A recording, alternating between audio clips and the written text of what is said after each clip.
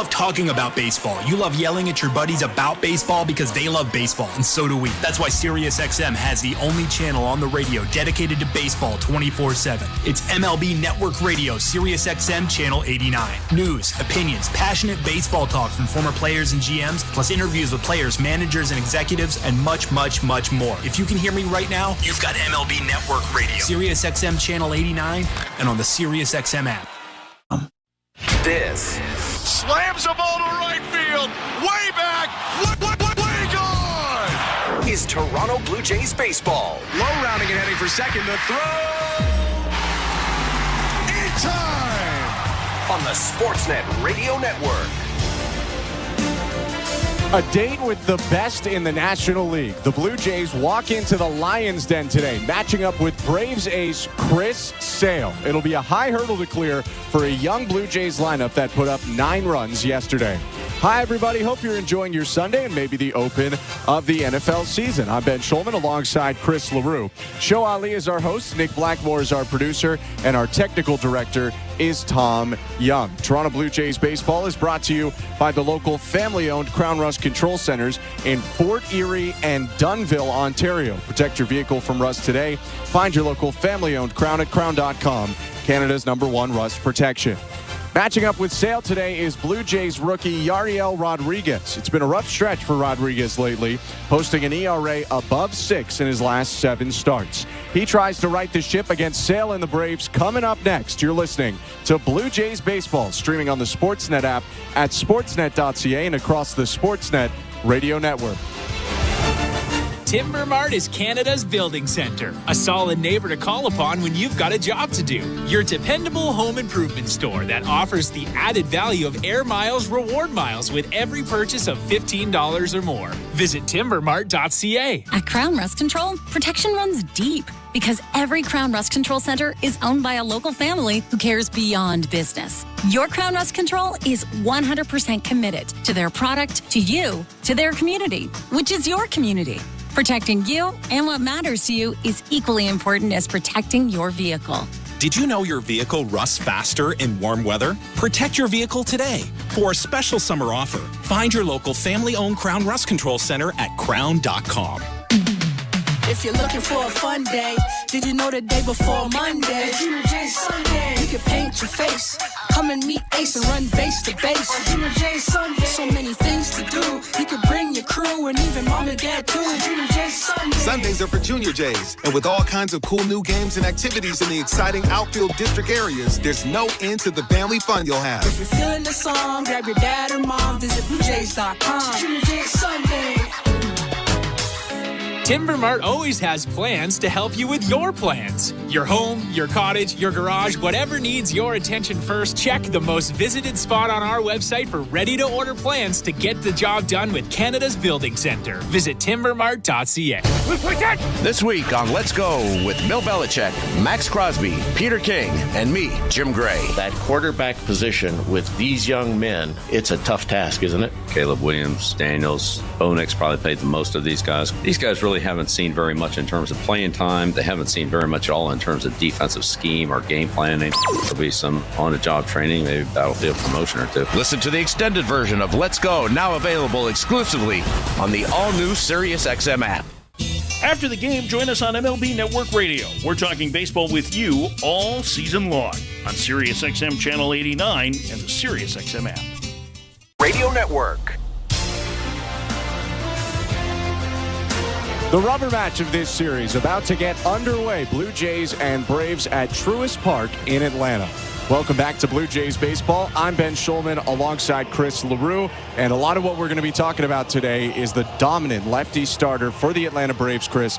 It's Chris Sale. Yeah, it's kind of silly that he's still really, really good. 35 years old and still getting it done. I have to say I feel sorry for Joey Loperfido today, the lone lefty in that Blue Jays lineup.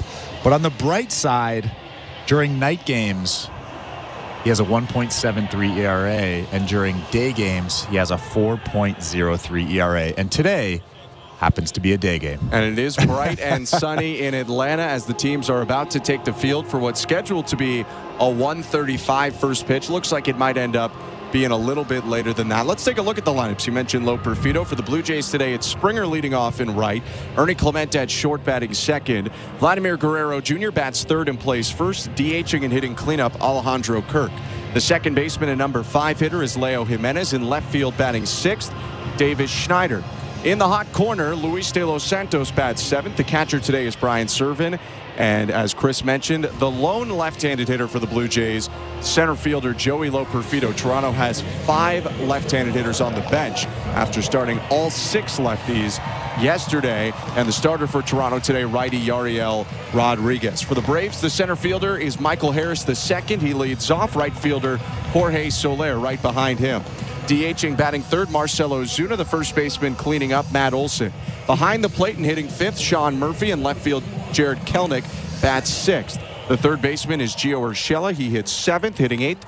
Orlando Arcia, the shortstop, and batting ninth, Luke Williams gets another start at second base after Whit Merrifield fouled a ball off of his foot in Game 1 and broke a small bone in that left foot. On the mound for the Braves, we've talked about him plenty. It's the left-hander Chris Sale, 16-3 with a 2.46 ERA and over 200 strikeouts, 206 in 26 starts. Before we get to the game, a quick look at the Bet365 standings.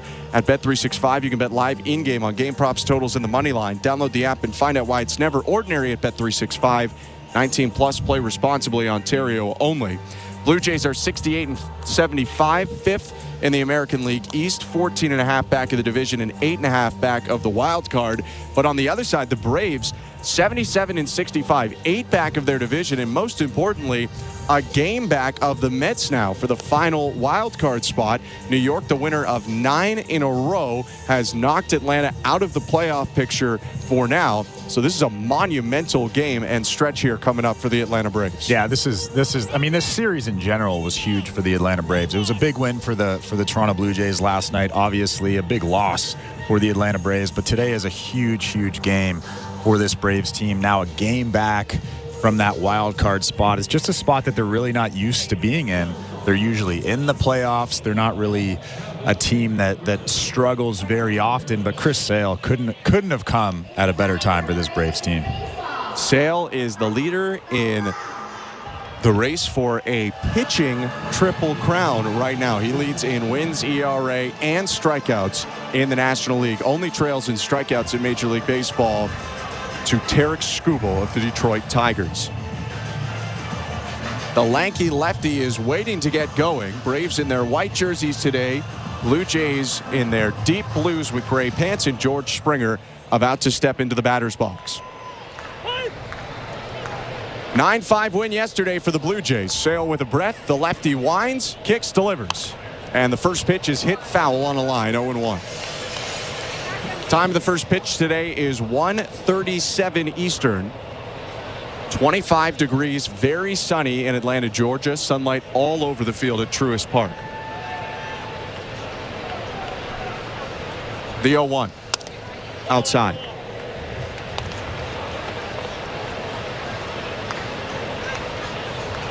Sale throws a four-seamer and a sinking fastball, a slider, and a changeup. His 1-1. Swing and a miss at that slider, 1-2. That slider is absolutely gross. He leads with the slider, which is really rare for a guy that throws mid to upper 90s. That fastball is still 94 to 97 miles an hour. Low three-quarters, almost impossible to hit. He starts from the third base side of the rubber, steps and delivers. Slider misses inside. Did it hit Springer? Yeah, it actually hit him in the back foot. And that's going to be a leadoff base runner for the Blue Jays. A fist pump from Springer. I think the Blue Jays know base runners are going to be few and far between today. Yeah, that's kind of a joke from George Springer. I'm sure he didn't want to get hit in that situation there, especially on the foot with that slider. But a little joke, looking at the dugout, giving a little fist pump. He'll take it. You could imagine a lot of hitters going to George Springer today before the game because he's one of few who's faced Chris Sale a fair amount. He's on first. The pitch to Ernie Clement. Swing and a foul back, 0-1. We're in the first inning, which is brought to you by Armstrong Bird Food. Bring nature to your backyard with Armstrong, feeding Blue Jays since 1986. Visit ArmstrongBirdFood.com. Springer with 14 stolen bases leads the Blue Jays. He's leading off first. And the 0-1 to Clement. High, ball one.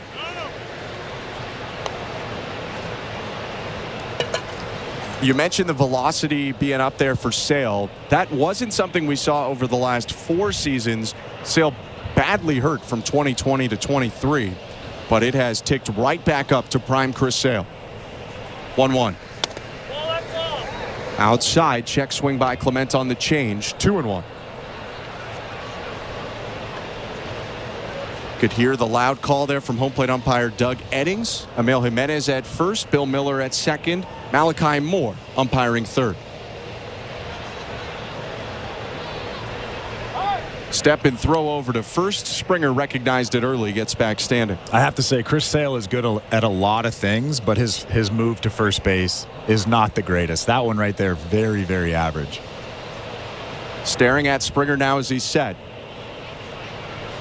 The lefty rocks and releases, and Clement hits it in the air. Center field, not very deep. Michael Harris looking up into the sun, walks to the right and makes the catch. 1 out. Well, that was just a little change up from Chris Sale. Down in the zone, good arm action, looks like a fastball. Ernie Clement was way out in front. That'll bring Vladimir Guerrero Jr. up to the plate with 1 out and a runner on first.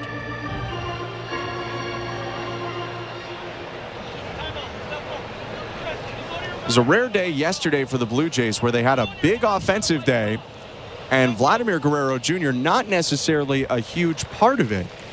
He was 1 for 5 on the day with a single and 2 runs scored.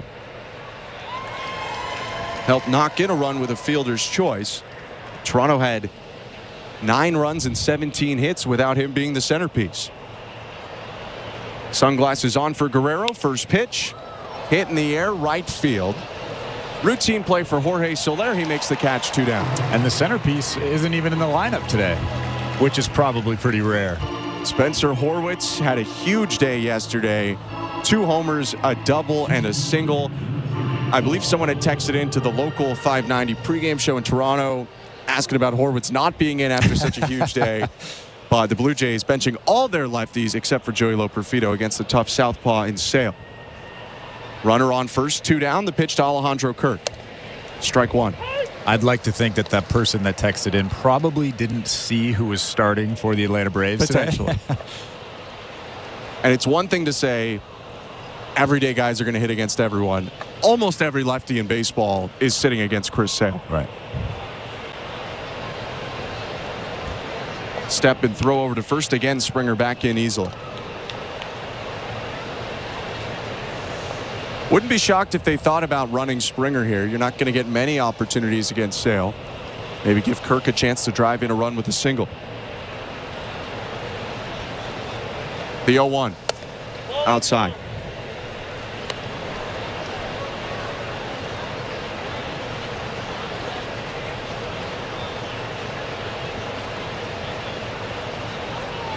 $11 pitches for Chris Sale, the 13th overall pick by the White Sox in 2010 out of Florida Gulf Coast. 1-1. Swing and a fly ball. Left field. Starting back was Kelenic. Now he's racing in and reaches out to make the catch and end the inning. After the hit batter, 3 flyouts. 1 to left, 1 to center, 1 to right. And Chris Sale pitches a scoreless top of the first. Yariel Rodriguez going out for the Blue Jays against the Braves next. You're listening to Blue Jays Baseball, brought to you by your local family-owned Crown Rust Control Center, streaming at sportsnet.ca and the Sportsnet Radio Network. We're 2 men in a truck, the movers who care. You never know when cardiac arrest can happen.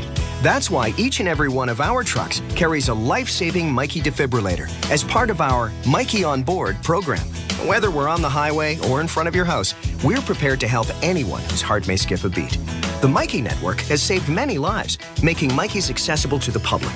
And now they're on board our trucks. We're 2 men in a truck. 2 men and a truck, the movers who care. At Crown Rust Control Center, protection runs deep because every Crown Rust Control Center is owned by a local family who cares beyond business. Your Crown Rust Control Center is 100% committed to their product, to you, to their community, which is your community. Protecting you and what matters to you is equally important as protecting your vehicle. Did you know your vehicle rusts faster in warm weather? Protect your vehicle today. For a special summer offer, find your local family-owned Crown Rust Control Center at crown.com. At Bet365, we don't do ordinary. That's why we introduced in-game betting. Because when the game starts, the action doesn't stop. With in-game betting, you can wager on game props, player props, totals, and the money line. And remember, in-game, you can track your same-day parlay with the option to cash out. Check out in-game betting and find out why. It's never ordinary at Bet365. Must be 19 years or older. Ontario only. Please play responsibly. If you or someone you know has concerns about gambling, visit connexontario.ca. This is Toronto Blue Jays baseball. A drive to deep center field. Trout at the wall and launches it sail. On Sportsnet 590 The Fan and the Sportsnet Radio Network. Welcome to the Timbermart broadcast booth. Ben Schulman and Chris LaRue. Show Ali, our host. Nick Blackmore, our producer. Tom Young, our technical director. Bottom of the first, Blue Jays in Atlanta, and Yariel Rodriguez delivers to Michael Harris, who hits it on the ground to second. Bobbled there for a moment by Leo Jimenez. Plenty of time to pick it up and throw out Michael Harris. And there's one out on one pitch. For Yariel, his 18th start of his major league career, 1-6, a 4.61 ERA. And his last start at Minnesota, a bit of an awkward one, goes 57 pitches and 3 scoreless innings before being taken out. It looks like fatigue has set in a little bit for Rodriguez, who they're starting to slow down in terms of usage here late in the year. The wind and pitch to Jorge Soler, high ball 1. Yeah, I think it's pretty obvious that the Blue Jays are going to start to limit his workload a little bit. He, like you said, he seems to be a little bit fatigued. The fastball velocity is really fluctuating right now. 1-0. Slider for a strike. And you just want him to be healthy next year. You don't want him to throw another 100 innings in September, and then for some reason something creeps up in spring training. You just want to err on the side of caution. 1-1. Another slider for another called strike. 0-2. Four-seam, sinker, slider, curve, and splitter for the righty Rodriguez. He shakes off a sign from Servin, waves off another, and now nods his head. The wind, a hesitation in the 1-2. High fastball, and Soler doesn't bite. 2 balls, 2 strikes. Pretty good fastball right there. 94 miles an hour, a lot of life through the zone. It was quite a bit above that strike zone, but that's a good sign right there from Yariel. 2-2. Check swing on a slider. He did go around, says home plate ump Doug Eddings, and Jorge Soler strikes out. 2 down. And we haven't seen that kind of bite on his slider in maybe 2 or 3 starts. That's a pretty good slider right there. A lot of depth, good spin. I like that right there. And when he had his big run in the middle of the year, the dominant home start against Houston sticks out. The slider was one of, if not his biggest pitch. 2 outs. Marcell Ozuna up to the plate. Rodriguez delivers.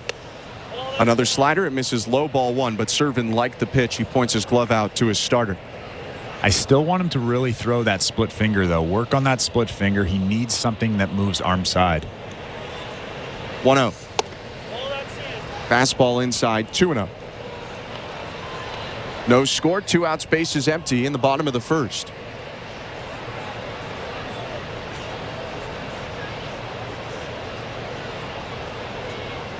Pitch. Swing and a fly ball sent way foul to the left. Spinning slider missed up and in, but Ozuna couldn't get inside of it. It's 2-1. Yeah, I think Marcell Ozuna just missed that slider right there. They tried to throw that thing to the outside part of the plate, and like you said, it was just spinning up there, almost on a tee for Ozuna. 2-1.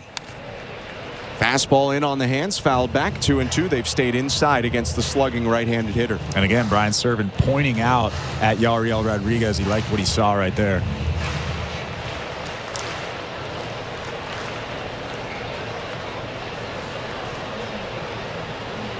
Ten pitches so far for Rodriguez, who winds and delivers the 2-2. Swing and a miss, strike 3. Elevates the slider and gets a whiff from Ozuna. Back-to-back strikeouts in a scoreless bottom of the first for the righty. We go to the second. No score, Blue Jays and Braves. You're listening to Blue Jays Baseball, brought to you by your local family-owned Crown Rust Control Center. Streaming at sportsnet.ca and the Sportsnet Radio Network. Innovator, icon, GOAT. What up, it's your man LL Cool J. Take a ride through stories and sounds direct from one of the game's all-time greats on a new limited engagement channel. Featuring songs from my classic and timeless albums. Don't call it a comeback. To my new star-studded joint. Is you cool with that, daddy? Yeah. And exclusive LL mixes by some of hip-hop's best DJs, you know what I mean? LL Cool J's The Force Channel. I'm the player that you're talking about. On now, Channel 79, and at home on the SiriusXM app. SiriusXM has everything a college football fan needs. He's in trouble and down he goes. The ball comes out. All the big games are on the SiriusXM app. Down the sidelines, midfield. It's a race. Picking them up, putting them down. Plus, hear daily in-depth analysis on College Sports Radio, Channel 84. There's not a lot of holes or weaknesses on that football team, and they've got the goods where you want to have the goods for a championship caliber roster. Our experts get you ready for game day every day on SiriusXM and the SiriusXM app.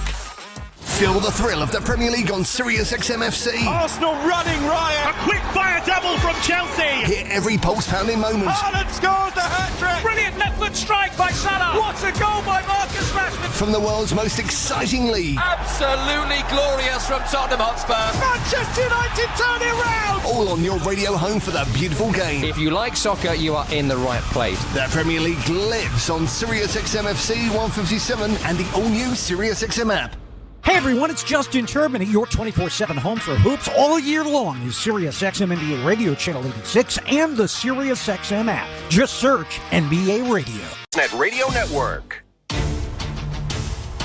It's the second inning presented by Bet365. Download the Bet365 app for today's baseball odds and find out why it's never ordinary at Bet365. 19 plus, play responsibly. Ontario only. No score, Chris Sale winds and delivers, and Leo Jimenez takes strike one. I'm Ben Schulman alongside Chris LaRue. Blue Jays will continue to try to solve Chris Sale. Gave up one base runner in the first on a hit batter. 0-1. Another slider yanked foul. Mistake pitch by Sale, and Jimenez just got a little too far out in front of it. 0-2. Well, when you're expecting that 96-mile-an-hour fastball from that low three-quarters arm slot, it's tough to react to that slider. So many different reasons that Chris Sale is tough on opposing hitters. Gangly 6'6" lefty looking in. Winds, kicks, releases, and misses up top with a fastball. John Schneider was remarking yesterday, it's not just that the stuff is really good for Chris Sale, but he's been around a while. He really knows how to pitch and use his mix as well. 1-2. Downstairs with the slider, 2 balls and 2 strikes. Yeah, there's a lot of guys with funky motions. There's a lot of guys that have good stuff. But when you know how to pitch and have those two things, that's when you're Chris Sale. Maybe not quite on the mantle of the Verlander, Kershaw, Scherzers, but really, if he's not, he's right under it. 2-2 pitch, hit foul, still 2-2. Pretty close. And if he locks up a Cy Young this year, that would help. All those guys with multiple Cy Youngs. Chris Sale, 6th in Cy Young voting in 2012, 5th in 13, all in the American League, 3rd in 14, 4th in 15, 5th in 16, 2nd in 2017, and 4th in 2018. Has never taken home the award. His 2-2 again. Swing and a miss, strike 3. Elevates at 95 and gets his first strikeout of the day against Leo Jimenez. That's a tough pitch from Chris Sale. 95, just above the strike zone. He actually missed his spot. Murphy was set up on the inside part of the plate, but still a tough pitch to hit.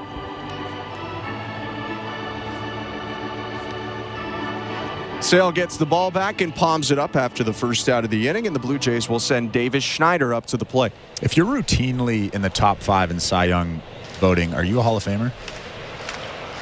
Probably. Yeah. I think there's some external factors, but probably. The pitch. High ball 1. I mean, I do think Chris Sale is likely a Hall of Famer.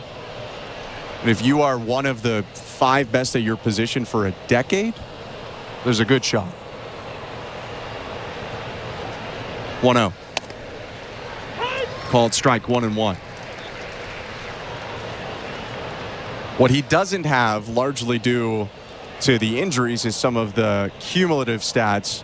You know, if you're looking at, does a guy have 200 wins? No, he's on 136. 1-1.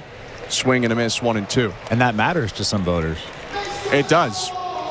We'll see as time goes on. Sale wouldn't be up. If he retired after this season, it would still be half a decade before you'd consider it, but it could make the difference. 1-2. Schneider takes outside. 2 balls, 2 strikes. And the way he looks now, I mean, he's got another 3 or 4 years left in him, I would imagine. I can't see why the Braves would not be interested in thinking about another extension. He is under contract until 2026 if they want him. Next year in ink already, team option for 26. 2-2 pitch is a slider hit on the ground, foul to third. Urshela completes the play, but Schneider will step back to the plate and have another chance. Gio and third base coach Carlos Fablis having a chat, laughing with each other. Would have seen each other a fair bit. Urshela with a lot of different American League teams. Fablis coaching for the Red Sox for the last several seasons before moving over to the Blue Jays this year. Another 2-2 to Davis Schneider. Swing and a miss, strike 3. Backdoor slider didn't fully make it back to the plate, but it fools Schneider for the second out and second straight strikeout. But again, another one of those backup sliders. Hitters find those so tough because you expect it to break more than it does, and it kind of just ends up being a changeup, essentially. Davis Schneider just with an awkward whiff at it. 2 outs, base is empty. Luis De Los Santos is up in the 25th pitch of the day from Sale. Slider outside, ball 1. You couldn't intentionally throw backups or spinners if you wanted to, or could you do that? I would imagine not. Or at least not located well. 1-0. Called strike 1-1. Because you say it's tough. You'd figure if guys could do that, they might on occasion do it on purpose. But you're also risking somebody being right on it and hitting a 450-foot homer. 1-1. Swing and a rocket foul. De Los Santos all over that slider, but it ended inside, and he smoked it down the third baseline. 1-2. It's actually a good question, though. I've never heard of anybody purposely throwing a backup slider or backup anything, but it is a good question because you see so many awkward swings with that backup pitch. A lot of awkward swings this inning. 2 strikeouts for Sale. His 1-2 pitch to De Los Santos. High fastball. He takes it ball 1. Or ball 2, pardon me. That was a really comfortable take right there. 94 at the top of the strike zone. I like that. Get the feel from talking to De Los Santos that he's a confident guy. Not overconfident, but sure of himself. 2-2 pitch. Perfectly placed changeup called strike 3. Chris Sale punches out the side in the top of the second, and we go to the bottom half in a scoreless game. You're listening to Blue Jays Baseball, brought to you by your local family-owned Crown Rust Control Center, streaming at sportsnet.ca and the Sportsnet Radio Network. Hey, Jays fans, ready to hit a home run with your next roofing project? Step up to the plate with GAF Timberline HDZ shingles, the official roofing shingle of the Toronto Blue Jays. Just like our Jays, GAF Timberline HDZ shingles deliver top performance with unmatched durability and protection. So, when it's time to cover your bases, choose the winning team. Visit your local Home Depot or shop online at homedepot.ca for all your roofing shingles and accessories. GAF. We protect what matters most. At Crown Rust Control, protection runs deep because every Crown Rust Control Center is owned by a local family who cares beyond business. Your Crown Rust Control is 100% committed to their product, to you, to their community, which is your community.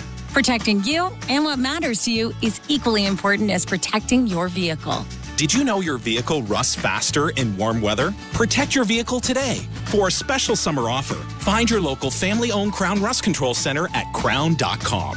So, you want to be a Looney Dogger, eh? Every Tuesday Blue Jays home game is Looney Dogs Night, presented by Schneider's. Grab $1 hot dogs from various concession stands around Rogers Center. Plus, stop by the Schneider's Porch, your hot dog headquarters. The destination for a one-of-a-kind hot dog experience with excellent ballpark views. So, whether you're the relish ringleader or 7th-inning snacker, no Blue Jays game is complete without hot dogs. Don't miss out on this delicious deal. Looney Dogs Night, presented by Schneider's. For tickets, visit BlueJays.com. Hey, this is Davis Schneider. You're listening to Toronto Blue Jays Baseball on the Sportsnet Radio Network. Matt Olson leads off the bottom of the second inning for the Atlanta Braves. No score, Toronto and Atlanta. I'm Ben Schulman alongside Chris LaRue. Olson, Murphy, Kelnick against Yariel Rodriguez. First pitch. Curveball misses down and in, ball one. Didn't see the curve in the first inning. A lot of sliders from Rodriguez. Pitched a 1-2-3 first with 2 strikeouts. 1-0. Fastball hit down the left field line, foul into the seats. Yeah, in that first inning, Yariel threw some good pitches. The fastball was pretty good, 93, 94, a lot of life through the zone. And then, like we talked about, that slider was very, very tight. Used it to strike out both Jorge Soler and Marcell Ozuna.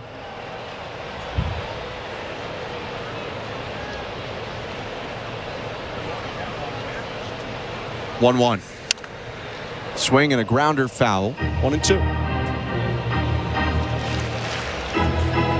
Little margin for error today for Yariel Rodriguez with Chris Sale on the other side.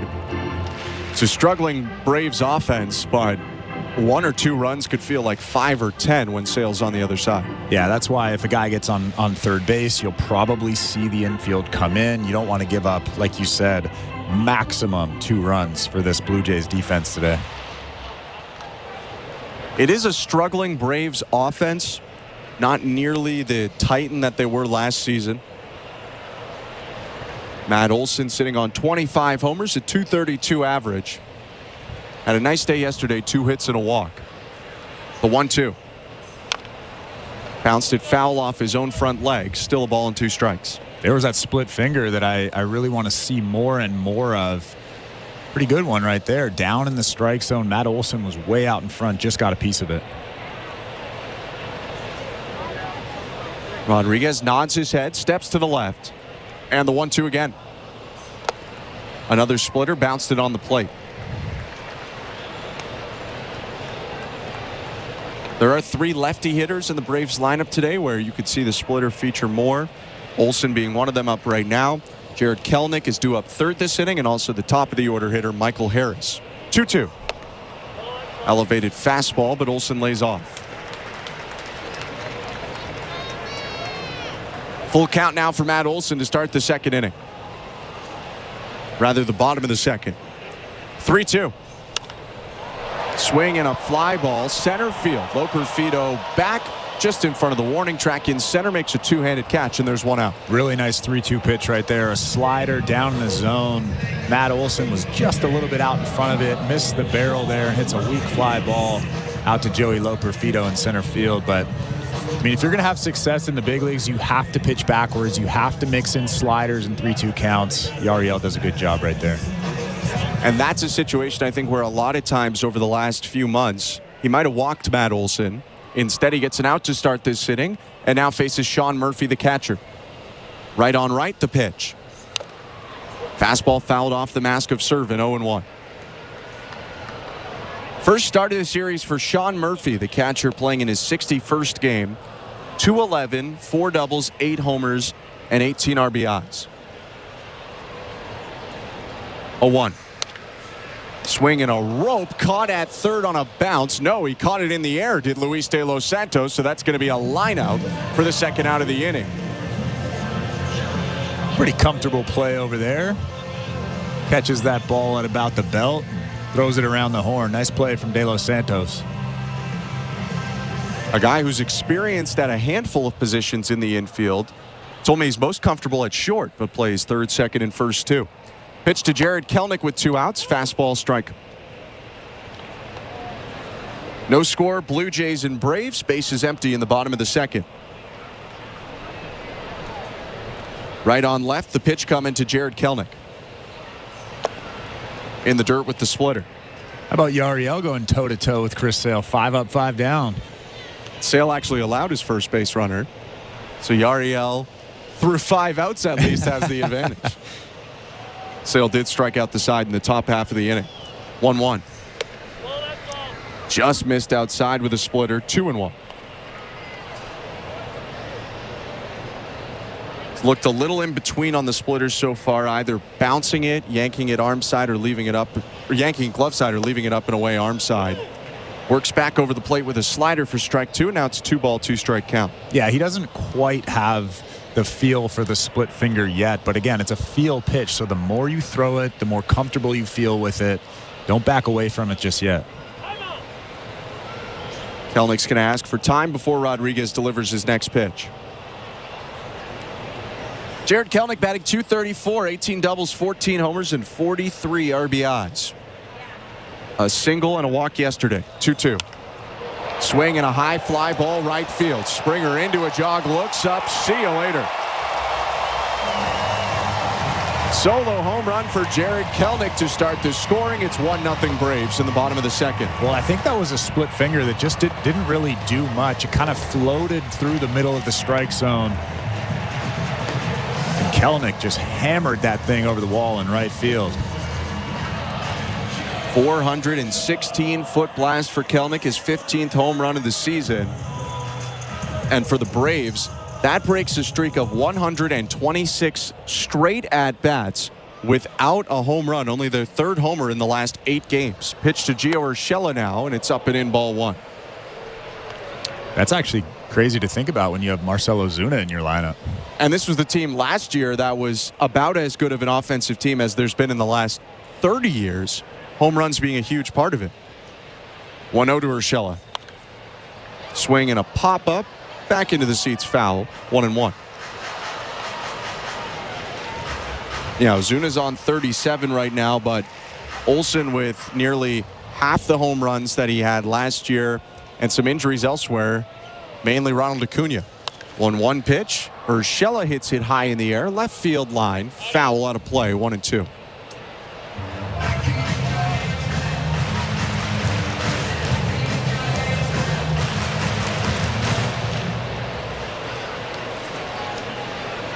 Ryan Servin pounds his fist into his glove and points out to Rodriguez before getting into the crouch. Now the 1-2. Swing and a miss. Strike 3. Gets him on a slider to end the inning, but the Braves are on the board. 2-out solo blast by Jared Kelenic makes it 1-0 Atlanta after 2 innings. You're listening to Blue Jays Baseball, brought to you by your local family-owned Crown Rust Control Center, streaming at sportsnet.ca and the Sportsnet Radio Network. We're 2menintruck.ca. We've got lots of men and lots of trucks, so get ready to be moved. Think 2menintruck, 2menintruck.ca. So when you gotta move, all moving day. Think 2menintruck, 2menintruck.ca. Cause all of us movers are not the same. So that's our company name, 2menintruck.ca. We're lots of men with lots of trucks, so give us a call today. The Blue Jays are inviting you to work from Dome. Put it in your calendar. 307 weekday starts this season. You can work from Dome with friends or coworkers at Rogers Center. It's a game changer. Make the ballpark your office for the afternoon. Work from Dome, 307 weekday starts. Let's touch base. Check out ticket options on BlueJays.com/workfromdome. At Bet365, we don't do ordinary. That's why we introduced in-game betting. Because when the game starts, the action doesn't stop. With in-game betting, you can wager on game props, player props, totals, and the money line. And remember, in-game, you can track your same-day parlay with the option to cash out. Check out in-game betting and find out why. It's never ordinary at Bet365. Must be 19 years or older. Ontario only. Please play responsibly. If you or someone you know has concerns about gambling, visit ConnexOntario.ca. This is Toronto Blue Jays baseball. Bases loaded. The 0-2 swung on and missed. Strike 3. On Sportsnet 590 The Fan and the Sportsnet Radio Network. It's the 3rd inning, brought to you by the local family-owned Crown Rust Control Centers in Fort Erie and Dunnville, Ontario. Protect your vehicle from rust today. Find your local family-owned Crown at crown.com. Canada's #1 rust protection. 1-0 Braves after Jared Kelenich's homer last inning. Now the Blue Jays bat again against Chris Sale. It's 8-9-1 for Toronto, starting with Brian Servin. Catcher settles into the righty box and looks out at Sale. The pitch. Fastball upstairs, ball 1. Servin playing in his 25th game as a Blue Jay, most of them either early in the year or April or since the All-Star break. right after Danny Jansen was traded. More trade deadline time, actually. 1-0 pitch hit foul, 1-1.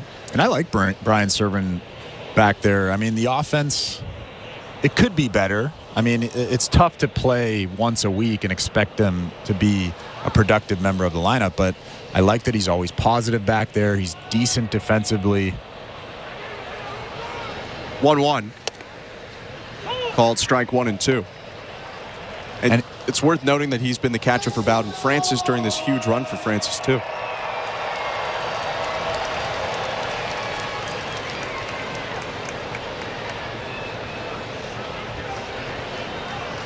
One, two. Swing and a ground ball foul. And you could throw a pretty good pitch, but he makes you feel like it's the best pitch you've ever thrown. We see him pointing out at pitchers a lot. We see him pounding that glove, making sure that the pitcher out there, whoever it is, has confidence, and I love that about him.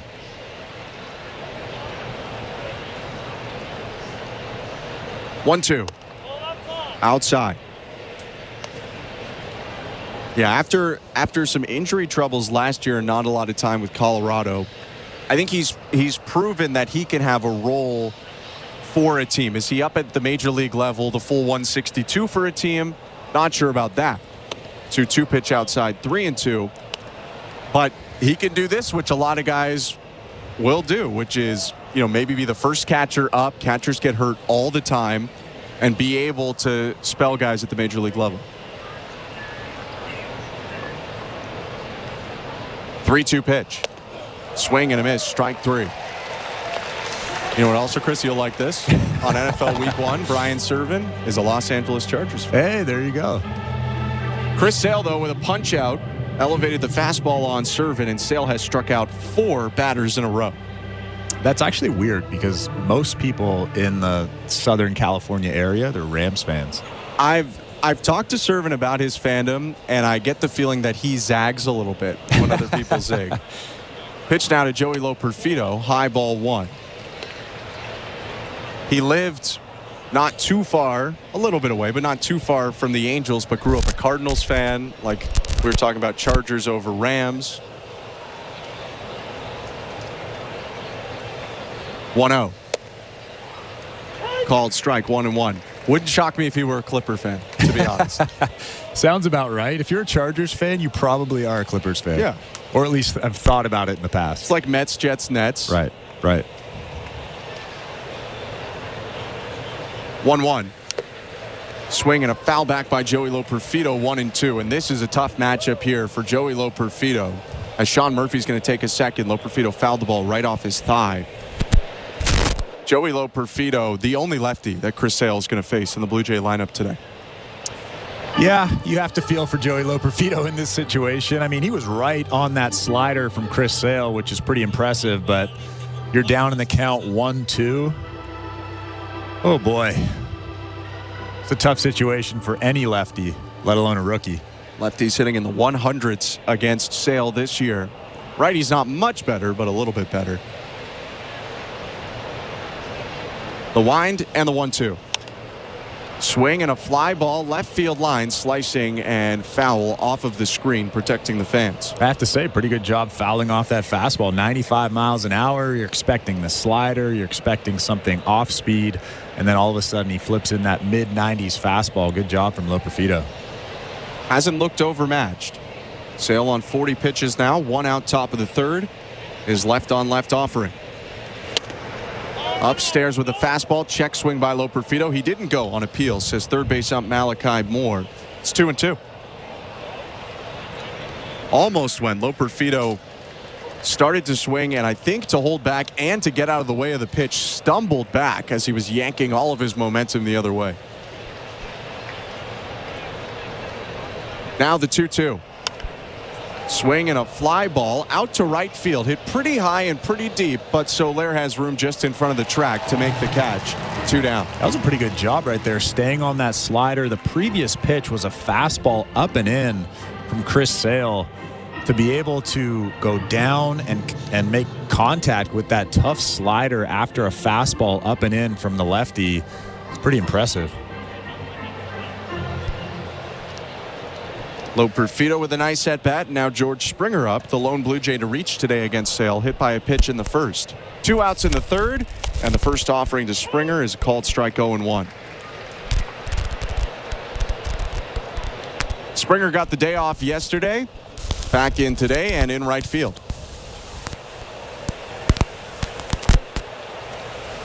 Oh, 1. Low, 1 ball, 1 strike. Sale walking to the back of the hill, wipes his forehead and kicks some dirt away from the rubber. He's got the pitch he wants. The lefty shrugs his shoulders, winds and delivers. Swing and a rope to left center. A base hit for Springer as he singles over the shortstop, Orlando Arcia. Well, that was an absolute rocket from George Springer right on that mid-90s fastball. Sean Murphy was actually set up away. That leaked right over the middle of the plate, and George Springer drilled it to left field for a single. Springer had been 0 for his last 9 against Sale coming into this game. Didn't have a hit off of him since 2019 until now. On both times against Sale, 2 outs, runner on first. Ernie Clement is up. The pitch. Swing and a ground ball just past the mound to second. Williams has it. He'll throw to first and end the inning. No runs, a hit, no errors, and 1 left. It's still 1-0 Braves at the middle of the third. You're listening to Blue Jays Baseball, brought to you by your local family-owned Crown Rust Control Center, streaming at sportsnet.ca and the Sportsnet Radio Network. The NASCAR Cup Series is on SiriusXM. Let's go, man! We're back on the track Sunday, 2 p.m. Eastern. It's the Quaker State 400 from Atlanta Motor Speedway. Checker flag, baby. Yeah! On SiriusXM NASCAR Radio Channel 90, in the car, and on the all-new SiriusXM app. Get closer to everything that moves you, wherever you are, with the SiriusXM app. Let's make some smoke and drink some beer. Yeah! This is Dave LaGreca, creator of the biggest pro wrestling show on the planet, Busted Open. Don't miss myself and my Hall of Fame cast and crew as we break down every story in and out of the ring and talk to the top names in the business, like the legend himself, The Undertaker. I'm actually glad to be on a real show. Catch Busted Open live every day from 9 to noon Eastern on SiriusXM Fight Nation, channel 156, and on the SiriusXM app. The NASCAR Cup Series is on SiriusXM. Let's go, man! We're back on the track Sunday, 2 p.m. Eastern. It's the Quaker State 400 from Atlanta Motor Speedway. Checker flag, baby. Yeah! On SiriusXM NASCAR Radio Channel 90, in the car, and on the all-new SiriusXM app. Get closer to everything that moves you, wherever you are, with the SiriusXM app. Let's make some smoke and drink some beer. Yeah! In season or out of season, the #1 place for college sports is SiriusXM College Sports Radio, Channel 84. Welcome to the Timber Mart broadcast booth. Hit a home run on your next home improvement. For a great selection of renovation products and quality brands, Timber Mart has the bases loaded for a grand slam on every project. Batter up, Timber Mart is Canada's building center. I'm Ben Schulman alongside Chris LaRue, Show Ali, our host, Nick Blackmore, our producer, and Tom Young, our technical director. Yariel Rodriguez deals to Orlando Arcia, who lines the ball to center field, but it hangs up for Loperfido. 1 pitch and 1 out to start the bottom of the third. Yeah, 1 pitch, 1 out is big for Yariel Rodriguez. Just threw his 30th pitch of the day, and we're in the 3rd inning. When John Schneider was recently asked about managing Rodriguez now that they're lessening his workload, he did mention that still a lot of it is up to how efficient Rodriguez is, even if he's got, let's say, 75 pitches to work with. Some starts for him this year, that's meant 5-6 innings. Some it's meant 3 or 4. Pitch to Luke Williams, and a called strike on his 31st offering of the day, 0-1.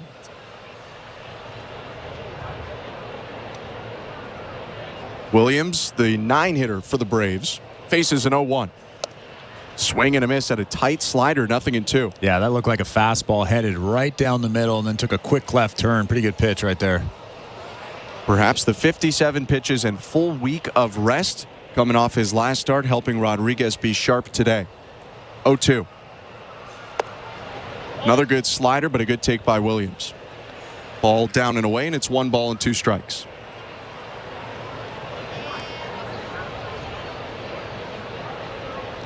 Williams, a 189 batter in 31 games. 1-2.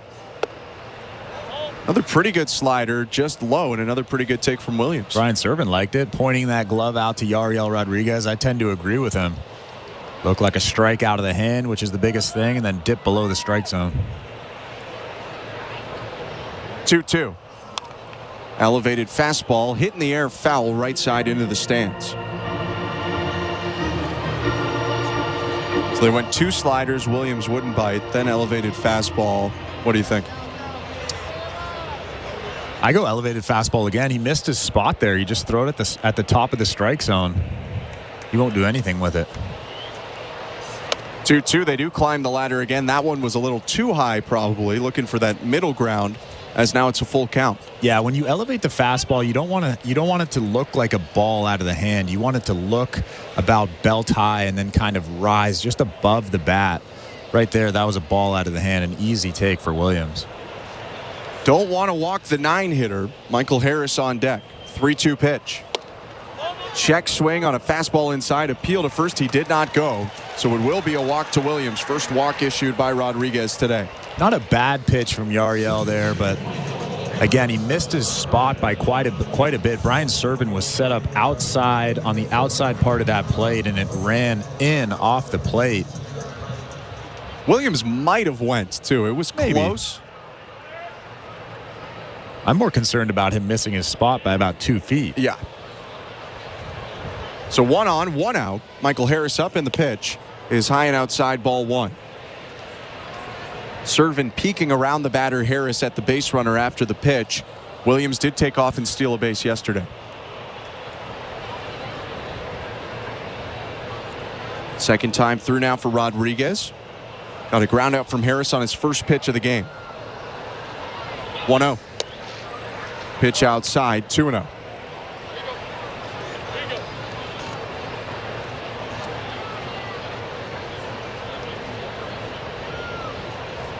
Yariel tilts his head to the side and now nods, steps on the hill. He's in the stretch.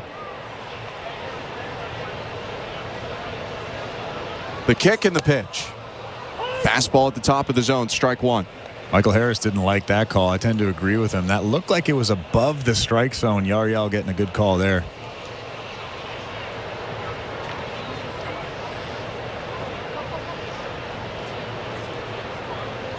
Two-1.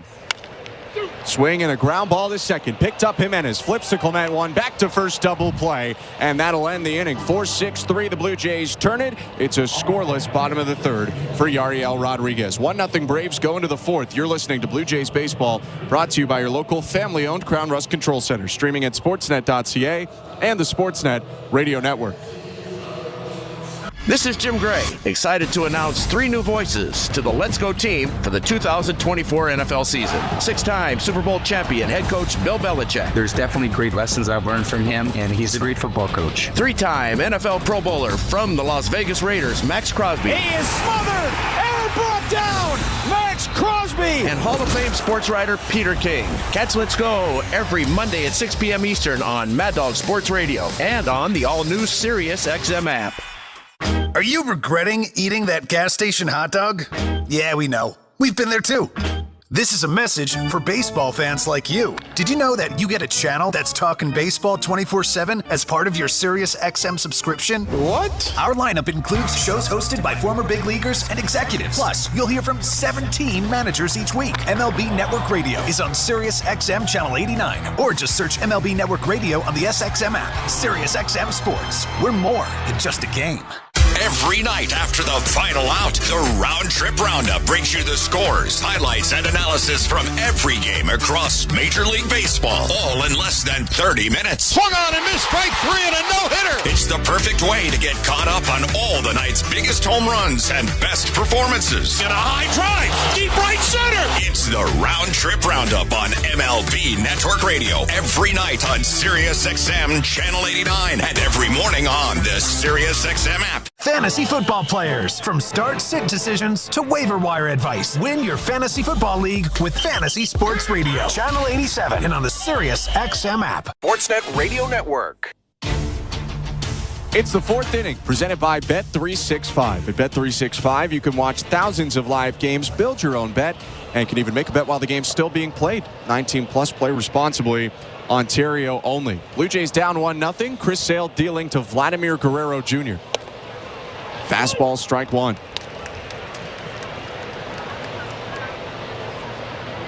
Vladdy hitting .325 after his flyout in the first. 28 homers, 94 RBIs. 0-1. Inside.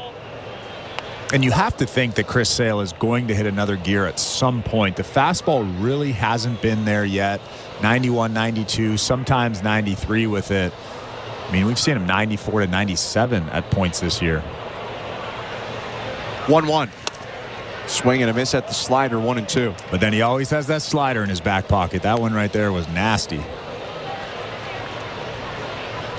There is a question of whether some fatigue could set in for Sale at this point in the year. Lefties 1-2. Downstairs.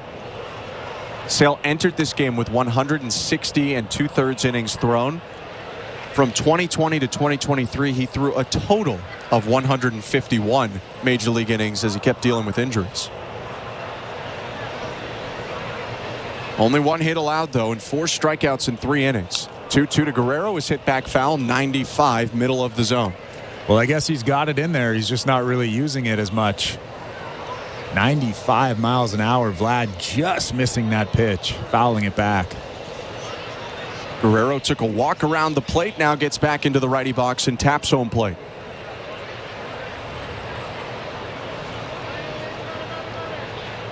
The 2-2. Swing and another one spoiled foul.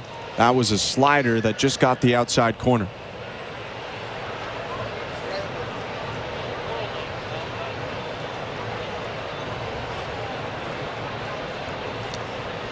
Guerrero, Kirk, and Jimenez hit this inning for the Blue Jays. Toronto down 1-0. The 2-2. Outside ball 3. Pretty good at bat right now from Guerrero. Yeah, great at bat. Fouled off some tough pitches.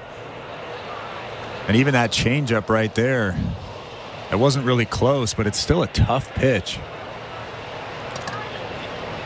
8th pitch of the plate appearance. Swing and a ground ball up the middle, but Luke Williams, the second baseman, right there. He picks it up and throws to first. 1 out. Just 2 days left to guarantee yourself a chance at all 10 incredible add-on prizes during Jays Care's Split the Pot raffle. This Tuesday, you could win a trip to Puerto Rico or Taylor Swift tickets, vacation packages, and more. Go to BlueJays.com/5050. Select your add-on raffle tickets at checkout, and you could be a winner this Tuesday. Get your tickets from anywhere in Ontario or Nova Scotia. 1 out, and the pitch to Alejandro Kirk. Strike 1. Would you rather go to Puerto Rico or go to a Taylor Swift concert? I think this is going to anger some people, but I'm picking Puerto Rico about 35,000 times out of 35,000 times. No offense to Taylor Swift. 0-1. Swing and a ground ball foul, 0-2. Although, and I didn't think I would admit this on a broadcast at any point this year, but I have actually been to a Taylor Swift concert before, a long time ago. Not when they were costing about 5 months of your paycheck to get in there. Oh boy, what are they now? Like $800, $1,000 to get in? Maybe even more. That's silly. No offense to anybody that's actually paid that. No, I mean, good for you if that's what you want to do. It's your money. 0-2. Swing and a foul off to the right. Still 0-2.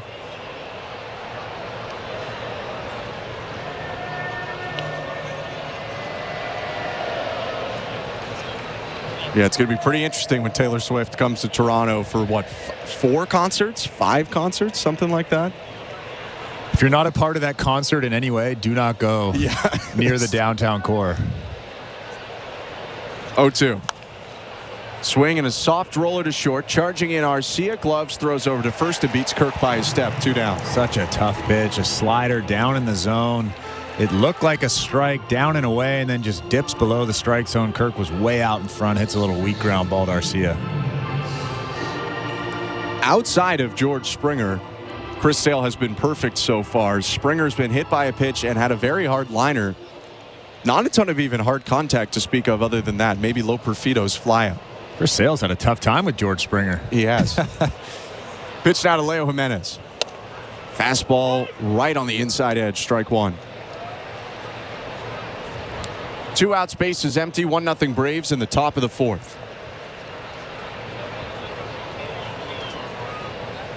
And the 0-1. And it hit him. Fastball ran inside and clipped him on the elbow. Jimenez walks to the left and gets rid of his equipment. He looks all right, just flexing his hand a little bit. He'll jog down to first. Did that actually get him in the hand? I don't think so. Maybe that's just to kind of activate his forearm. I thought it hit the elbow guard, and it did. Well, Leo's wearing all the protection, the elbow guard, the shin guard. He's pretty good up there. Fairness, he's been beat up in the last week. Pitch now to Davis Schneider with 2 outs. Inside, ball 1. Night 1 of this series, Leo Jimenez was hit by a pitch. And then you go back to last Sunday, he both toppled over the wall making a catch in Minnesota and was hit by a hard fastball in that game as well. He's leading off first. 2 outs in the 1-0 to Schneider. Swing and a miss at a good slider, 1-1. So I have to say, I saw the slow motion replay, and I don't think you were looking when it was on. There's a piece that hangs down off the elbow guard, and that's what it hit. So he's all right. He is very fine. He's all right. 1-1. Outside with the slider, 2 balls and 1 strike.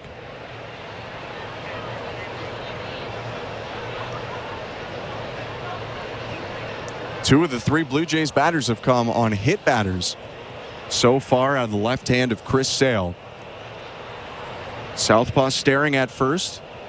Now pitches.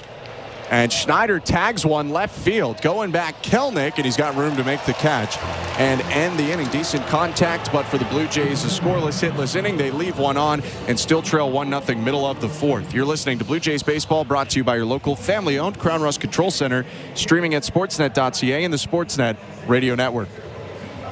At Crown Rust Control Center, protection runs deep because every Crown Rust Control Center is owned by a local family who cares beyond business. Your Crown Rust Control Center is 100% committed to their product, to you, to their community, which is your community. Protecting you and what matters to you is equally important as protecting your vehicle. Did you know your vehicle rusts faster in warm weather? Protect your vehicle today. For a special summer offer, find your local family-owned Crown Rust Control Center at crown.com. Hi, I'm Buck Martinez, live from the showdown between Pizza and inflation. First to the plate, Pizza's big hitter, fixed rate pizza. An extra large 4-topping pizza for a fixed price of $17.99 until the end of 2024. I dare say, folks, inflation stands no chance against this all-star. Here's the delivery. And inflation strikes out. That's a swing and a drive for fixed rate pizza. Lock in yours today. Order pizza.ca. At Bet365, we don't do ordinary. That's why we introduced in-game betting. Because when the game starts, the action doesn't stop. With in-game betting, you can wager on game props, player props, totals, and the money line. And remember, in-game, you can track your same-day parlay with the option to cash out. Check out in-game betting and find out why. It's never ordinary at Bet365. Must be 19 years or older. Ontario only. Please play responsibly. If you or someone you know has concerns about gambling, visit connexontario.ca. This is Toronto Blue Jays baseball. Jose Barrios with a trio of strikeouts to end a scoreless 6. On Sportsnet 590 The Fan and the Sportsnet Radio Network. Welcome to the Timbermart broadcast booth. I'm Ben Schulman. To my left is Chris LaRue. Show Ali, our host today. He and Jesse Rubinoff have Blue Jays talk after the game. Nick Blackmore, our producer. Tom Young, our technical director. Jorge Soler swings at the first pitch from Yariel Rodriguez and hits it back foul. 0-1. 1-0 Braves over Blue Jays. Rodriguez has been mostly very sharp for Toronto so far. Bottom of the fourth in the 0-1. Inside. Yeah, he's been good. He gave up that one solo shot, and I mean, we talked a little bit about this off air, but if Yariel can just be in the zone and not nibble, he's going to be an effective starter. 1-1. High 2-1. And of course, if you're in the zone, you're probably going to give up your fair share of solo home runs. But if there's nobody on base from walks or things like that, you're going to be good. 2-1 pitch. Swing and a liner past the second baseman Jimenez into right field. A leadoff single for Soler. Well, Leo was shaded towards second base. There was a big hole on the right side of the infield, and Soler does a good job just shooting that pitch the other way. That's actually a pretty good swing.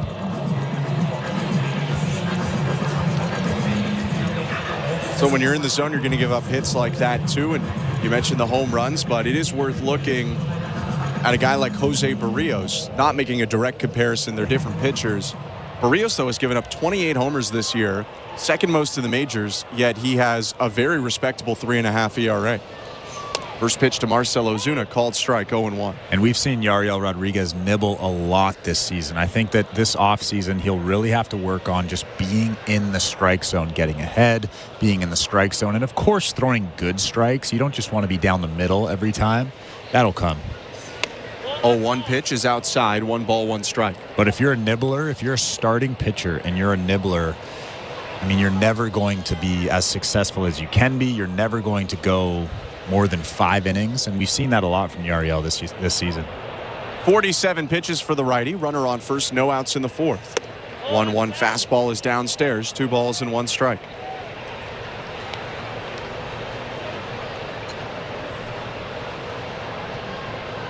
Speaking of Barrios, his nickname La Máquina, and I think that means the machine, by the way. I think you could apply a similar name to Marcell Ozuna. 2-1 pitch, foul tip, 2-2.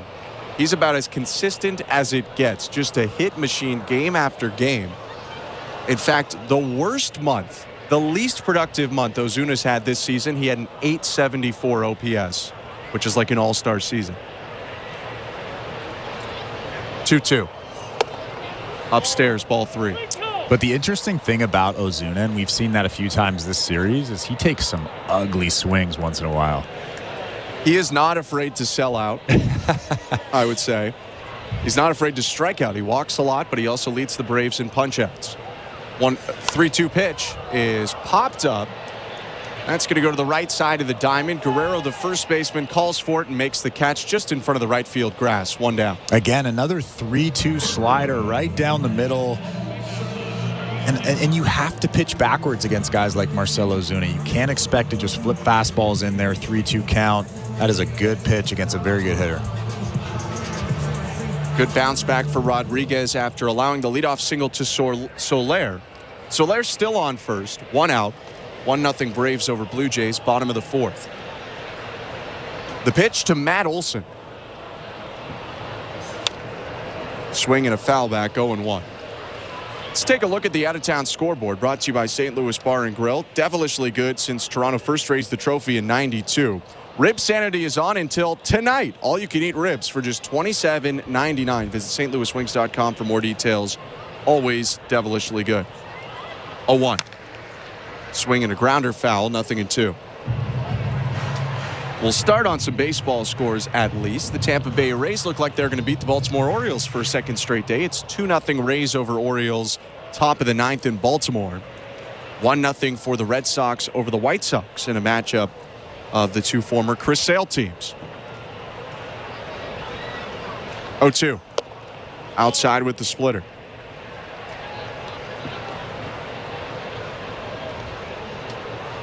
The other AL East matchup underway right now. The Cubs and the Yankees are scoreless in the bottom of the first. Cubs looking to avoid a sweep. Yankees won the last 2. 1-2. Swing and a miss. Strike 3. Back foot slider. And I think Yariel thought that was out number 3. It's out number 2 as he skipped off the mound to the right. He'll walk back to the hill as his teammates jab at him a little bit. Guerrero especially, 2 down. Yeah, that's embarrassing. But he took about 4 or 5 steps towards the Blue Jays dugout. He was pretty pumped up, but somebody yelled at him, "Hey, that's only 2, buddy." I mean, that would be a great way to end an inning. It was a good back foot slider, actually bounced near the back foot of Olsen and striking out the cleanup hitter, but he's going to need 1 more out. Sean Murphy up to the plate. He lined out sharply to third back in the second. Soler on first, 1-0 Braves in the pitch. Fastball too high, ball 1.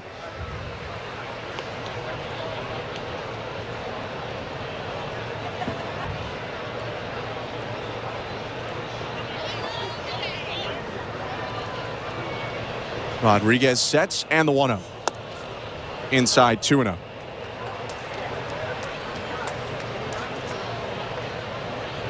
Yariel's going to take a second now after those two misses. Walks slowly up the mound, rubbing up the baseball. Now steps back on the first base side of the rubber. A breath, and he looks out at Servin, who sets up down and away. 2-0. Fastball hit back foul, 2-1. Sean Murphy was right on that fastball. 93 miles an hour, middle, almost bell tied. Just fouled it back. But perhaps some learning here is a lot of the misses for Rodriguez in the zone haven't been punished. Can get away with a couple of those. Here's the 2-1. Called strike 2-2, and maybe it motivates him to work back more over the plate rather than try to stick on the edges. Well, I think the biggest thing is he's shown that he can pitch backwards in this ball game already. So the Atlanta Braves offense is thinking that in the back of their mind. He's probably not going to throw a 2-0 heater right down the middle. Sure enough, he did. 2-2. Goes back to the slider, and it's popped up by Murphy near short. Clement charging in, makes the catch, and ends the inning. A leadoff single, stranded on first. No runs for the Braves in the fourth, and we go to the fifth. It's 1-0 Atlanta. You're listening to Blue Jays Baseball, brought to you by your local family-owned Crown Rust Control Center, streaming at sportsnet.ca and the Sportsnet Radio Network. We're going to make this country greater than it's ever been. We will move forward. Hear the ABC News presidential debate live on the SiriusXM News and Political channels with post-debate coverage on Triumph, POTUS, SiriusXM Patriot, and SiriusXM Progress. Call in to have your voice heard. My generation wants answers. And hear special coverage from ABC News Live beginning at 7 p.m. East on Channel 370. The ABC News presidential debate Tuesday on SiriusXM. SiriusXM has everything a college football fan needs. He's in trouble, and down he goes. The ball comes out. All the big games are on the SiriusXM app. Down the sidelines midfield. It's a race. Picking them up, putting them down. Plus, hear daily in-depth analysis on College Sports Radio, Channel 84. There's not a lot of holes or weaknesses on that football team, and they've got the goods where you want to have the goods for a championship caliber roster. Our experts get you ready for game day every day on SiriusXM and the SiriusXM app.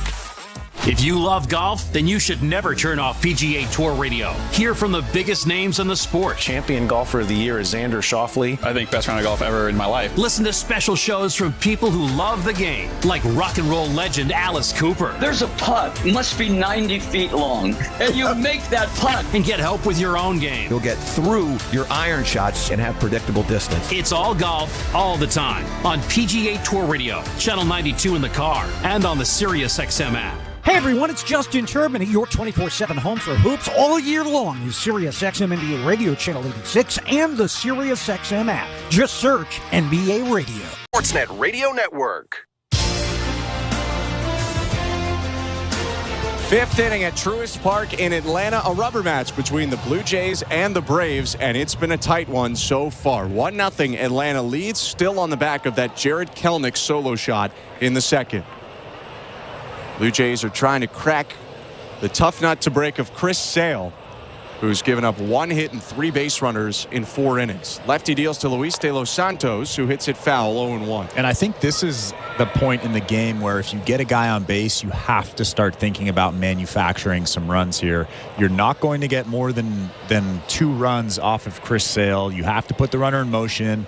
You have to sacrifice maybe a hit and run.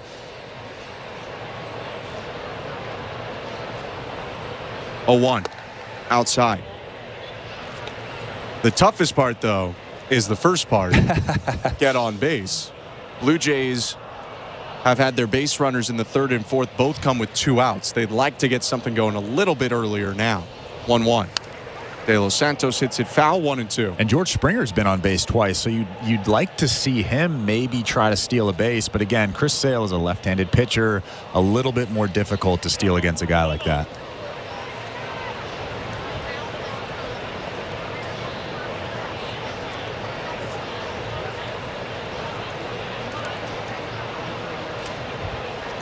De Los Santos leading off this inning, facing a 1-2 count. Sale winds and delivers. Ground ball foul.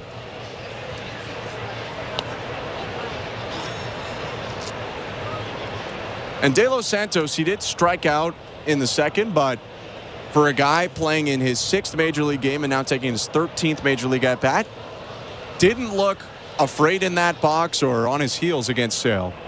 1-2. Check swing, called strike 3. He just gets beat by a really tough changeup again. 1 out. And De Los Santos obviously didn't like that call. Throws both of his arms up in the air. I mean, you have to agree with him. When a guy is that nasty, you can't give him 2 inches off the plate. But still, that's a really good changeup from Chris Sale. Down and away to De Los Santos. Welcome to the Timber Mart broadcast booth. I'm Ben Schulman alongside Chris LaRue. Show Ali, our host. He and Jesse Rubinoff have Blue Jays talk after the game. Nick Blackmore, our producer. Tom Young, our technical director. Brian Servant takes strike 1 from Chris Sale. 1 out, base is empty. 1-0 Braves in the 0-1 pitch. Called strike 2. Could do some Week 1 NFL action in a sec on the St. Louis Bar and Grill out-of-town scoreboard. Why not? Servant's going to ask for time, so let's go to the St. Louis Bar and Grill out-of-town scoreboard. I would love to hear a Bills score. You're going to like the score, too. After falling down early to the Arizona Cardinals, Chris LaRue's Bills in a 17-17 tie with the Cardinals midway through the 3rd quarter. 0-2. High and outside. 1 ball and 2 strikes. We also have Show Ali's New England Patriots right now, putting on a bit of a show in Week 1. I don't think a lot of people would have expected them to be up 13-0 on the Cincinnati Bengals in the 3rd quarter. 1-2 to Servant.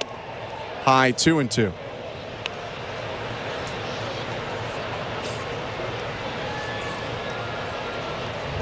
Now, I should mention Tom Young's Hamilton Tiger Cats are playing. They're on a bye week, so they're not playing this week, so they're not in action. 2-2. Swing and a miss, strike 3. Gets him on the slider. Back-to-back Ks for Sale. 6 on the day now.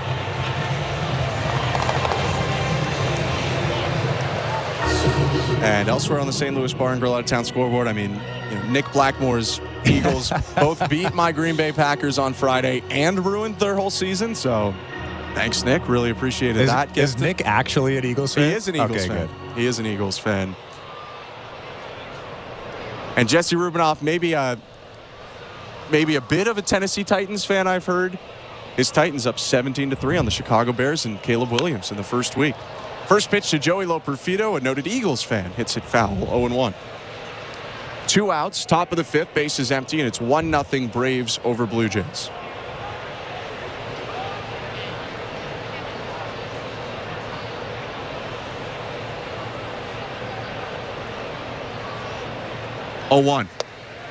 Down and in. And Joey Loperfido, of course, a South Jersey guy, so he was born in Philly too. A Phillies guy growing up, and one can only assume if you're a Phillies guy, you're an Eagles guy. Yeah, he came. This was their football jersey road trip. They all went on the plane in jerseys. And Loperfido was in a old lighter green Eagles jersey as he takes a slider down and away 2-1. You'll appreciate this, and you probably saw the photo of Bowden Francis wearing that kind of vintage, beat up extremely Dan Marino, vintage right? Dan Marino jersey. Yeah. Well, you're a vintage guy. I love it. 2-1. Outside 3-1. Florida teams were well represented. They also had Alek Manoah wearing, I believe it was a Tua jersey. A couple different Tampa Bay Buccaneers jerseys in the mix there. Dalton Varsho and Chad Green were wearing Green Bay Packer jerseys. 3-1. Swing and a foul back, 3-2. I remember when we used to have football jersey road trips, and the guys from Dominican would put on like a Tom Brady jersey, and you'd be like, "Oh, you're a New England fan?" They'd be like, "No, I don't like football." Yeah. In fairness, soccer jersey day would be a tough pick for you. Absolutely.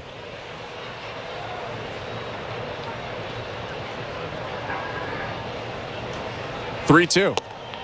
Outside, ball 4. Joey Loperfido, the only left-handed hitter to face Chris Sale in this lineup today, takes a walk and extends the inning. That was a great at-bat from Joey Loperfido. We're starting to see him see the ball just a little bit better, using the other way. Chris Sale not happy about that. Screams after that pitch, that fastball away to Joey Loperfido. But I would love Loperfido to try to swipe a bag. He's swiped 3 this season, only 1 since he's been a Blue Jay, been caught once. George Springer up, first pitch, inside, almost hit him, ball 1. While Sale has been dominant, the command has been a little bit spotty. He's hit 2 batters and walked 1. And so even though he's allowed only 1 hit, he's above 80 pitches here in the 5th. 1-0. Called strike. He's also barely hit 2 batters. Yeah, just skim them. Springer, he hit a little more flush than Jimenez, but neither were racing out of the way. Lefties 1-1. Upstairs, ball 2. And Chris Sale being at 83 pitches now is pretty good news for the Toronto Blue Jays offense. I would imagine he won't go deeper than 6 innings. Seems likely. Loperfido on first, 2 outs. And the 2-1. Inside, ball 3. Really nice take from Springer. That slider went all the way across the plate before missing. Yeah, Sean Murphy actually pointed out at Chris Sale, letting him know that he liked that pitch. Just missed off the plate. 3 balls and 1 strike. The pitch. Backdoor slider in the zone, called strike 2, and now Loperfido will get a head start on the pitch as there's a full count and 2 outs.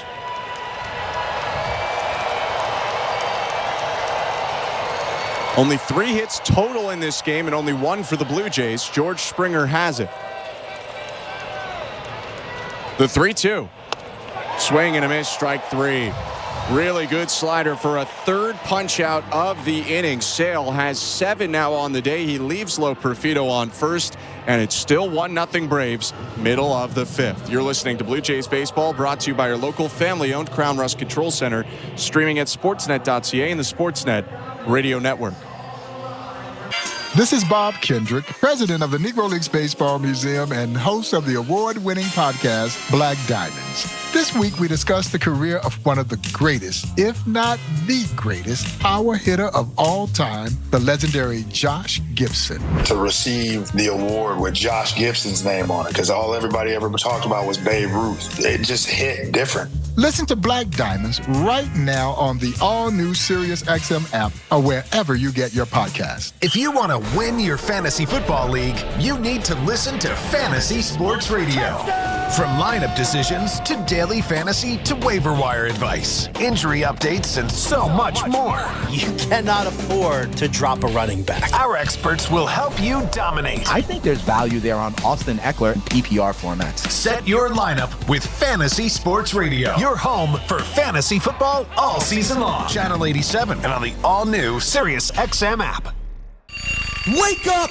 Wake up, everybody! This is Steve Phillips from the leadoff spot on MLB Network Radio. Join me and former Major League Baseball players Eduardo Perez and Xavier Scruggs as we react to all the latest news and scores across baseball and have plenty of fun along the way. Steve, you were so right about that. I don't know if anybody else thinks we're funny, but I think we're funny. Why are you putting us or we into this? The leadoff spot, weekdays at 7 a.m. Eastern on MLB Network Radio, Channel 89, and on the SiriusXM app. The Blue Jays are in flight, leading 3-0. Blue Jays fans, this is Ross Atkins, and you're listening to Blue Jays Baseball on Sirius XM Radio Network.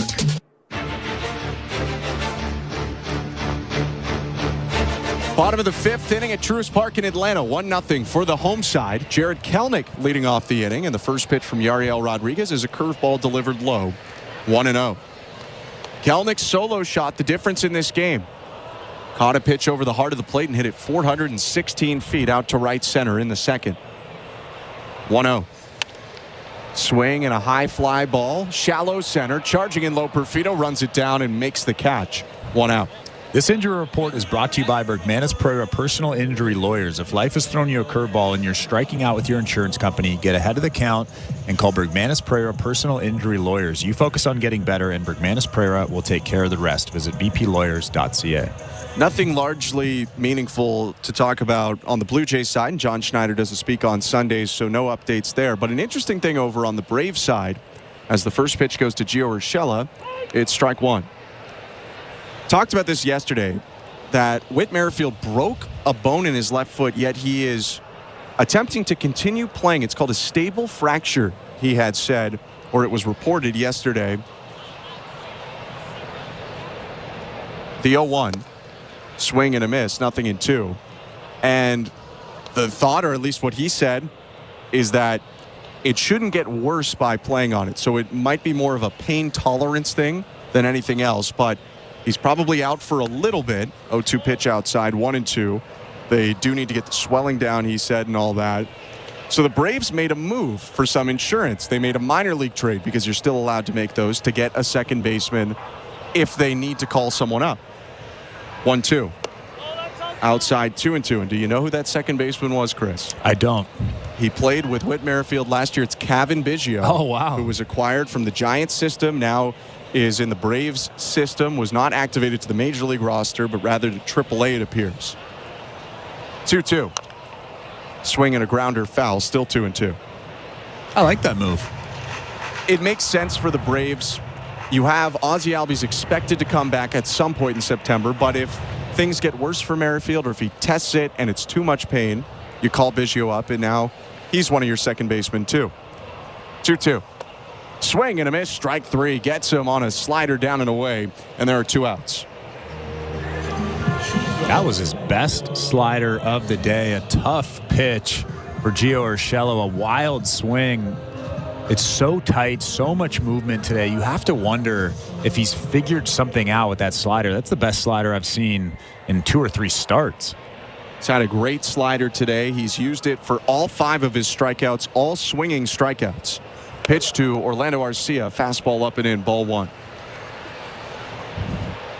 Just to tie the bow on the Cavan Biggio acquisition from the Braves, if he goes to AAA Gwinnett, in theory, Bo Bichette sees him tomorrow, potentially there. 1-0. Up and in, 2-0, as it's expected, but has not been confirmed as far as I've seen, at least, that Bichette will begin rehab starting tomorrow. First games will be Tuesday. Minor leagues are off on Mondays. 2-0. Called strike 2-1. Well, I hope that they don't rush it. That's all I really want to happen. 2 down, bases empty, bottom of the 5th, 1-0 Braves. And the 2-1. Swing and a miss. Pounded the fastball inside. Arcia stepped in the bucket to try to get to it, but couldn't. It's 2-2. Yeah, good velo right there, too. 72 pitches in today's game. That last fastball was 94 with some life through the zone. I like it. And with his pitch count being reduced a little, this could be it for Rodriguez this 5th inning. His 2-2. Swing and a miss, strike 3, gets him on a slider, his 6th strikeout of the day. 5 innings of 1-run ball for Yariel Rodriguez. His only problem, Chris Sale's thrown 5 shutouts, so it's 1-0 for the Braves at the end of 5. You're listening to Blue Jays Baseball, brought to you by your local family-owned Crown Rust Control Center, streaming at sportsnet.ca and the Sportsnet Radio Network. Timber Mart is Canada's building center, a solid neighbor to call upon when you've got a job to do. Your dependable home improvement store that offers the added value of Air Miles reward miles with every purchase of $15 or more. Visit timbermart.ca. At Crown Rust Control, protection runs deep because every Crown Rust Control Center is owned by a local family who cares beyond business. Your Crown Rust Control is 100% committed to their product, to you, to their community, which is your community. Protecting you and what matters to you is equally important as protecting your vehicle.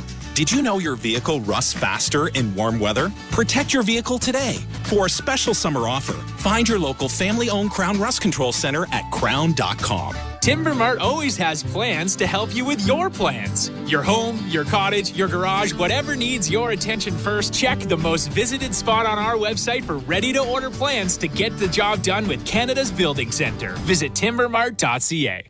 September 25th. We're going in. Chicago Wednesday returns on City TV. Police, get back! We all face fear. Crazy upside down world out there. But only heroes run towards it. If someone is in trouble, you do whatever you gotta do to help them. You do what it takes. You're gonna be okay. We got you now. Chicago Med, Fire and PD. New season's premiere September 25th on City TV. Or stream it on City TV Plus. This is Toronto Blue Jays baseball. Kirk smacks it down the left field line. This one's got a chance. It's gone! On Sportsnet 590 The Fan and the Sportsnet Radio Network. Welcome to the Timbermark broadcast booth. I'm Ben Schulman alongside Chris LaRue, Show Ali, our host, Nick Blackmore, our producer, Tom Young, our technical director. Chris Sale, dominant today, delivers the first pitch of the inning to Ernie Clement. It's strike one. Sale, a chance at a triple crown in the National League on a run of 15 straight starts with 2 or fewer earned runs, and he's been fitting that bill so far. 1 hit allowed.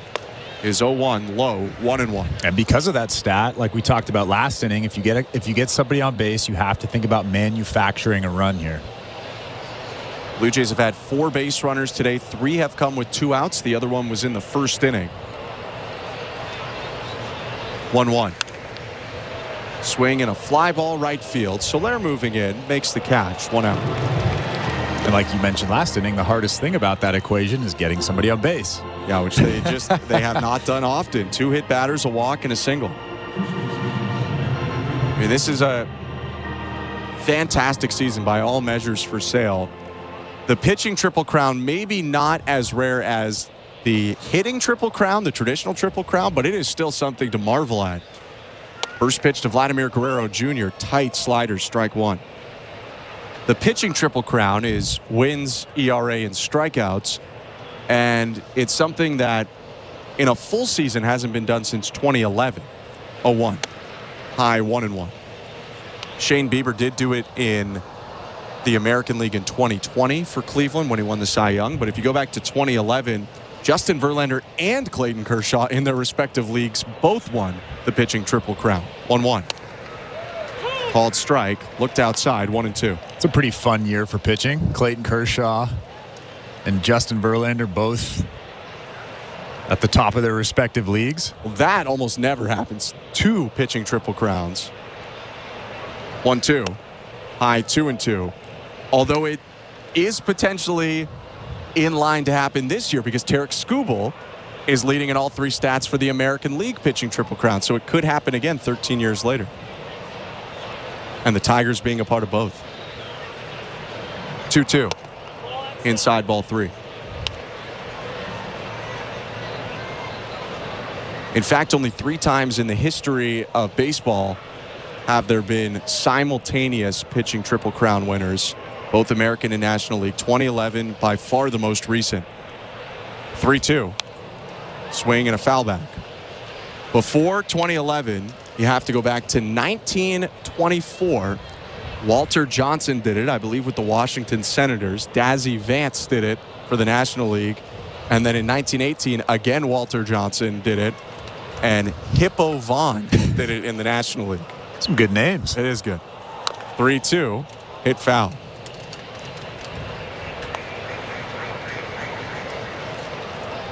When did we become boring with names? Or at least nicknames? Yeah, I feel like nicknames dropped off. I feel like maybe 60s and earlier they were really good. 3-2. Swing and a fly ball out to center field. Harris under it, and he'll make the catch. Guerrero goes to 0 for 3.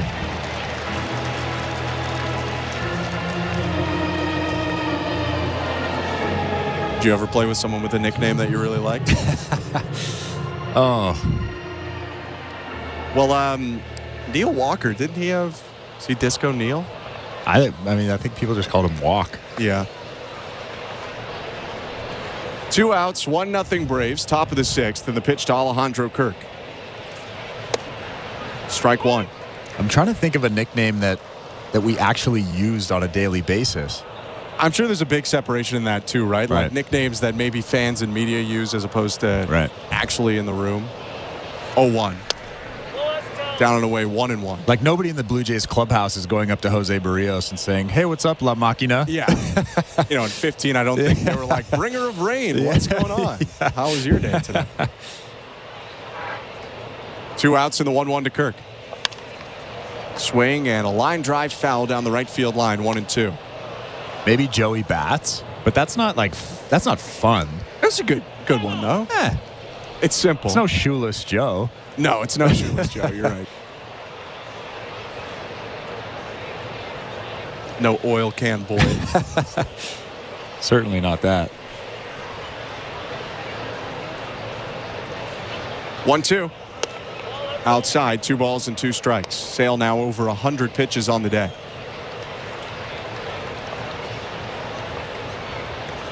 This is probably it for Sale.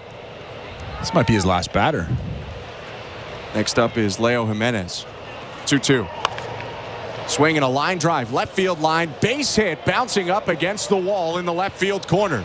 Kirk around first. He's chugging for second. Throw comes in late as Kirk slides in feet first for a 2-out double. That is a really good piece of hitting right there from Alejandro Kirk. Stays back on that tough slider, down and in, and he just hammers it down into the corner in left field. Blue Jays are cooking now. Runner on second, the tying run on second. First time Toronto's had a runner in scoring position today. First extra base hit and only second hit of the afternoon.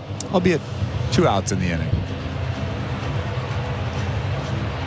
But putting some pressure on the Braves for the first time really in this game. Leo Jimenez is going to have a chance to drive in a run here. He is going to face Chris Sale again. Eric Abreu, the pitching coach, acting pitching coach, out to the mound to talk to Sale. In his last start, in Chris Sale's last start against Colorado, he threw 93 pitches over 7 innings. But in the start before that, he threw 109.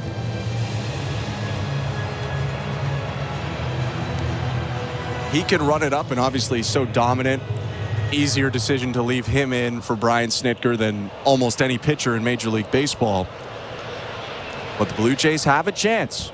Runner on second, 2 down, 1-0 Atlanta, top of the 6th, and the pitch to Leo Jimenez. Swing and a miss at a really good slider, strike 1.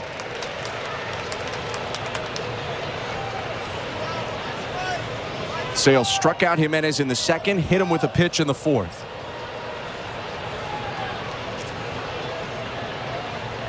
Oh, 1. Swing and a foul back, 0-2. And now I'm assuming that Leo Jimenez won't see anything very hittable for the rest of the AB, especially with that open base at first base. 2 sliders to start this at-bat. Looking for a single to the outfield that could score Kirk, who will be going on contact with 2 outs.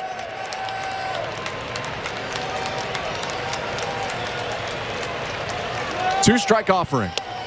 High, ball 1. 96. Man, 96. Where was that today? It's in there. He just doesn't use it very often. Saving it for when he needs it. Yeah.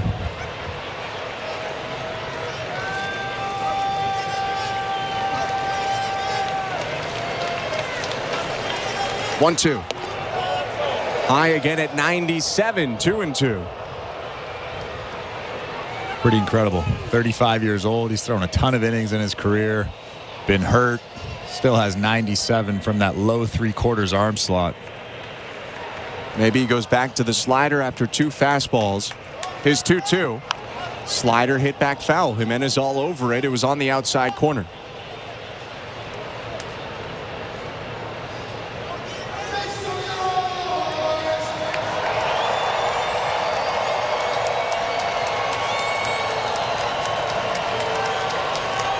Truist Park getting loud. Crowds of over 37,000 each of the last 2 days, and another packed house today. 2-2. Swing and a line shot, right field, foul. Very close to being a bloop single, maybe even extra bases for Jimenez, who was jammed by it, but got it past Matt Olson. Yeah, that was another tough pitch from Chris Sale, right on the black on the inside part of the plate. Another fastball at 97. Leo got jammed, but that ball was foul by about a millimeter. Blue Jays could challenge if they wanted to, assuming they looked at that and saw definitively that it wasn't fair. It was really close. Another 2-2. Outside, ball 3.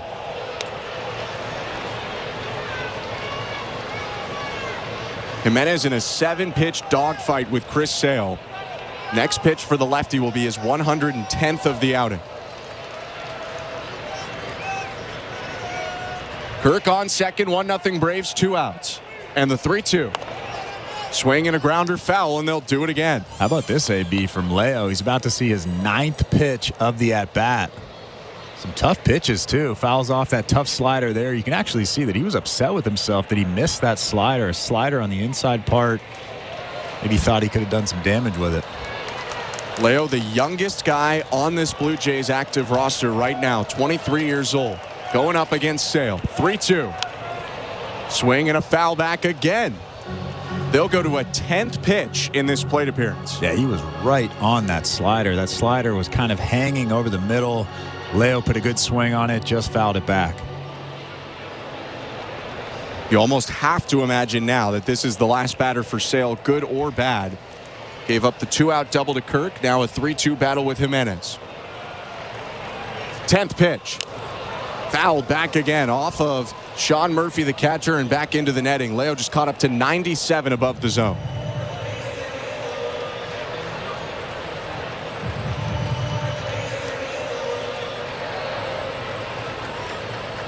.112th pitch of the day, 97 miles an hour. And he didn't have that on pitch 12. He's found it now. 3-2. Swing and a fly ball, right field line and shallow, racing into foul territory. Soler gets there and makes the catch to end the inning. 11-pitch battle, but Sale finally wins it over Jimenez. Strands the 2-out double. Kirk at second and keeps it 1-0 Braves. Middle of the 6th. You're listening to Blue Jays Baseball, brought to you by your local family-owned Crown Rust Control Center, streaming at sportsnet.ca and the Sportsnet Radio Network. Relax into your day with a colorful collage of 90s and 2000s pop. I want to wake up where you are. Where memories become your mosaic. So why don't you slide? I catch a grenade for ya. Feel the rain on your skin. Sirius XM Mosaic, Channel 15, and listen at home or at work with the Sirius XM app. The rest is still unreturned. Blue Jays fans, your manager, John Schneider, joins MLB Network Radio every other Wednesday at 11 a.m. Eastern. It took a little bit of time for this newer group to mesh a little bit and feel comfortable, but they're playing well. They're hitting the ball hard. We're hitting some more home runs, and it's been really nice to see these young guys come up and mature on the fly a little bit. Managers at the mic on MLB Network Radio, Sirius XM 89 and the Sirius XM app.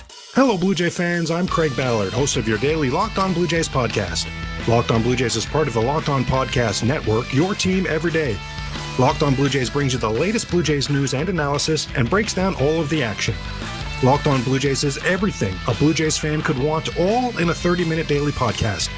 Download Locked On Blue Jays right now on the SXM app, available with all trials and popular plans, or wherever you get your podcasts. Search Locked On Blue Jays. 24/7, 365 coverage of all things NASCAR. All things NASCAR happens exclusively on Sirius XM NASCAR Radio, Channel 90. And the Sportsnet Radio Network. Home half of the 6th inning. Welcome back to Blue Jays Baseball. They're at Truist Park, our Toronto, trailing right now to Atlanta 1-0. New pitcher for the Blue Jays, Tommy Nance, delivers home to Luke Williams. Fastball for strike one. Day is over for Yariel Rodriguez after 72 pitches and 5 innings of 2-hit, 1-run ball. Walked 1 and struck out 6. 0-1. Called strike, 0-2. Yariel was great today. I think that the biggest takeaway from today is he pitched to contact. He threw a lot of strikes. And even that slider was, like we talked about a couple times, that slider was really good today, really tight, a lot of good action on it. Nance is 0-2, misses inside with the curve. And he had to be perfect, or at least near perfect, going up against Chris Sale, and he knew that coming into this ball game, so give credit to him. Pitched up to the moment, just the solo shot from Kelnick in the 2nd and a single from Soler in the 4th. 1-2. Williams hits it back off the brick backstop. So Yariel now gives way to Tommy Nance, who's making his 14th appearance of the season, all with the Blue Jays. 3.07 ERA and 14 2/3 innings pitched and scoreless over his last 5 innings. Almost all that ERA for Nance, just 3-run homer he gave up in a bit of a meaningless spot against the Angels. 1-2 curve hit on the ground through the whole left side into left field, a base hit. Nice last couple of days for Luke Williams. 2 hits yesterday and now a walk and a hit today. Well, that was just a missed spot for Tommy Nance, a kind of a hanging curveball. Pretty good job by Luke Williams to hit that ball through the hole, but 1-2 count. You can't leave that ball over the middle like that. You have to get that thing down, and Tommy Nance just didn't. So a base runner now for the Braves to start the 6th, and the top of the order coming up, Michael Harris to bat. Right on left, the pitch from Nance. Outside with the fastball, ball 1. It's a mid-90s fastball for Tommy Nance, a lot of sink. Throws a mid-80s slider and curve, almost the same velocity but different movement. Next pitch is a curve hit on the ground to second, picked up by Jimenez. Flips to second for 1, and Clement lost it on the transfer. That's the only out they'll get. Harris runs well. Not sure he would have had him anyway. It's a fielder's choice. Yeah, it would have been really close at first base, but you can hear the crowd cheer. They thought that Ernie Clement dropped that ball, but obviously that was on the transfer. Trying to be a little too quick there. I think that the Braves are actually going to take a look at this, though. The Braves don't think that Clement dropped it on the transfer. They think he dropped it in general, or maybe they think he missed the bag. We're getting another look right now. The out call at second base. I just watched it. I don't know about you. Seemed pretty clear to me that he caught the ball with a foot on the bag. And then as he was moving his glove to his hand, it flipped out. What do you see? Well, I see the Braves having a challenge. It's late in a ball game. This is a big run at second base. Their season is kind of in the balance right now, and why not? So you think it's a little more of a challenge on hope, maybe? Right. Yeah, for all that Sale has done today, Rodriguez actually allowed fewer base runners in his 5 innings than Sale did in his first 5. But the Braves hit the home run. That's why it's 1-0. If this call stands or is confirmed, it'll be runner on first, 1 out. If it's overturned, it's first and second for the Braves, nobody out, and you have Jorge Soler and Marcell Ozuna coming up next. But as I look at it, I just don't see what Brian Snitker thinks went wrong. Yeah, I think this is a pretty easy call. I don't know what's taking so long. The call on the field stands. The runner is out. Atlanta will lose their challenge. So it's an unsuccessful challenge for the Braves, who lose their challenge here in the 6th inning. And for Tommy Nance, much needed out there. They cut down the lead runner, so now Harris replaces Williams at first, and Jorge Soler is up.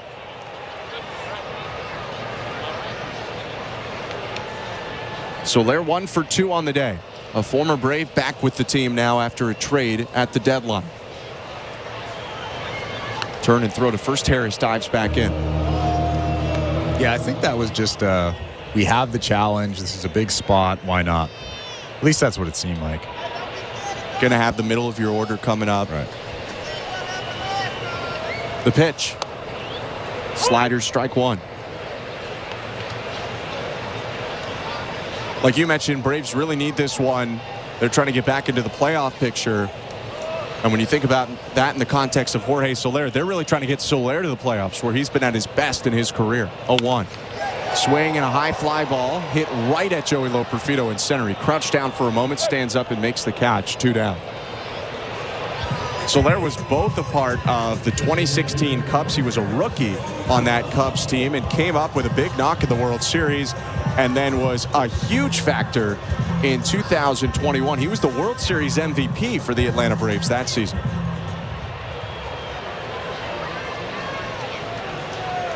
He's retired, though, and now 2 outs. And Marcell Ozuna coming up, the pitch. Strike 1. Let's take a quick look at the St. Louis Bar and Grill out of town scoreboard with Harris on first, 2 outs, and the Braves up 1-0 in the bottom of the 6th. Interesting box score for the Buffalo Bisons today. 0-1. Swing and a ground ball hit to third softly. Luis de Los Santos picks it up, throws across to first to end the inning. So we will get to the St. Louis Bar and Grill out of town scoreboard when we return. A scoreless inning for Tommy Nance around a leadoff single, and after 6, 1-0 Braves. You're listening to Blue Jays Baseball, brought to you by your local family-owned Crown Rust Control Center, streaming at sportsnet.ca and the Sportsnet Radio Network. At Crown Rust Control Center, protection runs deep. Because every Crown Rust Control Center is owned by a local family who cares beyond business. Your Crown Rust Control Center is 100% committed to their product, to you, to their community, which is your community. Protecting you and what matters to you is equally important as protecting your vehicle. Did you know your vehicle rusts faster in warm weather? Protect your vehicle today. For a special summer offer, find your local family-owned Crown Rust Control Center at crown.com. If you're looking for a fun day, did you know the day before Monday? Junior J Sunday. You can paint your face, come and meet Ace and run base to base. Junior J Sunday. So many things to do. You can bring your crew and even mom and dad too. Junior J Sunday. Sundays are for Junior Jays, and with all kinds of cool new games and activities in the exciting outfield district areas, there's no end to the family fun you'll have. If you're feeling the song, grab your dad or mom, visit BlueJays.com. Junior J Sunday. We're two men and a truck. So, you're moving to a new home, and all that's left to do is to call a mover you know you can trust. Well, naturally, you think two men and a truck, since you know they have lots of men and lots of trucks. They'll wrap, pack, and move everything you own. With a 96% referral rating and the professionalism you can trust, the choice is simple. For a free in-home estimate, call today. We're two men and a truck. Two men and a truck, the movers who care. This is Toronto Blue Jays baseball. Swing and a miss, strike three.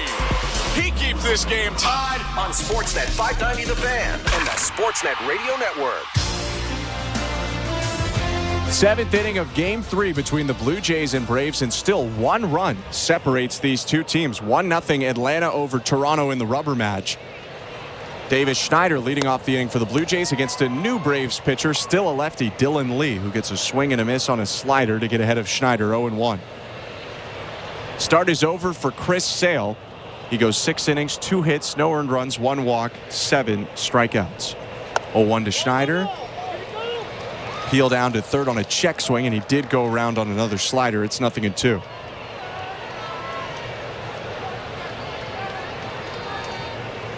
Schneider has struck out and flied out today. 0 for 2. 0-2 pitch. Swing and a miss, strike 3. 3 straight sliders low. And that's what Lee's going to do to you. He strikes out the first batter he sees in 3 pitches. Yeah, Dylan Lee is a tough left-handed pitcher. You saw that with those 3 straight sliders. It looks like a strike and then just dives out of the strike zone. Davis Schneider with a tough swing right there. That's his signature pitch. Also throws a fastball in the low 90s and a changeup that he'll use to right-handed batters. His pitch to Luis De Los Santos. Low ball 1. Lee's a high leverage guy, but this is also a smart tactical move by Brian Snitker, bringing him in despite it being a bunch of righties in the Blue Jay lineup. 1-0. Swing and a line drive, right field, base hit for De Los Santos. He's aboard here in the 7th. Well, he certainly didn't get all that baseball, but he got just enough on that tough changeup down in the zone from Lee. Kind of just dumps it out in front of Jorge Soler out in right field. So the reason I thought at least this was a smart move by Snitker is you keep guys in like Schneider, like De Los Santos, who maybe you would pinch hit a Varsho, Horwitz, Wagner for. But De Los Santos making them pay so far. He's got a single. The pitch to Brian Servin is popped up foul. 0-1 with 1 out and a runner on first.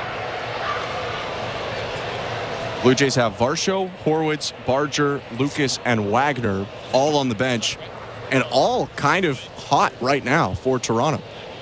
It's kind of weird to say this, but Nathan Lucas, Will Wagner, Spencer Horwitz, 3 of your best hitters are on the bench right now. At least in this series. 0-1 to Servin. Swing and a miss at that good slider. Almost gets guys looking like a changeup as they swing out in front of it. 0-2. Yeah, it's almost like a cut change. That's what it seems like. Looks like a fastball, then just darts in.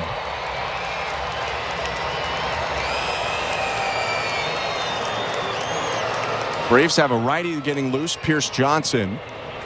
Dylan Lee facing his 3rd batter of the inning. De Los Santos on first with 1 out, and the 0-2 offering to Brian Servin.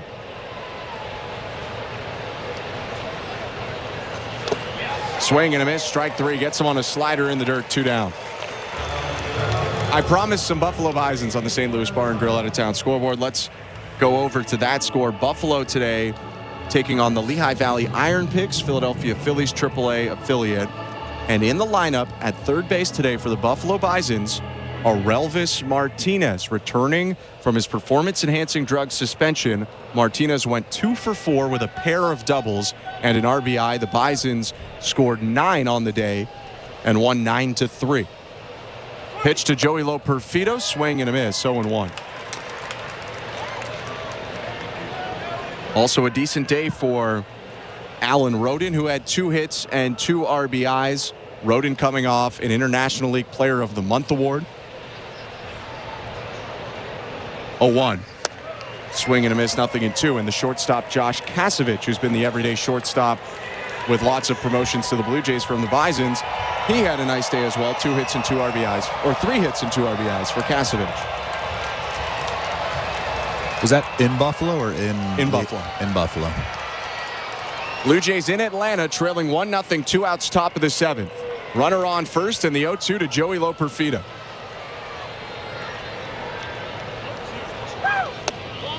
Outside with the slider.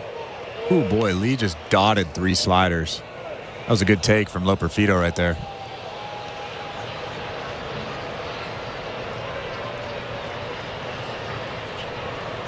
Lee has been a little up and down in terms of on the major league team or AAA, but he's been dominant this season. Went up. Sub-2 ERA for the lefty, and now Loperfido's going to ask for time. Or no, it's going to be a pitch clock violation on Lee. Lee's taking some long looks at first base. And that time he let the clock run all the way down, so it's 2 balls and 2 strikes. He wasn't even looking at the plate when the clock went out. Imagine having a 1.86 ERA in 44 games and being optioned. It's tough. 2-2. Fouled back. He's been optioned twice this season already. Yeah, and it's very, very small stints. It was 2 days in July and 8 days in August, but still. Step and throw over to first now by Lee, and De Los Santos gets back with a dive. Lee was one of the breakouts in that huge bullpen in 2021 for the Braves when they won the World Series. Started that year on a minor league deal and pitched in October. His 2-2. Swing and a line drive, base hit into right field for Loperfido. De Los Santos into scoring position, and the Blue Jays turn the lineup over with the go-ahead run on base and the tying run on second. And now George Springer is coming to the plate. He already has 1 hit today. Of course, was hit by a pitch as well, but top of the lineup coming up. Runners on first and second, down by 1 run. This is a big spot for the Jays. And how about Joey Loperfido? 5 for 31 against lefties coming into this game, a 163 average, and today a hit and a walk in 3 plate appearances, all against left-handed pitching. The lefty Lee out of the game as Springer's about to come up. They'll go to Pierce Johnson, the right-handed reliever, and with that, let's go back to baseball control. Here's today's host, Show Ali. Thank you very much, guys. Before we check the out-of-town scoreboard brought to you by St. Louis Bar and Grill, don't forget we do have Jays Talk this afternoon.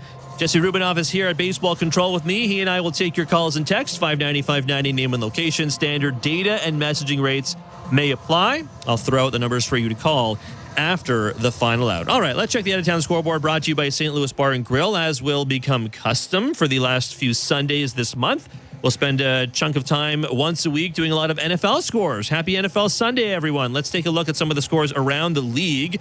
The Patriots up right now 16-7 on the Cincinnati Bengals. A couple minutes to go in the 4th quarter in Atlanta. The Steelers currently threatening. They are in the red zone. Steelers up 15-10 on Cousins and the Falcons. In New York at MetLife, the Vikings opening up a huge lead on the Giants. They are up 28-6.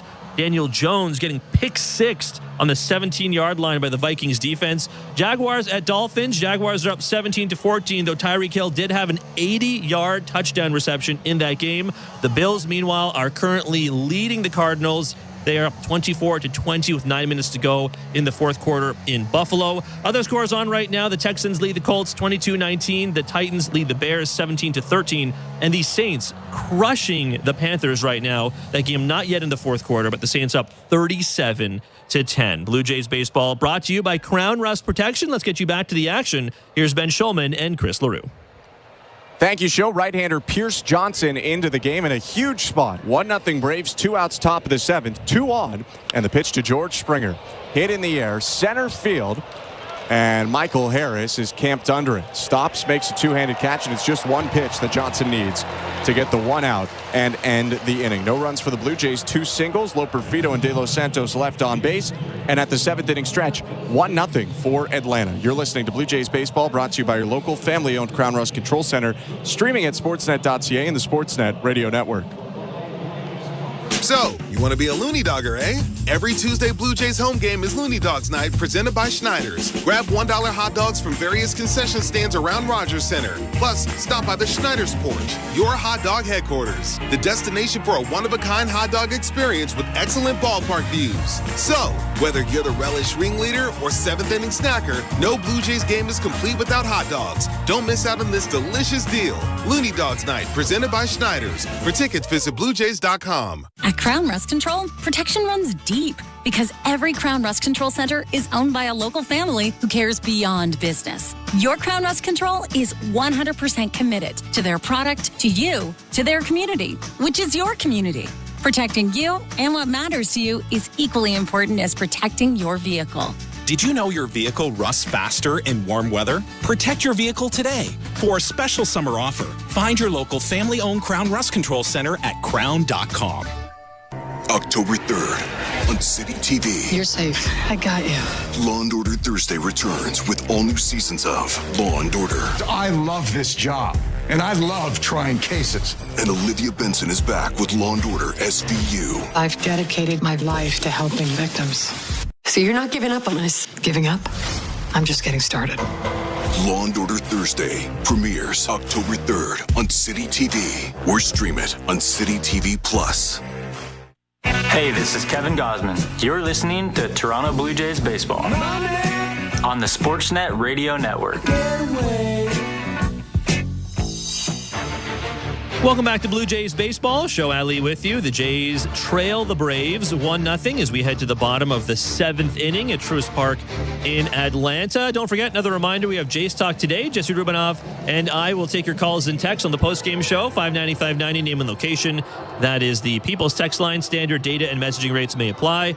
I'll throw out the numbers for you to call after the final out. Let's check the St. Louis Bar and Grill out-of-town scoreboard real quick. We did some NFL scores last time. Quick updates on some of those scores. The Bills down in Buffalo, they are now up 31-20. Josh Allen rushing in 1 in, so he has a pair of rushing touchdowns on the day. The Texans up 22-20, and all the other scores are still the same. The Falcons now have the ball in Atlanta. They trail the Steelers 15-10. The Bengals just scoring a field goal, so the Patriots still leading, but the Patriots up on Cincinnati 16-10 with 6 minutes to go in the fourth quarter. We also had a massive contract extension to report about 90 minutes before all the 1 p.m. Eastern games kicked off. Cowboys quarterback Dak Prescott signing a record deal with the team. It's 4 years worth $240 million. $231 million of that is guaranteed. Comes with an $80 million signing bonus, $60 million a year in new money, which makes Prescott the highest paid quarterback in NFL history. Blue Jays baseball is brought to you by Crown Rust Protection. The Jays trailing the Braves right now 1-0. It's the bottom of the 7th inning in Atlanta at Truist Park. With the call, here's Ben Schulman and Chris LaRue. Thank you very much, Joe. Bottom of the 7th brings on a new pitcher for the Blue Jays. It'll be the left-hander Brendan Little making an appearance for a second straight night. Blue Jays deployed Little in the 9th inning to quiet down a Braves rally yesterday, and he got 2 quick groundouts. Today, he tries to keep Toronto in a game where they're trailing 1-0, and he'll face a pair of left-handed hitters this inning. Yeah, this is a big spot as well for Brendan Little. Came into the ballgame last night. They were in a comfortable lead, but this spot here, you're down by 1. You want to keep this a 1-run game, and he's coming up against Matt Olson here, one of the premier left-handed hitters in all of baseball. Little making his 42nd appearance of the season, a 3.5 earned run average in his rookie year. Lefty's pitch to Matt Olson. Sinker inside, ball 1.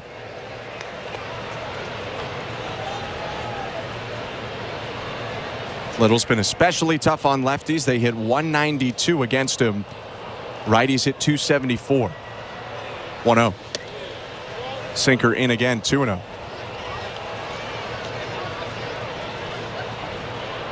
Lines up for Olsen, the lefty swinger, to bat first, then Sean Murphy, then the lefty hitter Jared Kelnick to bat third. There are some options on the Atlanta bench as there's a swing and a miss from Olsen to make it 2-1. Atlanta did use one of its bench options already, defensively replacing Jorge Soler last inning with Eli White, but 4 other right-handed hitters on the bench. 2-1 pitch hit on the ground softly to second, picked up by Jimenez, sidearm throw to first. 1 out. Brendan Little has a really good sinking fastball. You can see there Matt Olson got the fastball he wanted, but it just sunk just a little bit at the tail end, missed the barrel, and he hits a weak ground ball to second base. Sinker, cutter, curve for Little.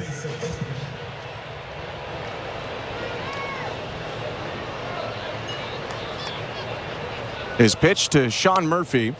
Backdoor curve, strike 1.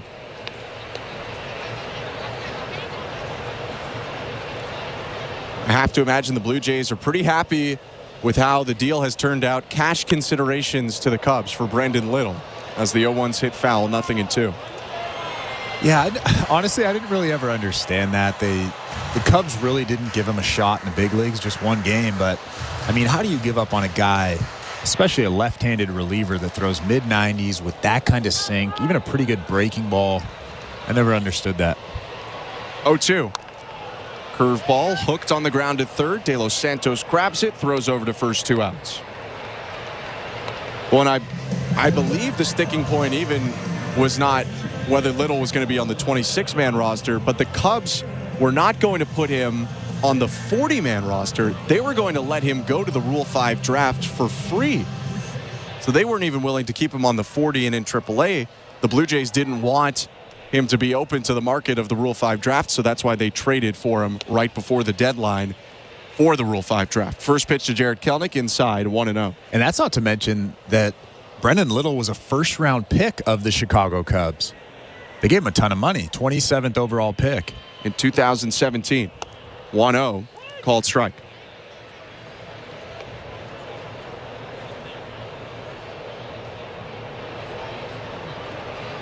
Kelnick's solo shot still the difference. 1-0 Braves, 2 outs, bottom of the 7th. The 1-1 to Jared Kelnick. Check swing on a curve low. Brian Servin points toward third. They give the appeal, but Malachi Moore says no swing.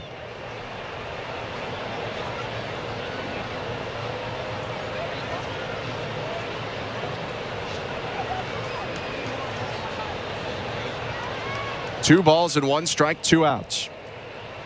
Little with a breath and the pitch. Swing and a miss and a good sinker. Drop below the barrel, 2-2. I mean, that fastball right there sunk so much it almost looked like a hard slider.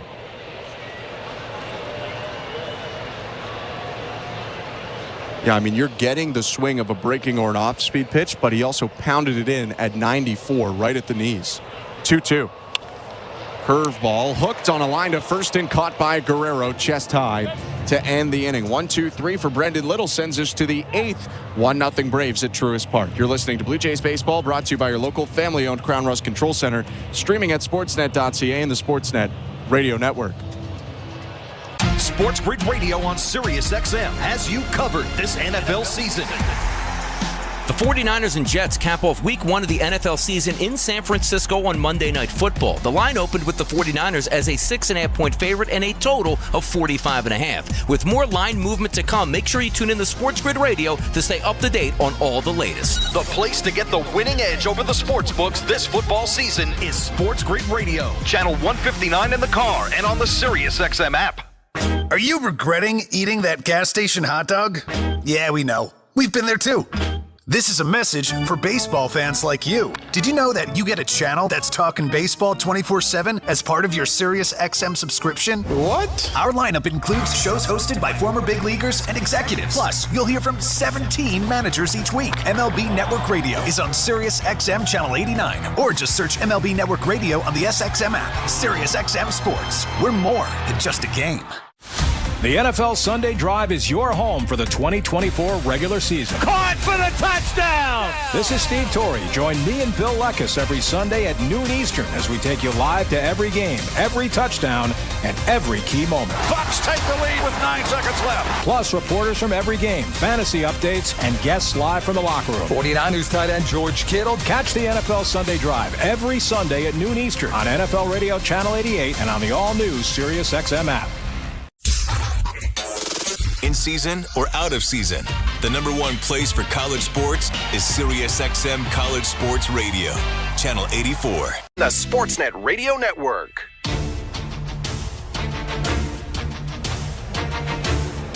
Blue Jays trying to come back against the Braves, trailing by 1-0. Atlanta leads, top of the 8th inning, and it's the middle of the Blue Jays order. Ernie Clement leading off. First pitch from Joe Jimenez, hooked down the left field line, a base hit, rolling into the corner. Clement around first, up to second, and that's a perfect start to the 8th. Ernie Clement with a first pitch leadoff double. Yeah, that was just a four-seam fastball on the inside part of the plate, and Ernie Clement, as he's done so often this season, comes through in the clutch. It actually was a very makeable play from Gio Urshela at third base. Just a tough hop.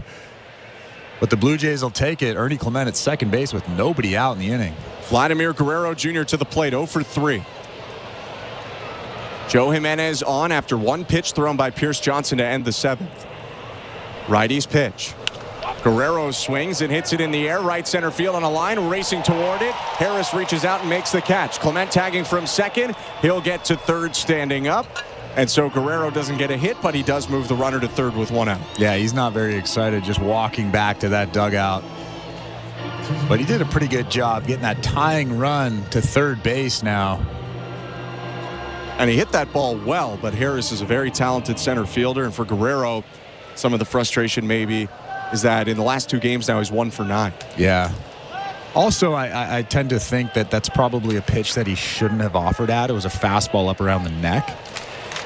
So 1 out, tying run on third. Pitch to Alejandro Kirk is hit foul back. 0-1. Blue Jays saw Jimenez 2 nights ago. He pitched a scoreless 8th inning. He got Kirk to pop out in foul territory in that game. 1-0 Atlanta. Runner on third, 1 out. And the 0-1. Swing and a miss. Elevated heater gets the whiff from Kirk. 0-2. And if you're Kirk, you really have to shorten up here. Try to get the barrel to the ball. Do not strike out in this situation as Spencer Horwitz is actually on deck now. It is the spot of Leo Jimenez. Looks like Blue Jays are going to go to Horwitz, who had the huge day yesterday. 0-2. Bounced it, and a game-saving block off the mask by Sean Murphy, who slid to his right. That slider bounced about 3 feet in front of home plate and off to the side. That was a great block. A perfect block from Sean Murphy, keeping that ball in front of him. Took it right off the chin, and that keeps Clement at third. 1-2. Swing and a miss, strike 3, gets him to chase the slider. Kirk strikes out, and now the Blue Jays will need Horwitz to reach here if they're going to plate that Clement run. That is a huge strikeout for the Atlanta Braves. I mean, Alejandro Kirk, you could tell he was just trying to put the ball in play. He was trying to keep the barrel back, but not quite good enough. Infield was in for Atlanta. It backs up, and Spencer Horwitz comes up. 4 hits yesterday, 2 homers, a double, and a wall ball single. Tying run on third, 2 outs. First pitch, high ball 1.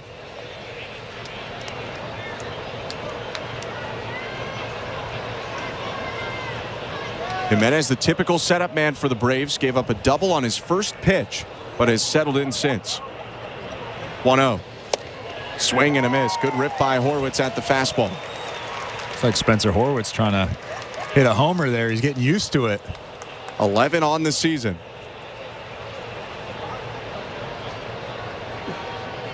A single would do just fine for the Blue Jays to tie it up. 1-1. Swing and a miss. 1-2. Elevated heater.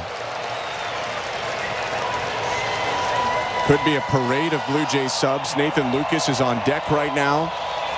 4 left-handed hitters other than Horwitz still available to come in, including Lucas.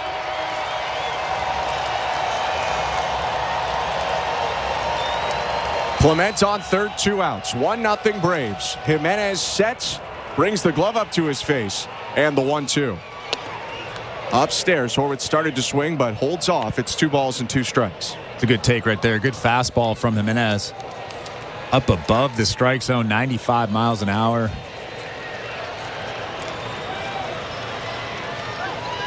His 2-2. Swing and a fly ball, deep right field. Going back White. It's out of here. How about another for Spencer Horwitz? His 3rd in the last 2 games. A pinch hit, 2-run blast. And the Blue Jays lead for the first time today. 2-1 Toronto in the top of the 8th. Well, that was a great pitch from Jimenez, a slider down and in, and just like he did yesterday, he just drops the barrel and hammers it for a go-ahead home run here in the 8th inning. What a swing. What a last couple of days for Spencer Horwitz. Horwitz took out the driver twice yesterday. That was a little bit more of the 3-wood as he lined it out to right field, 378 feet. And Toronto up 2-1. Nathan Lucas now pinch hitting for Davis Schneider. First pitch from Jimenez, down and in, ball 1.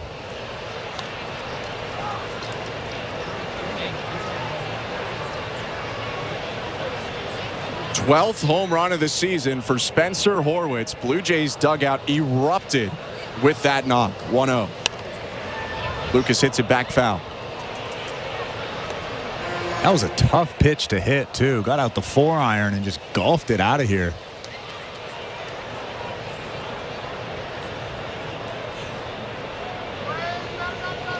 One, down and in. Well, yesterday there was a lot of discussion about the future of Spencer Horwitz, among other guys on this team, on Blue Jays Talk. And I would imagine that Show Ali and Jesse Rubinoff might be talking about it again. Blue Jays Talk follows our broadcast. 2-1 to Lucas, hit foul, and it's 2-2.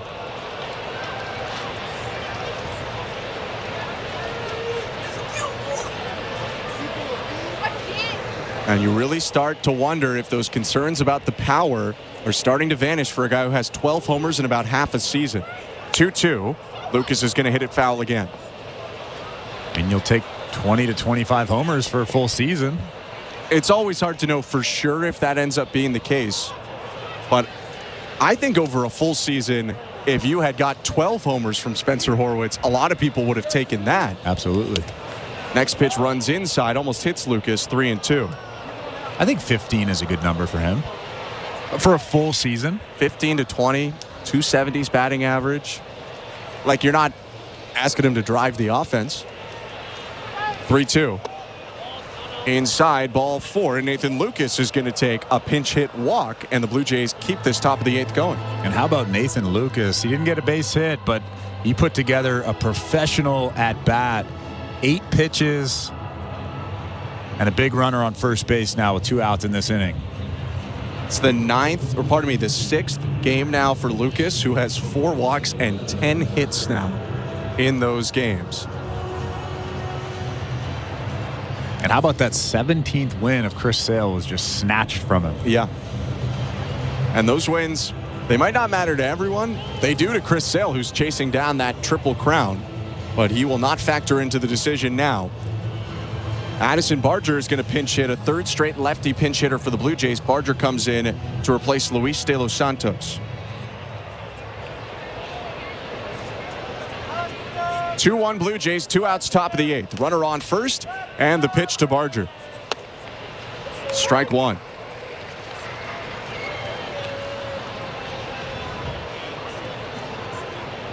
Barger had a hit in yesterday's game and a start, went 1 for 4 and didn't play on Friday. 0-1. Hit in the air, foul. 0-2.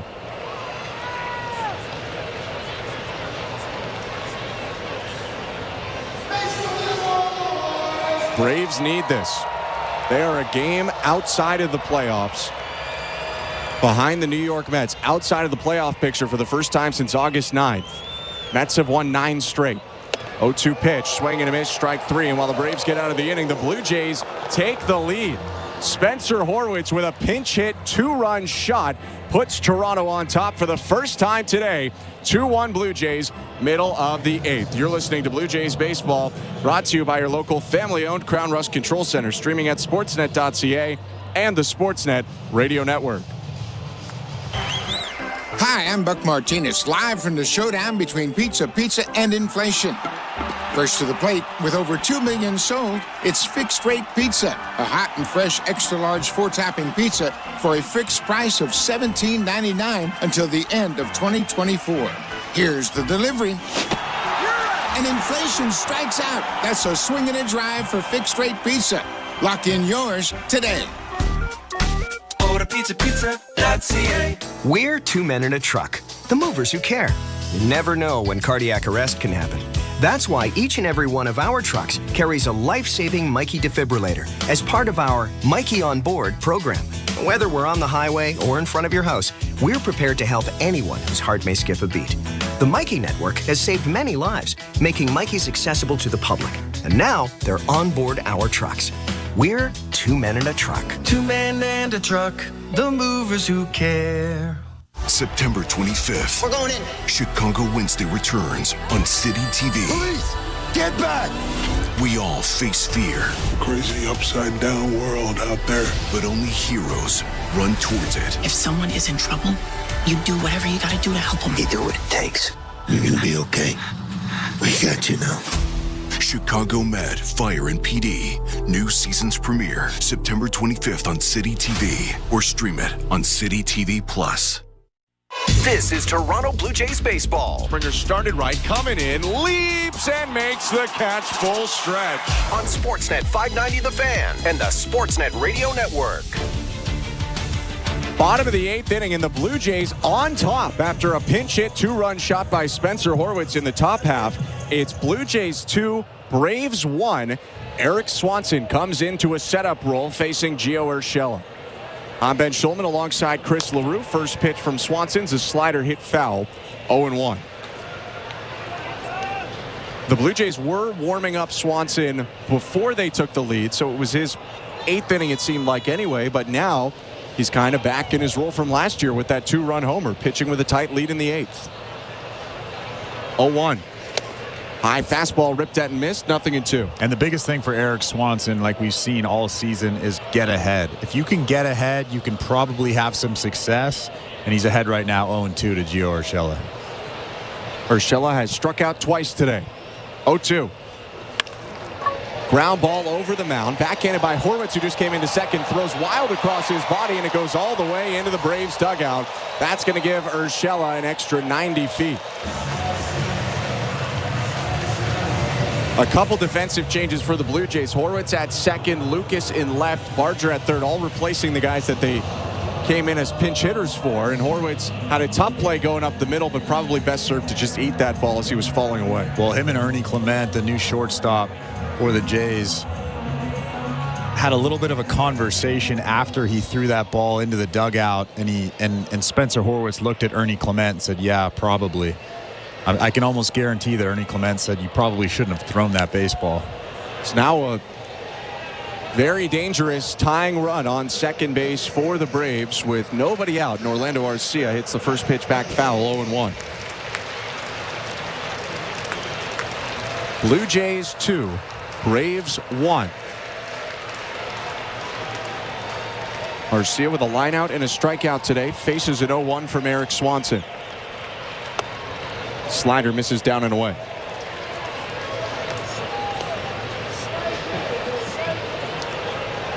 Swanson pitched night 1 of this series and was good. 1 inning, 1 hit, no runs, 2 strikeouts. He peaks at second, delivers home. Swing and a liner foul. Hung the slider there, but didn't get burned on it. It's 1-2. I think I just said Ernie Clement was the new shortstop. He's in fact been there all game long. Yeah. But it's a new second baseman, Spencer Horwitz. It's a new third baseman, Addison Barger, and a new left fielder, Nathan Lucas.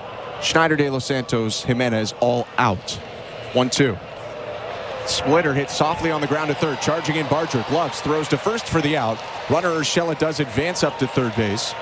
But Barger makes the play, and one down now as the tying run is 90 feet away from the plate. Another really nice play from Addison Barger. He's been so solid over there, vacuuming up baseballs. He throws a strike across the diamond on the run.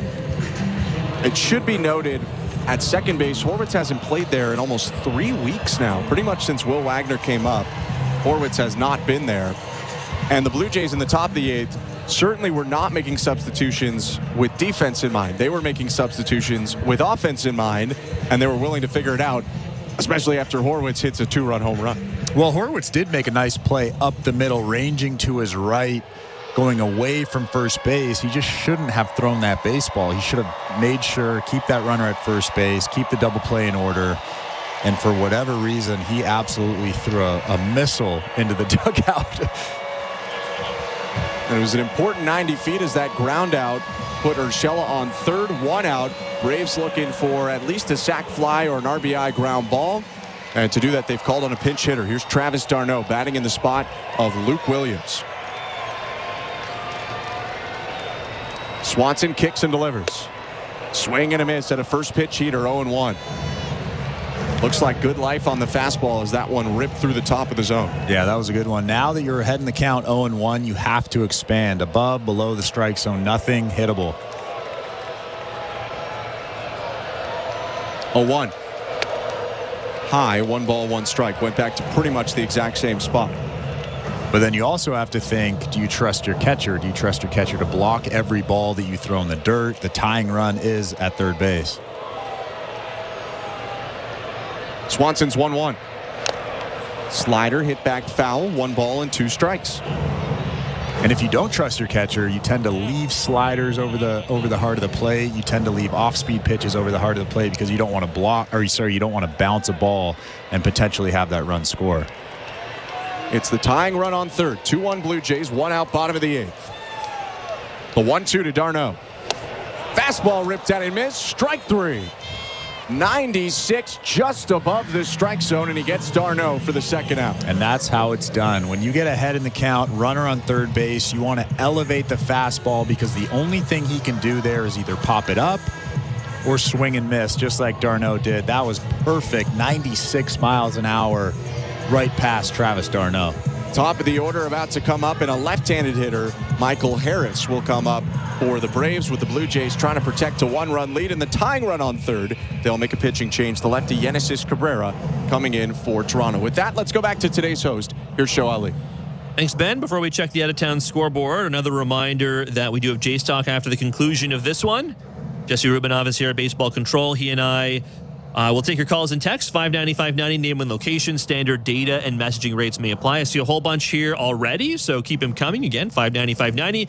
For the phone calls, I'll throw out the numbers for you to call once this game is in the books. All right, let's check the out-of-town scoreboard, brought to you by St. Louis Bar and Grill. Lots of developments across the NFL. Week 1 action. The early slate of games starting to wrap up. One game's actually already in the books. The Patriots upsetting the Bengals on the road. They win 16-10, so a lot of survivor picks, including yours truly, out here in Week 1. Elsewhere, the Steelers up on the Falcons with 30 seconds to go. They are up 15-10. The Vikings-Giants game also just went final. The Vikings beating the Giants 28-6. 2 minutes to go in Miami. The Jaguars and Dolphins all knotted up at 17. The Bills up 34-28 on the Cardinals in Buffalo. About 2 minutes to go in that game. 2-minute warning in Indianapolis as well. The Texans are leading 29-27. The Bears up 24-17 with 2 minutes to go in Chicago at Soldier Field as well. 2 special teams / defensive touchdowns from the Bears defense in support of Caleb Williams making his debut. And the Saints still running wild on the Panthers 47-10. Jamal Williams recently scoring a touchdown to get it to the 47-point mark. A little later on, Raiders at Chargers starts at 4 Eastern. Broncos at Seahawks also starting at 4 Eastern, 1 Pacific. Commanders at Buccaneers starts at 4:25 Eastern, as does Cowboys and Browns. Rams-Lions is the Sunday night game later this evening. Blue Jays baseball brought to you by Crown Rust Protection. Genesis Cabrera on the mound for the Blue Jays. Let's get you back to the action. Here's Ben Schulman and Chris LaRue. Thank you, show. Yenisys Cabrera's job, get one out and stop the tying run from coming in. It's 2-1 Blue Jays over Braves. Gio Urshela with a leadoff single and then an error advanced all the way around to third base. Eric Swanson with a big punch out of Travis d'Arnaud. Now Cabrera trying to do the same to Harris. The pitch. Bounce to the plate and a huge block there by Brian Serven. That fastball was spiked way in front of the plate. Serven threw his glove up at it and just tipped it. It rolled a little behind him, but if he doesn't get that tiny piece of the ball, it's all the way to the backstop and this game is tied. And actually, it didn't even get him. It got the home plate umpire. That is just so much luck for the Toronto Blue Jays.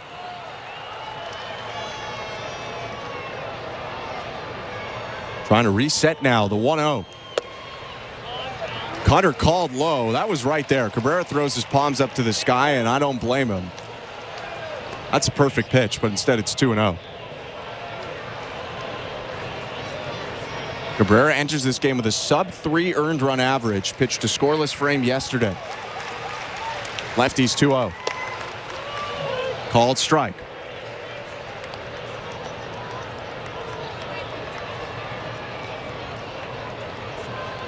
Harris is 0 for 3. He's hit the ball on the ground all 3 times. A ground out, a ground ball double play, and a fielder's choice. 2-1. Swing and a liner. One hop to first. Backhanded by Guerrero. Overhand throw to Cabrera, who stomps on the bag and fist pumps as he ends the inning. Blue Jays strand the leadoff hit and error. He got to third with one out, but Gio Urshela does not score, and Toronto takes a 2-1 lead to the 9th inning. Don't go anywhere. You're listening to Blue Jays Baseball, brought to you by your local family-owned Crown Rust Control Center, streaming at sportsnet.ca and the Sportsnet Radio Network. Surrender your mind and body to the rhythm of electronic dance music on SiriusXM. EDM hits and sets from the world's top DJs are on BPM Channel 52. Drop into a 24/7 global house party thrown by superstar DJ and tastemaker Diplo on Diplo's Revolution, Channel 53. Or decompress and unwind to the down-tempo and deep house grooves on SiriusXM Chill. Listen to all of these and more dance channels across SiriusXM and the SiriusXM app.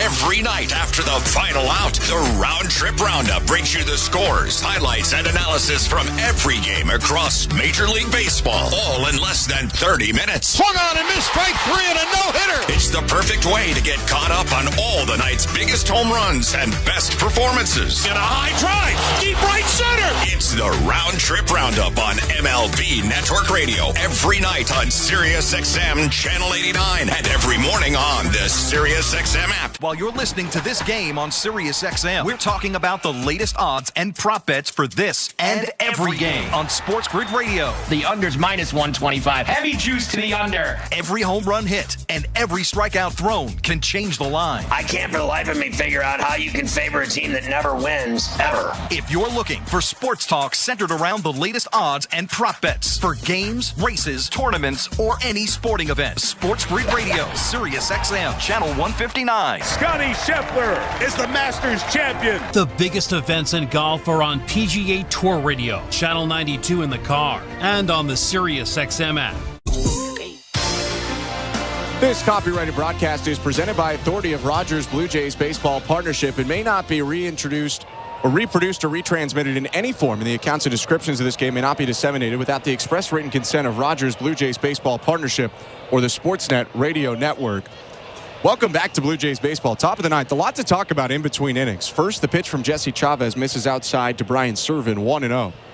Yenisys Cabrera came on to finish the 8th and got a big out over Michael Harris. Next pitch is in there, strike 1. Cabrera had a huge fist pump. It was near the Braves dugout, 1-1.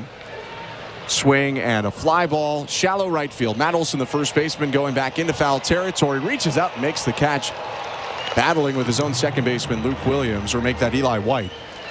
1 down. But so Cabrera fist pumps, and he's near their dugout because the play's at first base. It was a loud celebration, don't get me wrong. Barking back and forth between the Braves and Cabrera. George Springer goes to put his arm around Cabrera, take him off the field. And the home plate ump, Doug Eddings, went at Yenesis Cabrera, right in his face. Pitch to Joey Loperfido, hit foul 0-1, to the point where John Schneider physically got in the way of Eddings so he would stop following Cabrera across the field. I haven't seen an umpire be that aggressive toward a player, whether he was right or wrong, maybe this season. 0-1 pitch, hit in the air left field. And it's going to be caught there by Kelnick. So the quick inning from Jesse Chavez doesn't give us as much time. But your thoughts, Chris Lewis? Well, I think my thoughts are Yenesis Cabrera does that every single time a big out is made. So you have to understand that. He's not doing it to show up the Atlanta Braves. But I say this all the time. Umpires are supposed to defuse situations. They're not supposed to get in your face. They're not supposed to walk towards you if an argument is going on. So I don't love that from Doug Eddings. First pitch to George Springer, called strike 0-1. And it's one thing if it was while Cabrera was still going, but clearly George Springer was walking him off the field. The situation was done as the next pitch misses inside. 1 ball, 1 strike.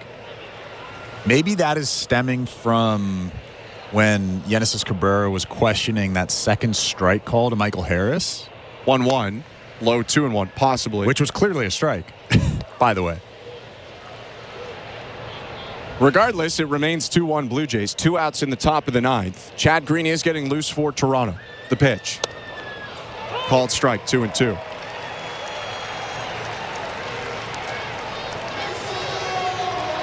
It will be the heart of the Braves order coming up in that 9th inning. 2-3-4 as the next pitch misses up and into Springer. 3-2.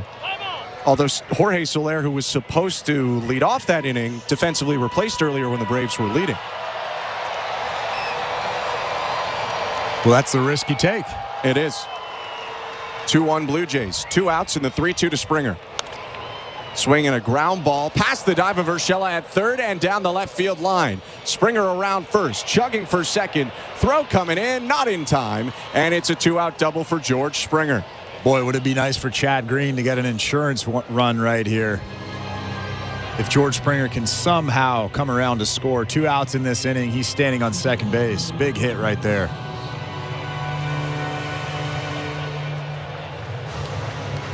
It'll be Ernie Clement to bat for the Blue Jays in that massive spot. And although Horwitz, if the Blue Jays go on to win, will rightly get a lot of the headlines for the pinch hit 2-run homer, Clement started that whole inning. He doubled down the left field line in the 8th to put the tying run aboard for the Blue Jays. Runner on second, 2 outs, the pitch. Fastball perfectly placed on the outside edge, strike 1.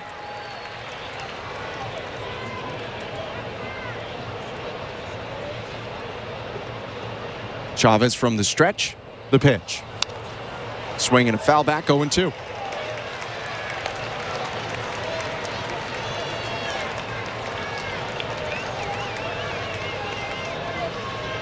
Chavez twice a Blue Jay in his career, 5 times an Atlanta Brave in his 17-year career. 0-2 pitch, hit back to the mound, fumbled by Chavez, picks it up, spins, throws to first, makes a nice play to recover and retire the side. The Blue Jays do not score on 1 hit. They leave 1 on, and we go to the bottom of the 9th inning. 2-1 Toronto. 2-3-4 coming up for Atlanta.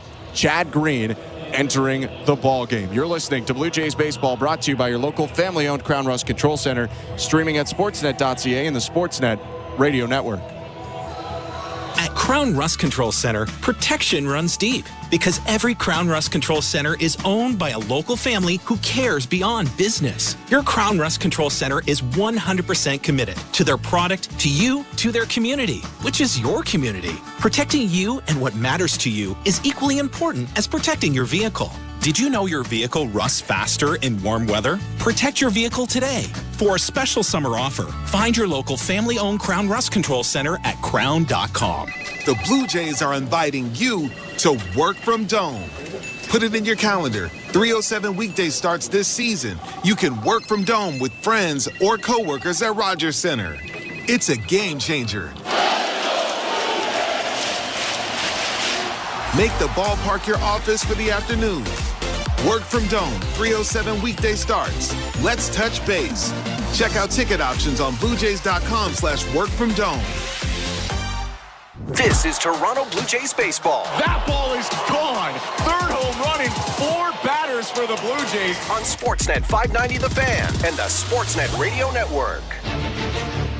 Welcome back to Blue Jays Baseball. Show Ali with you at Baseball Control in downtown Toronto studios. The Jays lead the Braves 2-1 as we head to the bottom of the 9th inning in Atlanta at Truist Park. Don't forget, we do have Jays Talk after this game. Jesse Rubinoff and I will take your calls and texts. 590-590, name and location is the People's Text Line. It is always open. Standard data and messaging rates may apply. Phone calls, I will throw out the numbers for you to call after the final out. You guys know the drill. Blue Jays Baseball is brought to you by Crown Rust Protection. The Jays lead it 2-1 in the bottom of the 9th inning. Chad Green on to try and close things out. Here's Ben Schulman and Chris LaRue with the call. Thank you, Show. Welcome to the Timbermark broadcast booth. 9th inning, Chad Green on, and his first pitch goes to Eli White. Strike one. White entered this game as a defensive replacement in the 7th inning and is now batting in the spot of Jorge Soler. 0-1. Swing and a soft ground ball up the middle, and it hits off Horwitz and gets down in center field. It wasn't going to be a play if Horwitz were to make it. It looked like Clement was going to cut it off shorter and then pulled up on it, and for White, that'll likely go as an infield single. Yeah, I'm not sure why Ernie Clement didn't try to field that ground ball. I think he should have known that there's no way Spencer Horwitz fields that ground ball, throws across his body, and gets the runner at first base. That's just a tough play, an unlucky play for Chad Green. And Green is trying to bounce back after his toughest stretch of the season. His pitch to Marcell Ozuna is hit in the air, foul, 0-1. Worst part about that play is you're facing Marcell Ozuna now. I mean, not that anyone is an easy out, but Eli White, in the scope of what you're going to face going forward, was the easiest of the outs you were going to have. 0-1. High fastball hit on the line over the leap of Clement into the left center field gap, cut off by Lucas. Around second, headed to third, White. And the throw's going to go back into second, so Ozuna stops at first. But that's the tying run on third and the winning run on first. Nobody out. Yeah, Marcell Ozuna absolutely smoked that ball. We haven't seen him do much this series, but he got a fastball that he could handle, and he drilled it over Ernie Clement for a single. And that's where that first ground ball is really going to hurt you now. Instead of one out and a runner on first, the Blue Jays are bringing the infield in. And Chad Green has to totally change the way he pitches here to Matt Olson. Yeah, and as we've seen over the last 140 games or so, when you bring the infield in, that average goes up significantly. Pinch runner for Ozuna is Adam Duvall. Entire bench emptied now for the Braves, who brought in Ramon Laureano defensively in the top of the 9th. Matt Olson up. No outs, first and third, and the pitch. Slider called inside, 1-0.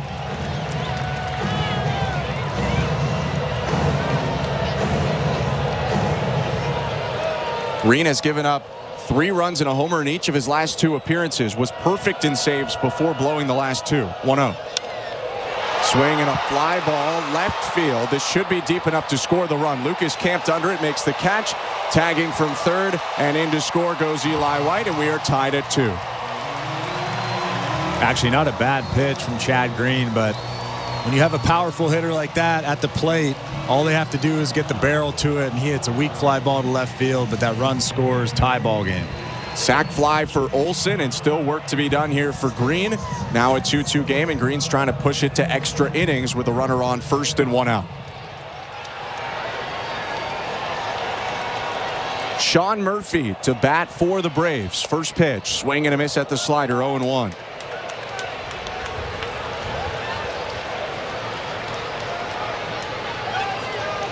Murphy 0 for 3 today. A line out, a pop out, a ground out. 0-1. Swing and a miss at another slider. 0-2. How big is that run for the Atlanta Braves? Boy, oh boy. In the scope of the season? Yes, sir. Absolutely. 0-2. Slider down and away this time. The batter Murphy lays off.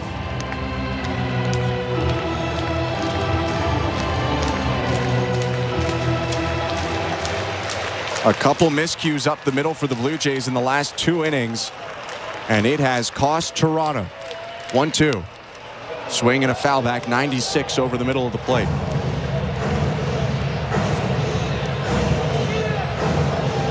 Last inning, it almost bit the Blue Jays, but they wiggled out of a runner on third 1-out jam. But this inning, Eli White hits a soft ground ball that it looked like Ernie Clement would field, but he pulled up, and it was an infield single. 1-2. Slider hit foul again.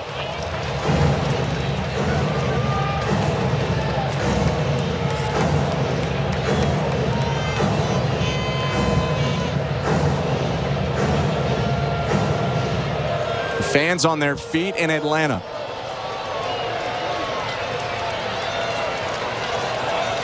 The 1-2. Slider outside, 2 balls and 2 strikes. I'm actually surprised that the Braves aren't trying to get that runner to second base somehow. Runner on first is Duvall, who runs okay. Probably not a stolen base guy, so more would be a bunt scenario if you were doing that.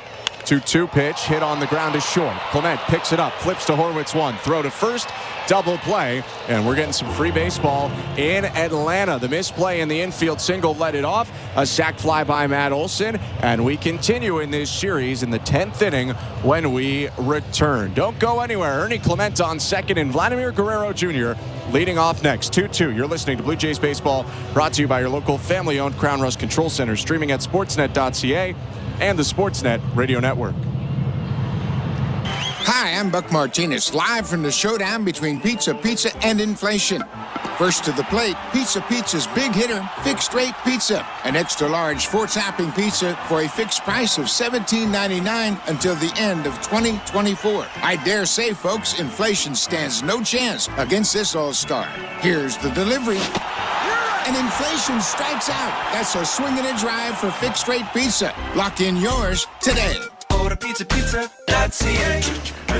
We're 2menintruck.ca. We've got lots of men and lots of trucks, so get ready to be moved. Think 2menintruck.ca. So when you gotta move, all moving day. Think 2menintruck.ca. Cause all of us movers are not the same. So that's our company name, 2menintruck.ca. We're lots of men with lots of trucks, so give us a call today. This is Toronto Blue Jays baseball. Marshall smashes the ball to right field. It's gone! On Sportsnet 590 The Fan and the Sportsnet Radio Network. Welcome back to Blue Jays Baseball. Show Ali with you. The Jays and Braves now tied at 2 as we head to the top of the 10th in Atlanta. Extras at Truist Park. Some NFL finals on the St. Louis Bar and Grill out-of-town scoreboard as all of the early games have now gone final.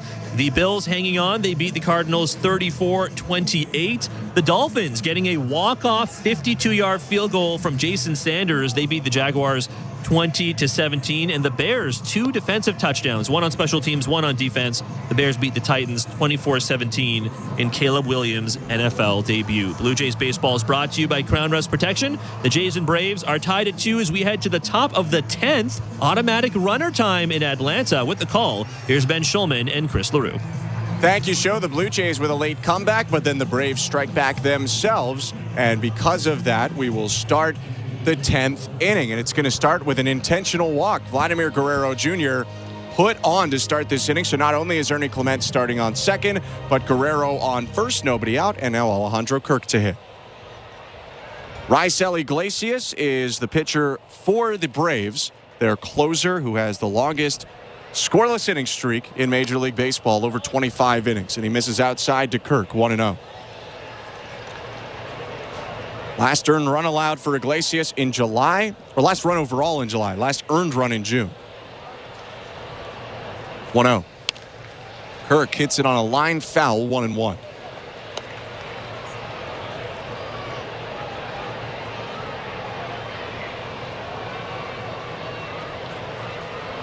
After Kirk, Spencer Horwitz on deck. He hit the pinch hit 2-run homer in the 8th inning that briefly gave the Blue Jays the lead.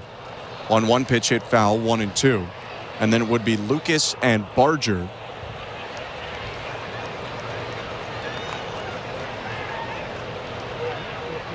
Only bat left on the Blue Jay bench is Will Wagner. Dalton Varsho came in defensively in the 9th. 1-2. Kirk pops it up to second base. Infield fly rule caught anyway by Eli White. 1 down. That's a huge out for Iglesias. A tough changeup, an elevated changeup up at the hands of Alejandro Kirk. The only thing he could do right there is hit a little weak pop-up to second base for the first out of the inning, but that first out in the extra innings is pretty big. Iglesias now faces Spencer Horwitz.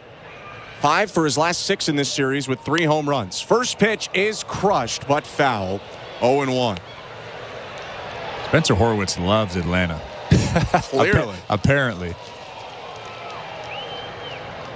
Horwitz did face Iglesias in the 9th inning of the opener of this series and struck out looking.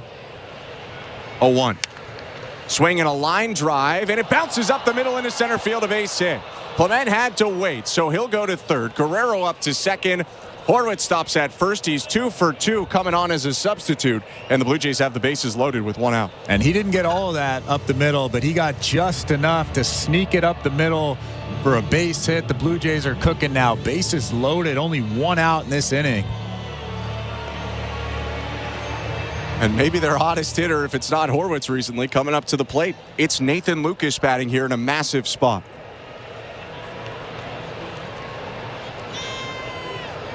Clement on third, Guerrero on second, Horwitz on first, and the first pitch low, 1-0. Doug Eddings almost put his arm up in the air, which would have been an outrageous call. Glad he didn't. 1-0. Infield in for the Braves, forces all around. 1-0. Swing and a miss at a good changeup.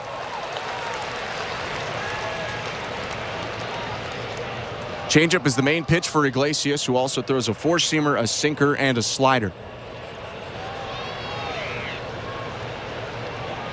1-1 pitch outside with the change, 2-1.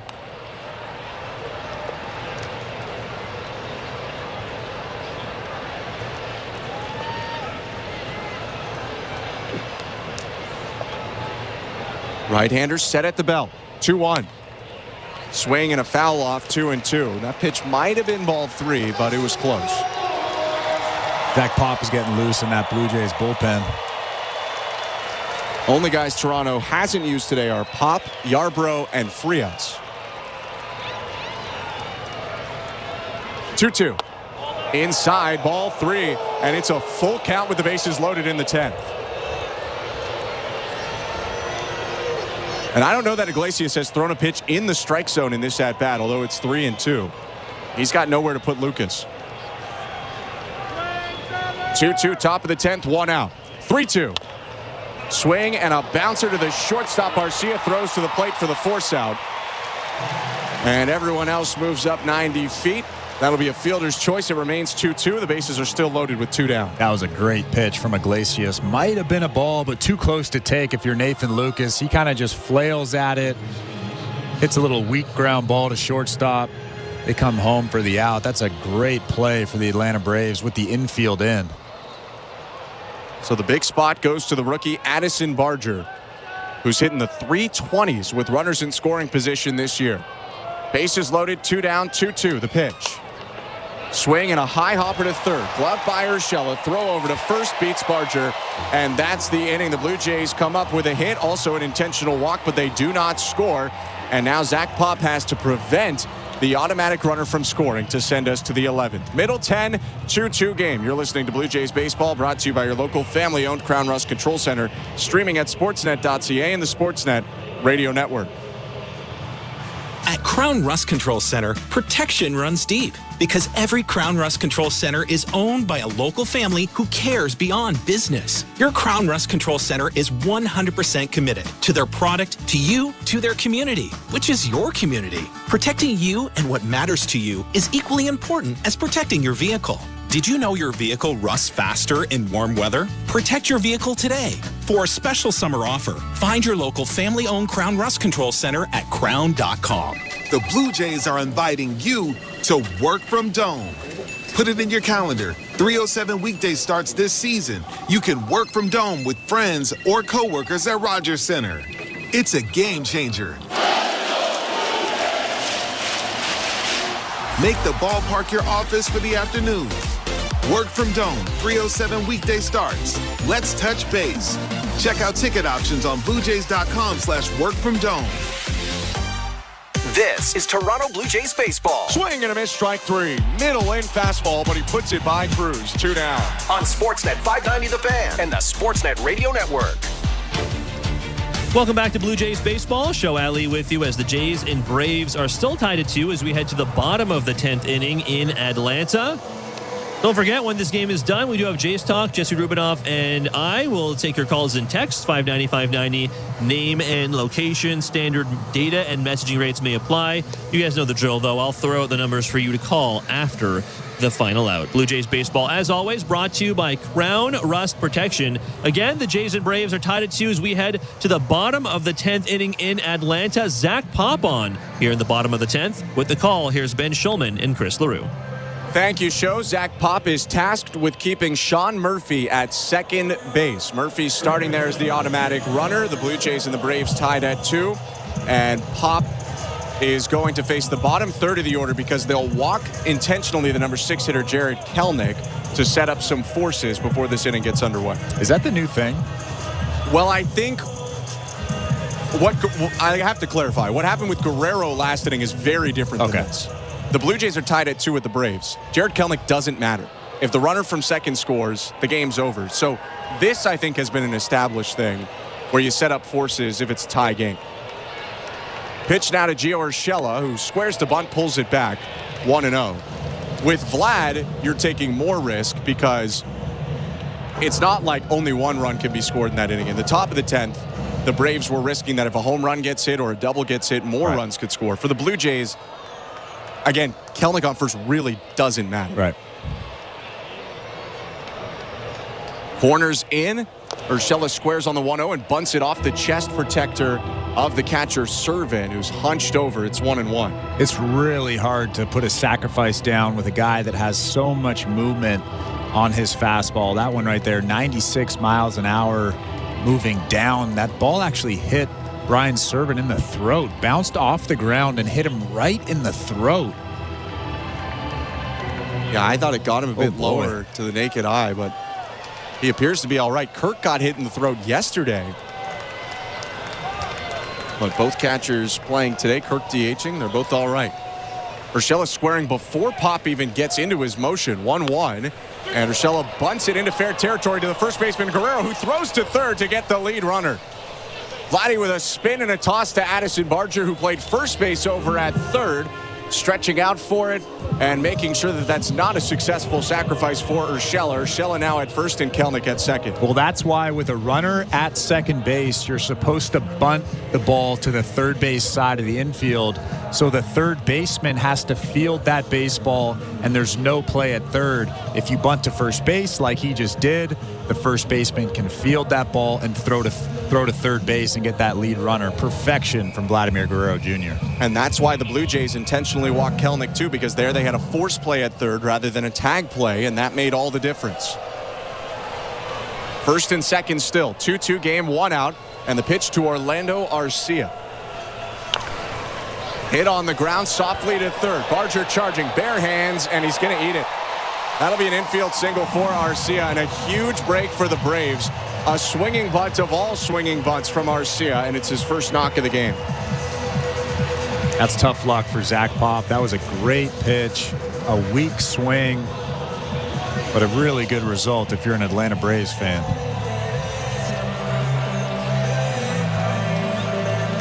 There's still game left, but it feels like a lot of the bounces today have been going the way of the home side. Infield in again for the Blue Jays. A fly ball could end it. Ramon Laureano hitting now in the spot that Luke Williams originally had. First at bat of the day for Laureano, and he takes strike 1. Luke Williams started there. Darno pinch hit in the 8th. Laureano came in defensively, and now is batting here in the 10th. 250 hitter, but he's 299 as a Brave. 0-1. Swing and a grounder foul, 0-2. And this is where you would love a strikeout. Although Zach Pop is not a strikeout pitcher, only 30 strikeouts in almost 44 innings this season. Infield in makes it harder to turn to, but not impossible. Blue Jays might just go to the plate. 0-2. Slider outside, and a take by Laureano. That's Pop looking for a strikeout there when he throws the strike-to-ball slider rather than going back to the sinker.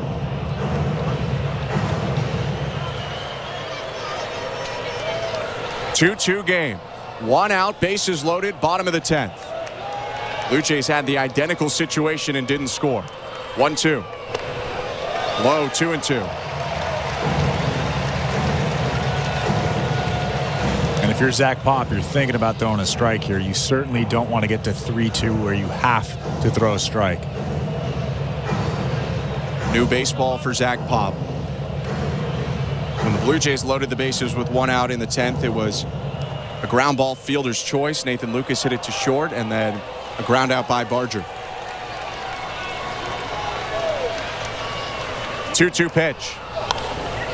Popped up, right side of the infield.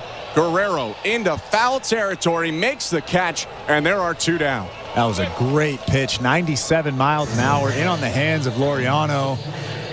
That's really all he could do with that pitch. Such a good pitch. When Zach Pop gets on top of that fastball, there's no better fastball in baseball. Right in on the hands, 97. And a routine play for Guerrero. Now the infield can go back, but still no size of relief yet. Bases loaded, 2 outs, bottom of the 10th. 2-2 game, and the pitch to Michael Harris. Just outside at 98, 1-0.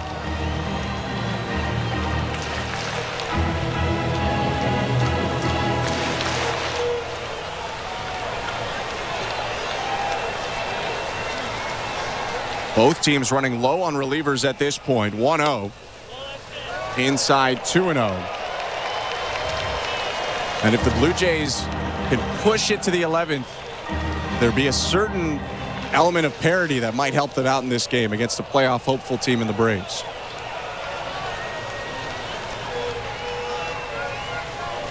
(2-0).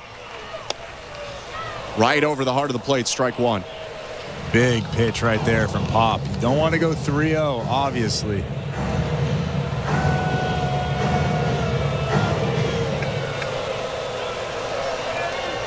Harris 0 for 4 today. A hit would win it for the Braves. The 2-1. High ball 3. One more ball would win it for the Braves as there's nowhere to put the runner with the bases loaded.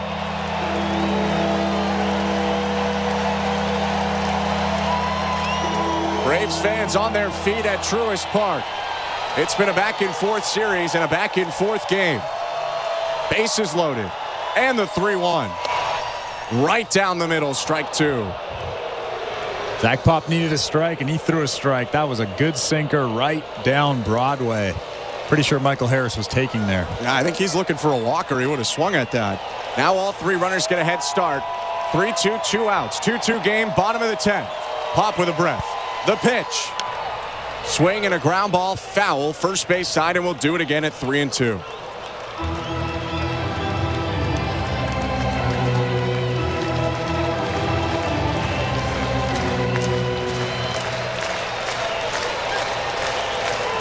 The righty leaning in, nods. He's got the signal. Set at the bell. 3-2 pitch. Swing and a line drive, center field.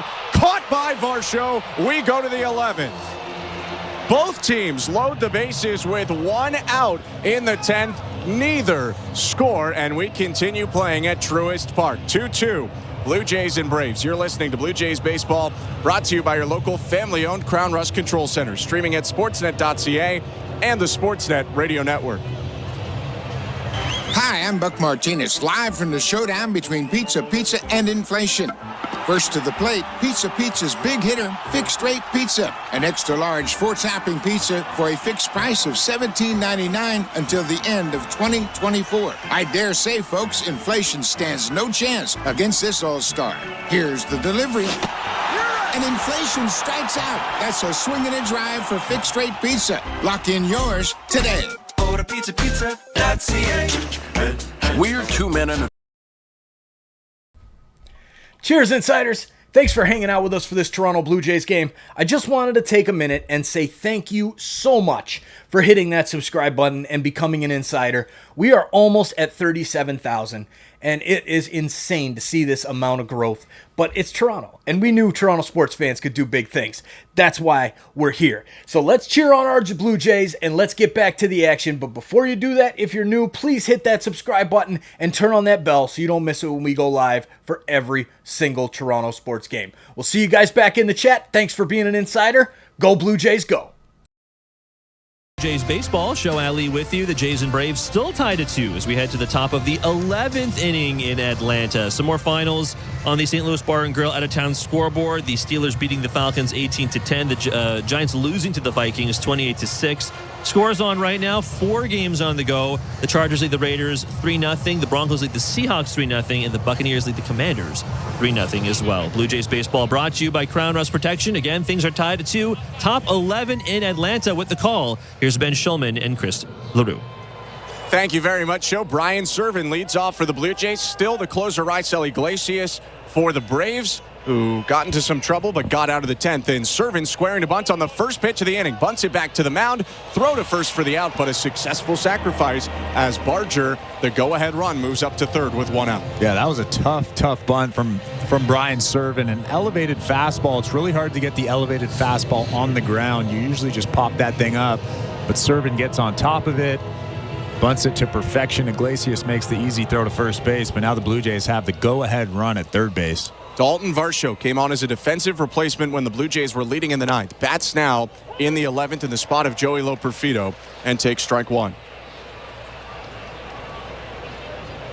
2-2 game. Braves homered in the 2nd. Blue Jays homered in the 8th to take the lead.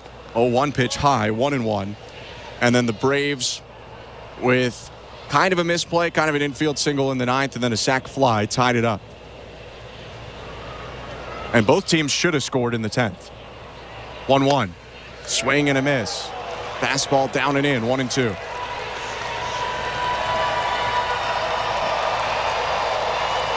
Infield in for the Braves.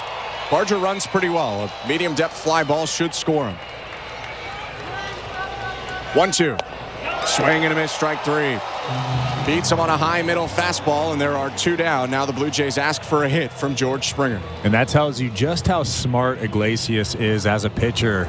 Little slide step there to be a little bit quicker to home plate, and he blew that fastball right by Dalton Varsho.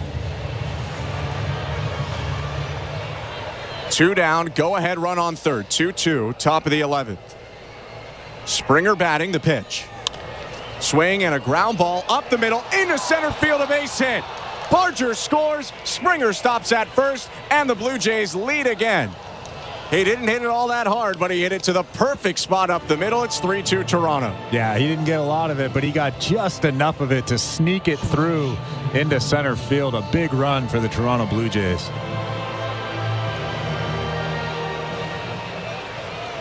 Second time the Blue Jays lead in the game, but as they've seen in this one, comebacks can happen, so they'll look to add more. Pitch to Ernie Clement on the outside corner, strike 1.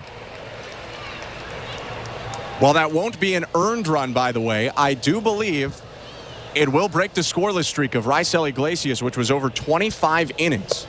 0-1 pitch down and away, 1-1. It's kind of a cheapie from Iglesias' perspective, but an automatic runner counts as a run, but not an earned run allowed by the pitcher.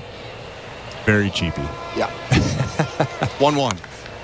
Swing and a fly ball out to left. Medium depth. Playable for Jared Kelnick, who moves toward the line and makes the catch to end the inning. The Blue Jays, though, take the lead. George Springer's 2-out RBI single makes it 3-2 Toronto, and they'll try to strand another automatic runner and win the game when we come back. You're listening to Blue Jays Baseball, brought to you by your local family-owned Crown Rust Control Center, streaming at sportsnet.ca and the Sportsnet Radio Network.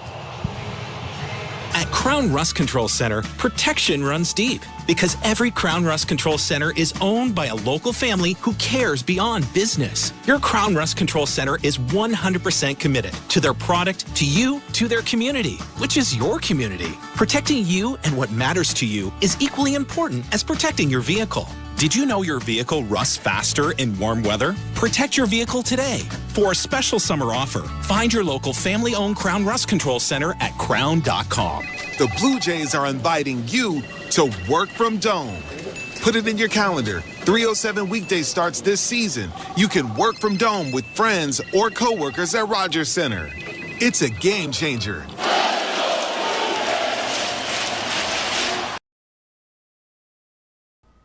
What's up, baseball fans? Thanks for hanging out with us for this Toronto Blue Jays matchup. Really appreciate you guys being here and chatting it up. Please take a second to smash that like button down below. Hit that thumbs up for us. It helps bring more fans into the chat and helps the channel grow. The more likes, the better. Thank you guys so much for smashing that like button. Now let's get back to the baseball. Let's go Blue Jays. Finish strong. Jays lead the Braves now 3-2 as we head to the bottom of the 11th inning in Atlanta at Truist Park. We have Jays Talk following this one. Jesse and I will take your calls and texts. 590-590, name and location. Standard data and messaging rates may apply. I see a whole bunch here still coming in, so keep them coming. Again, 590-590, name and location, please. We'll throw the numbers for you to call after this game is in the books. Blue Jays baseball brought to you by Crown Rust Protection. Zach Pop on for the bottom of the 11th inning. Jays lead at 3-2. Here's Ben Schulman and Chris LaRue. Thank you, Show. Automatic runner on second. Leadoff hitter is Eli White in this inning, and he's going to square to bunt, pull it back, and take strike one. Blue Jays 3, Braves 2. And while this is 2-3-4 in the Braves order, they've substituted out the 2-hitter Jorge Soler and the 3-hitter Marcell Ozuna, so they might be looking to manufacture more than they would have previously. White squaring early again. Harris is on second, the pitch. And it's bunted to third base. Pop scrambling for it, and everybody is safe. Barger went back to third rather than in on the ball, I think thinking that Pop or Guerrero had it, and it goes as a bunt single for White. And the tying run on third, the winning run on first. Nobody out. Well, it's the pitcher's job to get the third base side of the infield on a bunt right there. That's Zach Pop's ball. Addison Barger was going back to third base. Zach Pop was kind of stuck on the mound. And unfortunately, that's just a misplay from Zach Pop. I'm sure that's exactly what John Schneider's thinking. So the Blue Jays will have to bring the infield in. Toronto led 2-1 in the ninth. Eli White had a fluky infield single that helped score a run that inning. Now White with the bunt single when he was trying to sacrifice. And here's Adam Duvall batting for the first time in this series. The pitch. High ball one. Duvall, another guy who was a big factor in the Braves World Series run that's returned this year to Atlanta, but he has struggled hitting 185. Infield kind of halfway in. 1-0. Swing and a foul back. Runner was taken off from first White, but he'll have to turn around and go back to first base.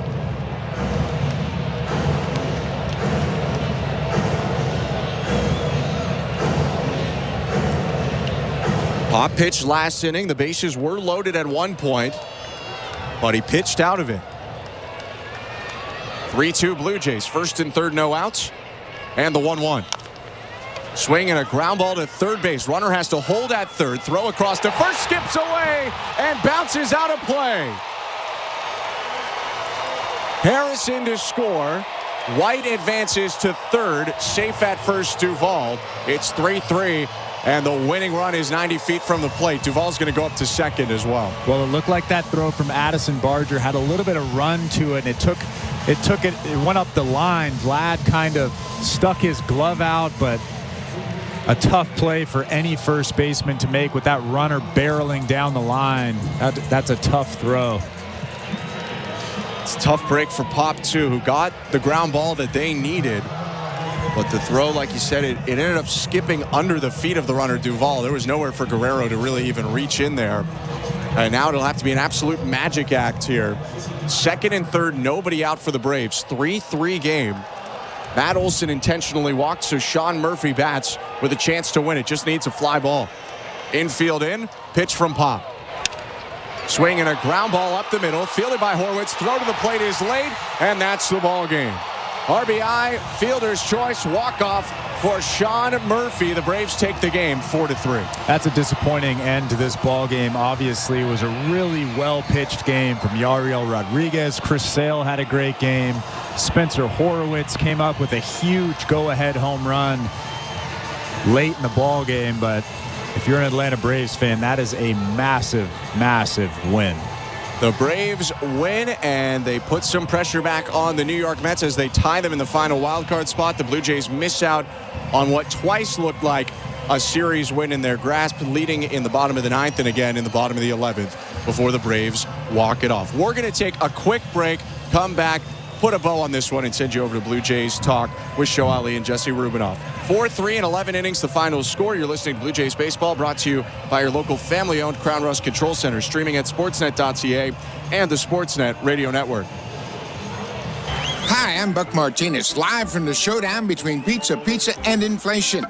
First to the plate, Pizza's big hitter, fixed rate pizza. An extra large 4-topping pizza for a fixed price of $17.99 until the end of 2024. I dare say, folks, inflation stands no chance against this all-star. Here's the delivery. And inflation strikes out. That's a swing and a drive for fixed rate pizza. Lock in yours today. Order pizza.ca. We're two men in a truck.ca. We've got lots of men and lots of trucks, so get ready to be moved. Think 2 men in a truck, 2 men in a truck.ca. So when you gotta move, all moving day. Think 2 men in a truck, 2 men in a truck.ca. Cause all of us movers are not the same. So that's our company name, 2 men in a truck.ca. We're lots of men with lots of trucks, so give us a call today. This is Toronto Blue Jays baseball. It's an RBI single, Addison Barger. 5-run frame so far. On Sportsnet 590 The Fan and the Sportsnet Radio Network. Blue Jays fall 4-3 to the Atlanta Braves in 11 innings. Thanks so much for tuning in. Blue Jays talk coming up in just a sec. But first, let's take a quick look back at this one. Chris, great pitching matchup. Did not disappoint. Chris Sale, phenomenal today. Yariel Rodriguez also had one of his better starts in the recent months. Yeah, I mean, if you're a fan of good pitching, today was the game that you wanted to watch. Yariel Rodriguez went toe-to-toe with one of the best pitchers in the last 15 years or so. Chris Sale obviously pitched well, but Yariel Rodriguez was locating the fastball. The velo was decent, and that slider was probably the best slider I've seen him throw in the last 2 or 3 starts, but obviously a disappointing loss if you're a Blue Jays fan. But some things that you can take away from this ball game. Obviously, Spencer Horwitz, Yariel Rodriguez, but just a disappointing loss when you think about it. Horwitz comes off the bench after the Blue Jays trailed 1-0 for the entirety of the game up to the 8th inning, and Spencer Horwitz comes up with his 3rd home run in the last 2 games. A 2-run shot. Blue Jays take a 2-1 lead. They booted it a little bit to start the 8th inning, allowed a runner to go to 3rd on an error with 1 out, got out of it, but the same couldn't be said for the 9th inning. The Blue Jays misplay a ground ball up the middle to start that inning. That eventually becomes the tying run as it scores on a sac fly. Toronto goes to extra innings, takes a lead on George Springer's single in the 11th, but then an error in that inning after a bit of a missed bunt coverage to start the bottom of the 11th, too. So 2 base runners aboard and 1 run already in that probably shouldn't have been. And then Sean Murphy comes up with the RBI fielder's choice to walk it off. Just, you could see a little bit of the inexperience potentially in the Blue Jays in those last couple innings. Yeah, of course, Addison Barger, a very routine play, should have made the easy throw across the diamond, but I think the play that's really going to get lost in talking about the game afterwards is Zach Pop on the sacrifice bunt, just standing on the mound, staring at the play. As a pitcher, you need to cover the third base side of the infield. He didn't do that, and then obviously the rest is history. The Blue Jays end up dropping the game 4-3. 3 hits, 8 runs, 2 errors for Toronto. 4 hits, 8 runs, 1 error for Atlanta. The win to Raisel Iglesias, whose scoreless streak ends, but he goes to 5-1, pitching both the 10th and the 11th. Pop, who was thrown out there for the 10th and 11th as well, picks up the loss, going to 1-4, and the Blue Jays drop the game. So they are now 68-76. The Braves are 78-65, and all of a sudden back in a tie for the final wild card spot in the National League.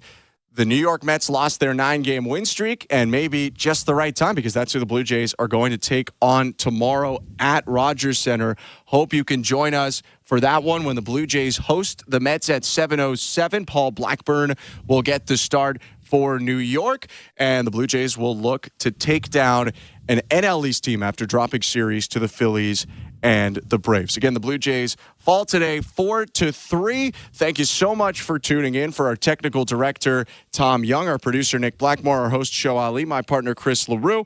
I'm Ben Schulman. Hope you have a great rest of your weekend, and we hope to see you tomorrow. But stick around. It's time for your calls, your texts, your thoughts. It's Blue Jays Talk with Show Ali and Jesse Rubinoff, starting right now. Teams trading opportunities in extras before an error from Addison Barger in the bottom of the 11th, and the Jays losing the series. A tough one to swallow because it felt so winnable, but in the end, a 4-3 walk-off defeat to the Braves in Atlanta. Well, when you're that close in a game where Chris Sale does what we expected him to do, like the fact that Yariel Rodriguez and the rest of the Blue Jays pitching staff was able to hold the Braves to no runs through the first little bit, or 1 run through the first little bit, I mean, that should be a winnable game. And that puts even more emphasis on, what happened in the latter stages there, where you start to understand why the Blue Jays are not a playoff team. Like, the reality of this is, like, teams that play crisp, quality baseball win that game easily.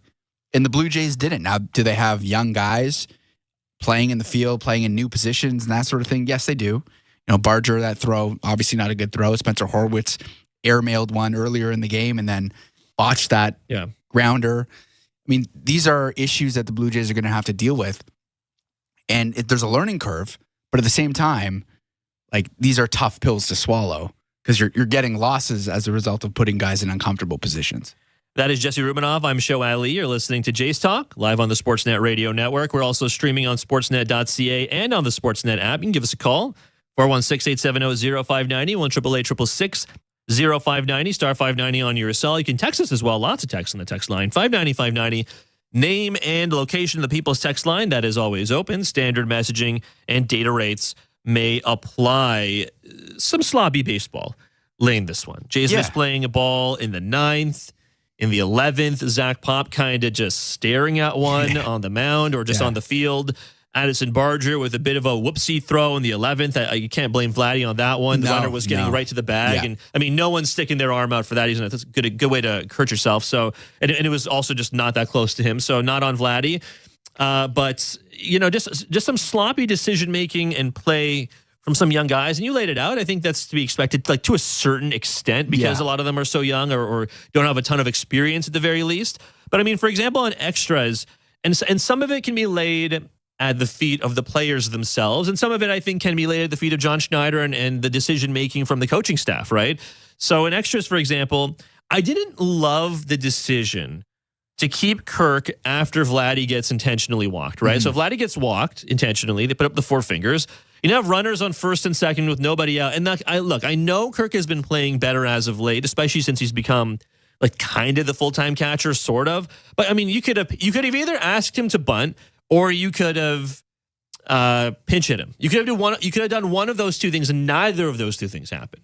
Right. So again, you could have bunt. I don't know why he didn't bunt. Maybe you take your chances with Kirk. That's the thought process. Yeah. But if you're not going to do that and you need someone with no outs with runners on first and second, I don't know. You could have pinch hit Will Wagner, for example, in that situation. Kirk was DHing today, so you could have done kind of anything you wanted with that DH spot.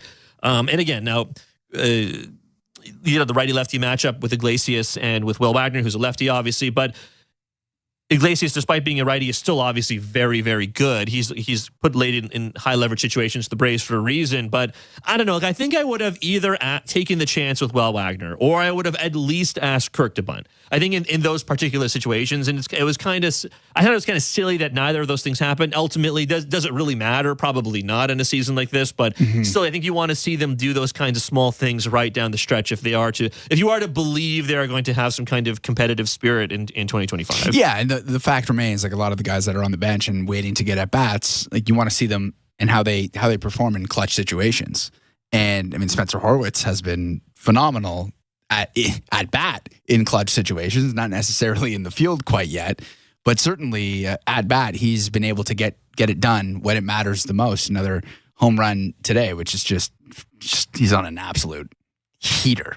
He's on an absolute heater. But yeah, I'm with you. I think Kirk, you sort of know what you get at this point. Like, yeah, he's a little bit hotter than he's been throughout the season, but nonetheless, like he's still 1 for 5 today. Like, wasn't a great day for him at the plate.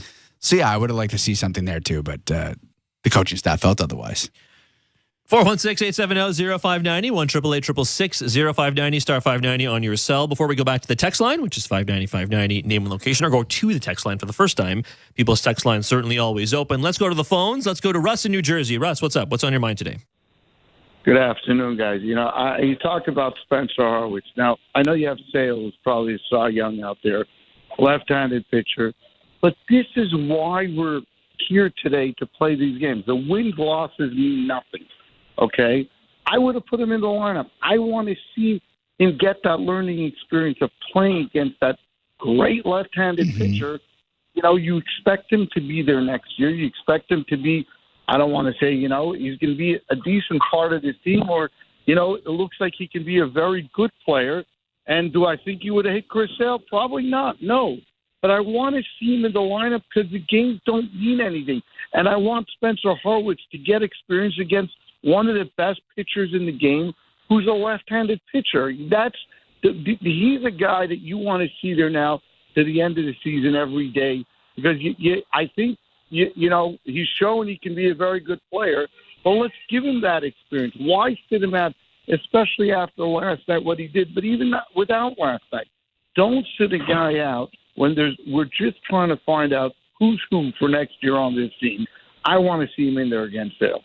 Hey, man, thanks for the call, Russ. Appreciate it as always. I think, look, I get the impetus, the inclination to put Horwitz in there against Sale. And like Russ laid out, the reason he wasn't is because the left-on-left matchup. Basically, the only left-handed bat, at least in the starting lineup, was Loperfido. And they did that because Varsho wasn't in the lineup today, right? And Loperfido was batting 9th. But none of Varsho, Lucas, Wagner, and Horwitz were in the lineup to start, despite basically all of them. Well, not Varsho, but the other three, Lucas, Wagner, and Horwitz, all having great games last night. So I definitely understand it. Here's the thing, though. We're not talking about. I said this to you in the pregame show. Yeah, we were talking about this. We're not talking about like a random lefty call up. We're talking about Chris Sale, who's going to win the Cy Young this year. Mm-hmm. And to Chris's point, you want to see him have more ABs against those guys. Here are the stats coming into today. Here are the stats, because Horwitz punishes right-handed pitching. It's pretty remarkable what he can do against right-handed pitching. For a guy who has not had that much major league experience. Obviously, he had the cup of coffee last year. I guess he's played for approximately half the season this year, but has largely had the biggest moments prior to this year, obviously, in the minor leagues. Yeah. And here were his stats coming into today. He was hitting 170 with a 445 OPS against left-handed pitching. With a larger sample size in the minors, in AAA, he hit 241 with a 614 OPS, but the OPS, he had a lot of walks against some really bad AAA pitching, right? So, and even like, if you want to say that's like, it doesn't matter, over the last 3 seasons against lefties, he has over 300 and I think it's 380 or 370 ABs against lefties in particular. And that's where all those stats come from. So I'm not sure. Like, I know the impetus is like, okay, we want to learn more about Spencer Horwitz against left-handed pitching, but I kind of think we know everything there is to know about Spencer Horwitz against left-handed pitching. I think that's fine. Like, I think that's fine for Horwitz to be a great bat against righties for you to use on maybe the strong side of a platoon, depending on what his role is next year. I think that's totally fine, frankly. Yeah, I don't think he would have been in the lineup or will be in the lineup next year when the same thing happens and he's more of a regular. Like, I just think that in any world, facing Chris Sale, given what we know about Spencer Horwitz and the top time that he has against lefties, like, he's never going to be in the lineup to face a guy like Chris Sale, because there's enough of a sample size in the minor leagues. It's not a lot of at-bats at the majors. But another thing is, like, he had such an incredible day yesterday. And you know that you're putting him up there. Like, you're just serving him up to Chris Sale. Just go out there and have 3 strikeouts. And he's still a young guy, Horwitz. And you don't want to crush his confidence, especially coming off such a great performance that he had last night. And ultimately, it worked. You brought him in a better situation for him, and he came into the game and hit another home run. Yeah. So it actually worked out perfectly from the Blue Jays' perspective, better than having him go out there and just whiff 3 straight times against Chris Sale and just add to Chris Sale's strikeout totals, like that doesn't really do anybody any good. I think there was an element where you have to play to your player's strengths. You know that he struggles against lefties. Is it going to hurt him in terms of playing time next year? Possibly. He might have to be in a platoon because he's so weak against lefties. Yeah. But you have to understand what your player's strengths and weaknesses are, and there was no point in having him out there today. I talked about this with Danielle yesterday. I am curious what you think about Horwitz's future on this team. Now, I've said a billion times, even to you, that Horwitz is on the team next year, period. Like, this is before yesterday. I think how I had made this decision like a month and a half, 2 months ago, essentially, that, you know what, no matter what really happens, he has a spot on the 26-man active roster come end of March, early April next season when we get to opening day.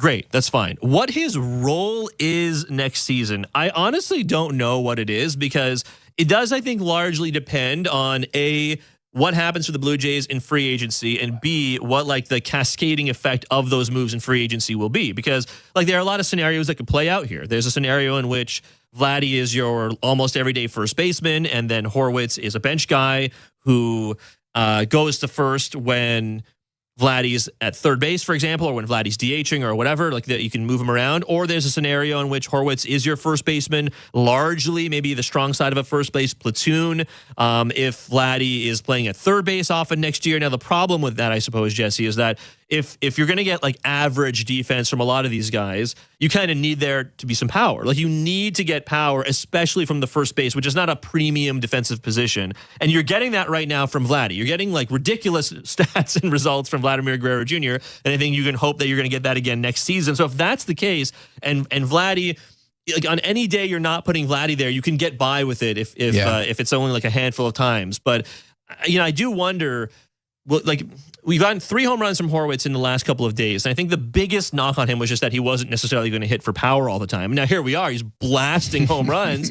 It's like a 2-game sample size, obviously, of 3 home runs in 2 games. But can your mind be changed in these remaining, I guess it's now 18 games after today? Can your mind be changed as to what Horwitz's power is in 18 games? Or, you know what I mean? Or are we like past that point? Like, do we know what Horwitz is at this point? I think he can be a 20 home run guy. I'm not sure I'd be willing to go past that. So then it becomes like, what do you want out of your first base position? If Vladdy's a third baseman, you can't have Spencer Horwitz as your first baseman. I don't see that as an enviable situation for the Blue Jays. In fact, because he struggles so much against left-handed pitchers, I think he's got to be in some sort of a platoon at second base. Like, you don't want to do this with every position. But the fact that his defense struggles the way it does at second base, and the fact that you want more power at first, you'll find at bats for him. But I think second base is the primary platoon spot that I would look to for maybe a Horwitz and a Clement next year. The only problem with that is, for me, is just that there's such a logjam of guys who kind of largely play second base. Like, there's Will Wagner, there's David Schneider, who I think probably at this rate, if he continues playing the way he's been playing, will not be a Blue Jay next year. I don't know. I'm not saying he necessarily gets traded, but he'll probably start with the Bisons if this continues. So there's that for Schneider, but still, like, you have to include him. So it's Schneider, it's Wagner, it's Horwitz in theory, it's Leo Jimenez, like, I guess Relvis Martinez, if you're really counting him there as well. Like, there's so many guys. And the other part of it too is, I was chatting about this with Daniela yesterday, Horwitz has not actually made a start at second base since mid-August. Yeah. That's crazy. And then the couple times, the couple innings we saw from him at second base today, makes 2 errors. Not a great amount of plays for Horwitz at second base. That's an excellent point. Like, I think, like I said, you find at bats for him. So if he becomes like the guy that spells Vladdy at first more often, and you want to give Vladdy more reps at DH, or even if Spencer Horwitz wants to DH from time to time, and you find a way to get the Will Wagner or Ernie Clement in, like, I think that's why this time from now until the end of the season is so important, because you're trying to really figure out, like, who is a lock? Like, who do you consider a lock to be on the team? In both of our opinions, Spencer Horwitz has to be on the team in some capacity, because you want that bat, whether he hits 15, 20 home runs and hits 280. Like, the Jays don't have enough of those guys anyway. So you need that bat. You have to work around that. Yeah. Like, that's the reality. Madison Barger, Ernie Clement, Will Wagner, Spencer Horwitz, they're not all going to be there. I think Spencer Horwitz they can't. Yeah. I think Spencer Horwitz is one that I'm at the point where I think it's pretty safe to say that he's one of those guys that should be here come next year, and you find a place for him. There are just a lot of guys on the team. I think Barger is one of these guys as well. I think Lucas is as well, that have played well enough that I believe they are major league ball players, that they could play 5 out of 7 times a week, like in a 7-day week, essentially. I just am not sure that's possible for them here on the Blue Jays. Yes, right. That's an excellent point. I think Nathan Lucas could probably be the 4th outfielder on a bunch of teams. He could probably be a starting outfielder on a bunch of teams, despite the fact that he's 30 years old. Addison Barger's a young guy. He could probably be part of a platoon at third base, or he could find regular playing time on another team. And I mean, maybe that team is the Blue Jays. I think he might be actually be the guy who has maybe a closer shot of finding more regular playing time on the Blue Jays. But I mean, Leo Jimenez is one of those guys, and I think he's a major league ball player. Will Wagner, it kind of looks like he is. It's a small sample size. You want to see more. But it's just, I think they're going to have some tough decisions to make in the offseason, because it's just not possible. Even if you give every one of them bench spots, which I don't think is going to happen, it's just not possible for all of them to find regular playing time. And I think the other part of it too is, Jesse, depending on what happens in the offseason, free agency wise, I'm not sure you want there to be like a platoon at every position, right? Yeah, you kind of want there to be regular guys at most positions. I think I could live with a platoon at second base if it's, let's just say, Ernie Clement and Will Wagner. Let's say that's the platoon at second base. Horwitz is the backup first baseman, and now you're making decisions as to signing a free agent for third base, or if Vladdy's playing third, you're signing a free agent for first base, whether that's like a Pete Alonso or a Christian Walker or like a Rhys Hoskins if he opts out. Like something like that. That would be suitable, I think. You can get your thumpers, as Barker likes to say, in the outfield and DH. Like you could get a left fielder, which they desperately need, or a DH is obviously the easiest position to fill because they don't play the field, so you can kind of get away with anyone there. But it's just you need to get someone. Like you can't backfill everything internally. Let's put it that way. Yeah, there's no question about it. Like you don't want a platoon more than one position. Like it would be chaos. Like remember when we were talking about versatility with the Blue Jays, and it was thought of as like this incredible strength, and the front office was touting it, that it was like, oh, we have all these different guys, they all play different positions around the infield, and we can use it. Yeah, it's great.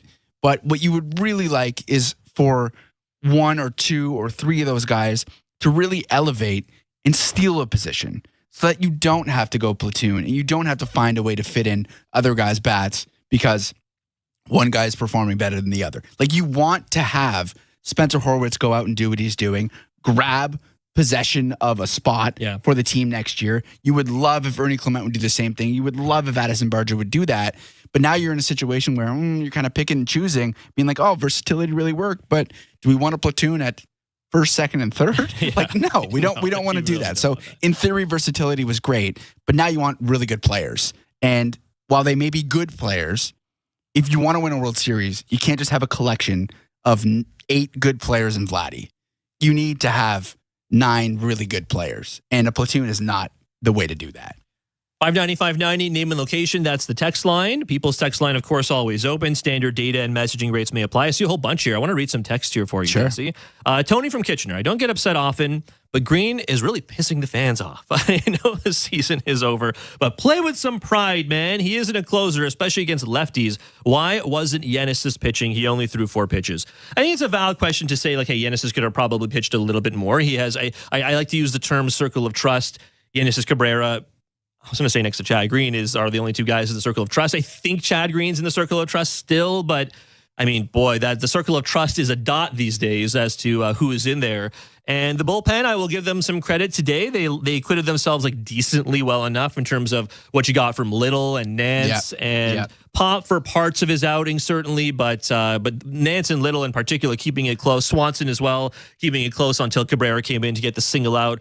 Chad Green, it's tough, right? Because I think I understand why you go to Chad Green, because Cabrera, lefty, kind of a lefty specialist, although he can be trusted to a certain extent to get righties out as well. But I think Chad Green, being paid a lot of money, is a guy who, for large chunks of the season at least, has been good. I think there is some luck involved when it comes to reading some of the numbers with FIP and so on as to his season-long results, but he is still, I think, the only remaining trusted reliever. And it's really tough for him to, it's tough that he has gotten some, like, essentially 3 straight outings where he has not been very good, right? Yeah, and he's given up he's blown it. He's given up big runs in big moments. That's a tough spot to be throwing Chad Green out. But to Tony's point, I think Chad Green is a good reliever. I just don't think he is a closer, if that makes sense. Like, he's capable of handling opposing batters in high leverage. I'm just not sure he is a bona fide closer in the same way that Emmanuel Clase is, or like in any of the other guys we've seen close games for teams in the last several years. Well, here's the interesting thing for Chad Green. Like, he didn't really ramp up until June is when he really started, cooking and getting more appearances. He had a 0.9 ERA in June, 1.98 in July, 1.59 in August, and now in September, 32.40. No. Yeah, Right. that might not even be updated after today. Honestly. It could be even more. But look, he's just going through a rough patch. Like, that's pretty clear. But he hasn't been bad the whole season. I think if there's one guy, I think you're bang on. If there's one guy from this bullpen that you think can actually handle it, whether it's a seventh inning role or maybe he just gets knocked down a couple rungs when you decide to rebuild the entire bullpen, which is probably what they're going to have to do. So. Like, he's a guy that I think you could be willing to hold on to. You just don't want to have him necessarily in the higher leverage spots, even though before these 3 rough outings, he was actually doing a pretty good job for the most part. But if you're rebuilding the bullpen, I think he's a guy that you still want to look to, maybe hang on to. Just don't have him in the biggest spots like you unfortunately have to have him now because your bullpen's been completely decimated. Yeah, like he is, I think, fine. It's just he's miscast, I think, as a closer. Yeah. Right? And I know he has had the closing role when looking for the Yankees, for example, prior to that injury, prior to his Blue Jays career. He had closing opportunities for the Yankees and did pretty well with them. But I mean, I'm not sure he's the exact same pitcher he was prior to the injury. And that's fine. He's still pretty effective. But it's just, I do believe it's just because everyone is because of the lack of depth on this team, because they're playing somewhat out of order in a sense, because we're not going to see Romano anymore. Yeah. That's been made clear from Arden Zwelling, of course, saying, I think it was yesterday, the day before, that Jordan Romano is done he's not going to play anymore for the rest of the year. He's not going to see major league time. Jimmy Garcia is obviously not on the team anymore. Eric Swanson's been better, but he's not been what he was when the Jays traded for him. And I mean, generally speaking, I would say in a very loose sense, the volatility of any reliever year over year in Major League Baseball is pretty high, right? Yes. Like, it's just in a general sense. Obviously, there are some exceptions to that case. For example, Emmanuel Clase, as I mentioned before. But I mean, how many people are Emmanuel Clase? Very few people, right? Have you gone through the exercise of looking at this bullpen chart and determining who you want to? Okay, I'll put it this way. The Blue Jays should bring back? Without looking, I will say Green will be back because he's under contract for next year. Yeah. Yannis Cabrera will be back because he's been pretty good, and he's also under contract for next year. I think it's a question mark with. I tend to believe Jordan Romano will be back next year because he is under contract one more year, but he's also making $8 million. He could get non-tendered and maybe re-signed at a lower deal. Mm-hmm. But he also, I don't know, will the Blue Jays want to do that to Romano after he's been a Blue Jay for so long? I'm not sure, but that's $8 million. A lot of cash for Jordan Romano, considering he's been injured a lot recently. I believe Swanson is making a fair amount of cash next year, so he could be non-tendered, maybe re-signed at a lower rate. But Swanson otherwise, it's still a question mark with Swanson. Like, after that, the only other guy I think I would really feel all right in, only in a very low leverage role, I would say is Brendan Little. But I mean, Ryan Burr, probably not. I mean, is Tommy Nance? We've seen some flashes, but again, probably Swanson, not. no. You know what I mean? Is Yariel Rodriguez going to be on the team next year? Probably not. I mean, you could look to the minors and say Hagen Danner might be a Blue Jay next year, but I mean, the door's the jury's way out on that. The door's still way open on any of those guys. You are effectively needing to rebuild the bullpen from scratch. You kind of have to. And I think it's a valid question. Fans have asked this. People have called in and texted in about this. I think it's a valid question to ask why the bullpen was not a bigger priority. And again, there were a lot of injuries. There's some regression. Some of that stuff can't be helped. But I mean, if there's one strength I can give Ross Atkins credit for, I know we're loath to give him credit for anything, but if one thing he's been decent at, it's finding guys off the scrap heap or acquiring relievers on the cheap that have actually been pretty good. Yeah. And they almost deliberately didn't do that this year. You know what I mean? They traded away Nate Pearson. who, by the way, was involved in a combined no-hitter for the Cubs, the first combined no-hitter for the Cubs in 57 years or something like that. So yay for that.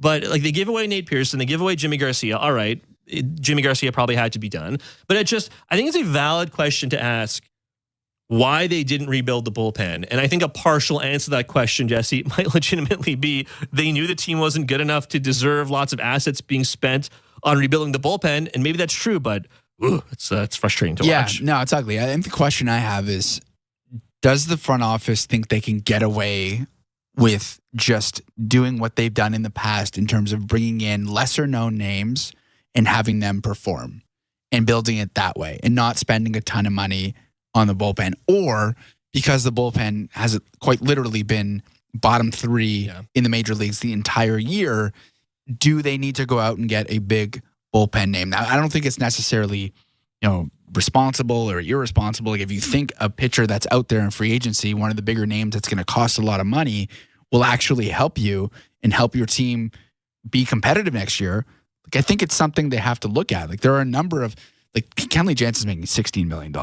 It's a ton of money. Like Ross Stripling's out there, Aroldis Chapman still at his advanced stage, Daniel Bard. Like there's a lot of names out there that people have heard of.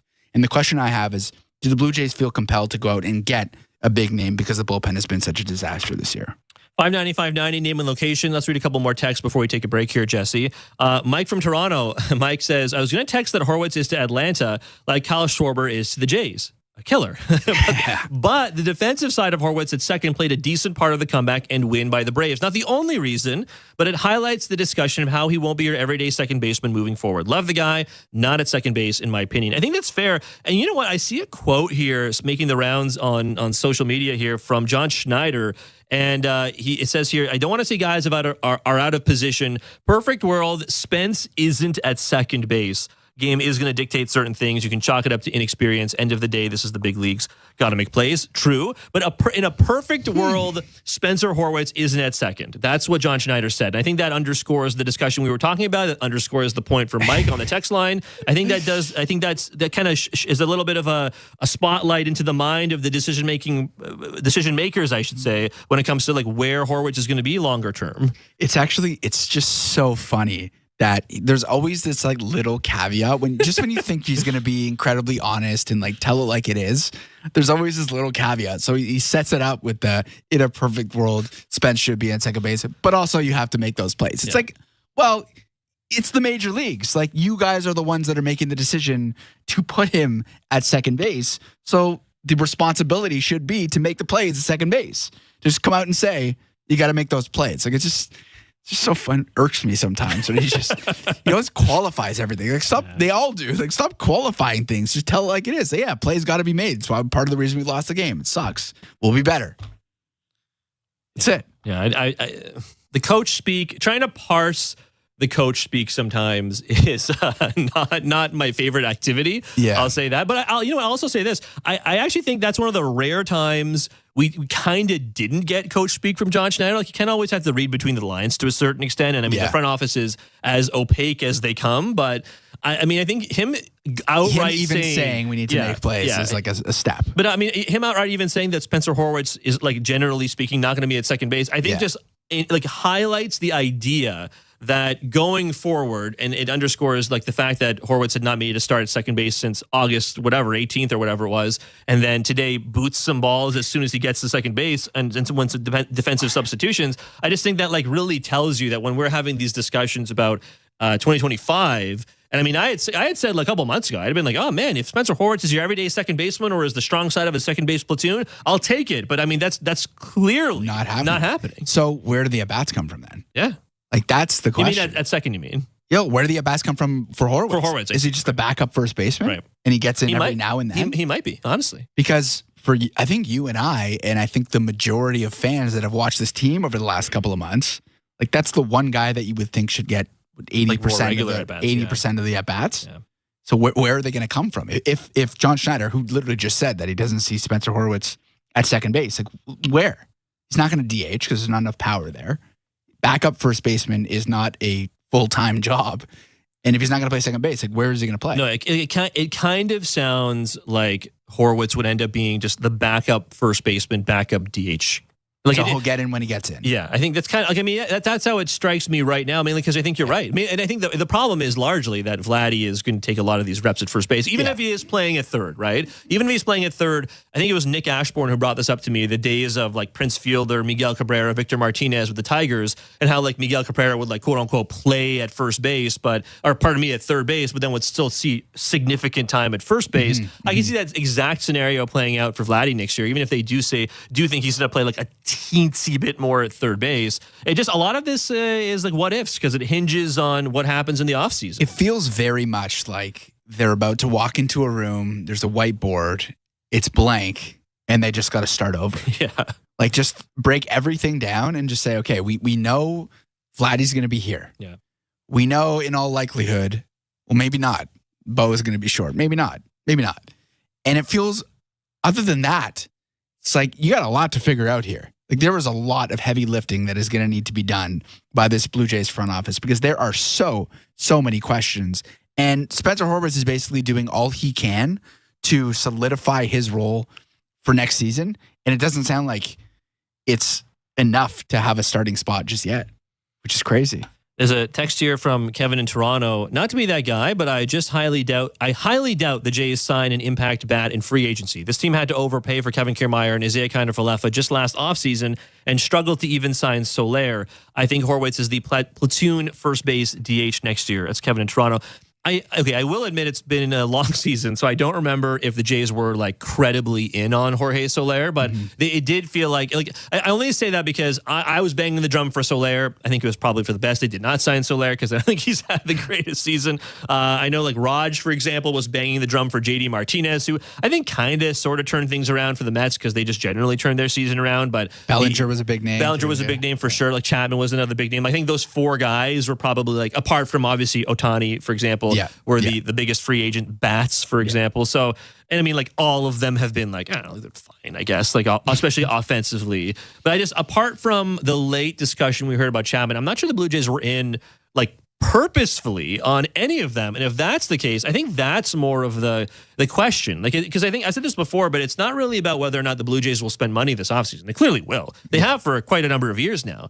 And they've been running a top 10 payroll, certainly going into this deadline before they shipped out a bunch of money. But I mean, it's not a question of will they spend money. It's a question of will they spend money wisely? Yeah. Will they spend the smart money? And even if it means overpaying by a year to get Santander or Tyler O'Neill or whatever, like they did for Springer to lure him away from signing with the Mets at the time, I think they can do it. It's just, will they do it? I think I don't know. It's the $1 million question, Jesse. Well, it feels like there are definitely, there's people who are angling for Santander for sure. There are names out there, again, that you can go out and get good hitters. Like Teoscar Hernandez is going to be a free agent again, right? So you could run that back. Like, do you bring in a Pete Alonso and that frees up, Vladdy to play a little bit more third base? Like, this is what I mean. There are just so many questions that need to be answered for this front office that it almost feels like they're starting from scratch in a sense. Like your pitching staff is in much better shape than your lineup is, because currently your lineup is occupied by at least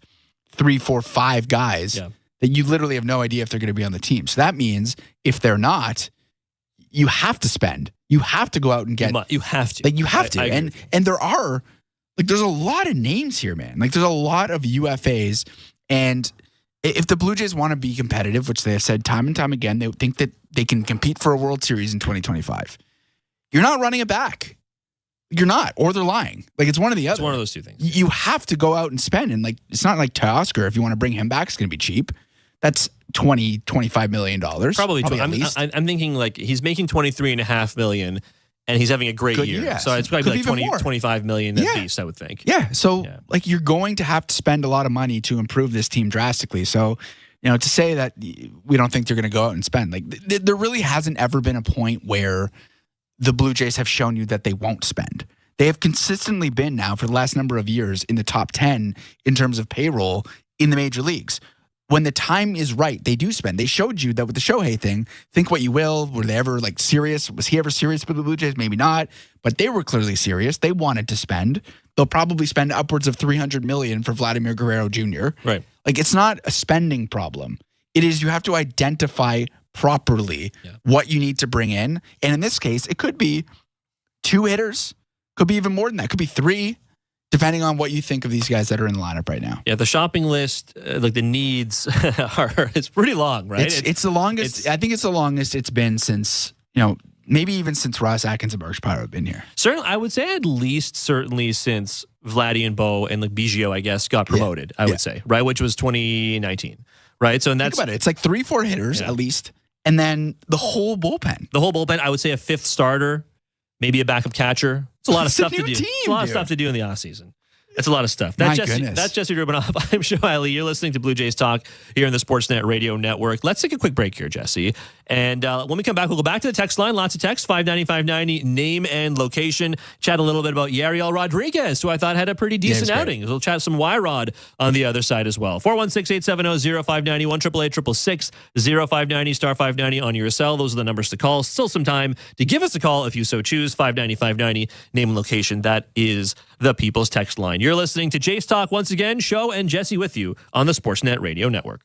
Timber Mart is Canada's building center, a solid neighbor to call upon when you've got a job to do. Your dependable home improvement store that offers the added value of Air Miles reward miles with every purchase of $15 or more. Visit timbermart.ca. We're 2 men and a truck. So, you're moving to a new home, and all that's left to do is to call a mover you know you can trust. Well, naturally, you think 2 men and a truck, since you know they have lots of men and lots of trucks. They'll wrap, pack, and move everything you own.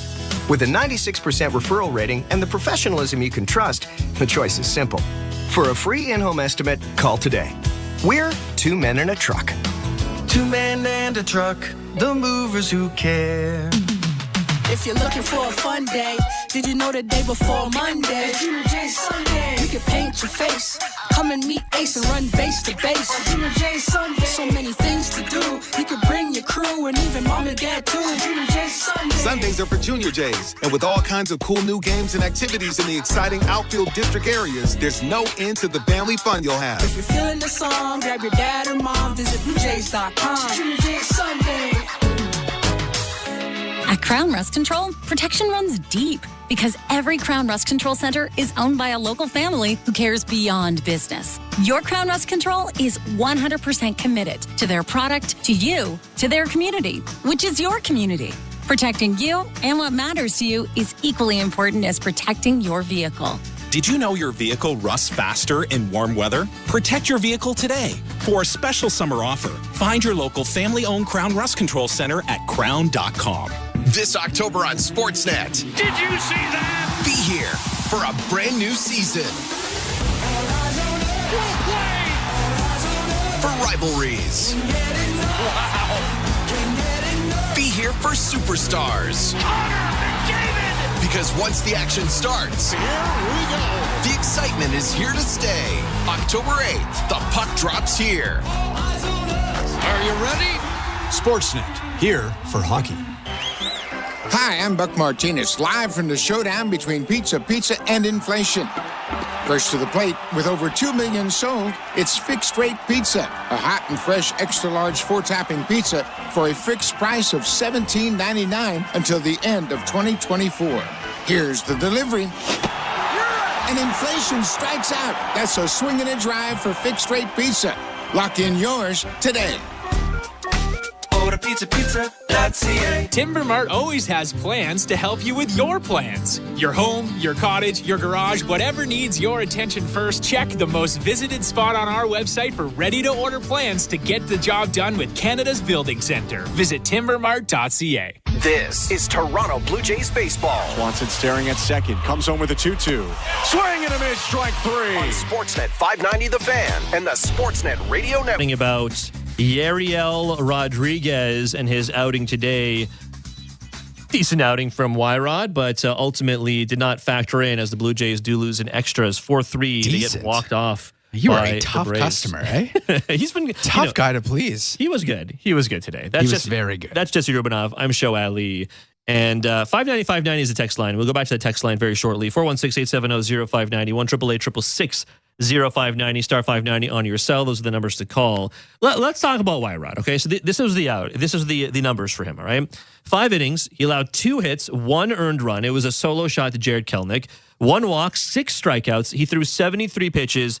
He had 44 strikes. And you're right. Decent maybe is like to not maybe a little too harsh, innings, you know. Yeah. But here's the thing: like the last outing for Yariel Rodriguez, he threw 57 pitches over 3 innings of work. Yeah. Right. So I think they were trying to, and like John Schneider alluded to there, I think they are trying to manage his workload to a certain extent. Which, all right, like he's a rookie. He's never pitched this much in a major league season before because he's never pitched in the majors before.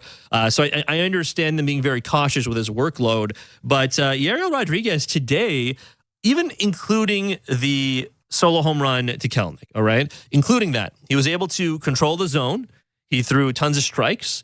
The slider, I thought, which has gotten banged around a little bit, looked good today. The velo, normal levels for the velo for him, which is generally speaking looked good so far. But I only bring it up because they're talking about fatigue and so on from him. So that's definitely a good thing. I was generally impressed given how, so coming into this start, and I'm including the September 1st start against the Twins, okay, Jesse? Yeah. So from the beginning of August to September 1st, so again, not including today's start, he had pitched 27 2/3. He'd given up 16 earned runs, 9 walks. It was an ERA of 5.20 coming into today.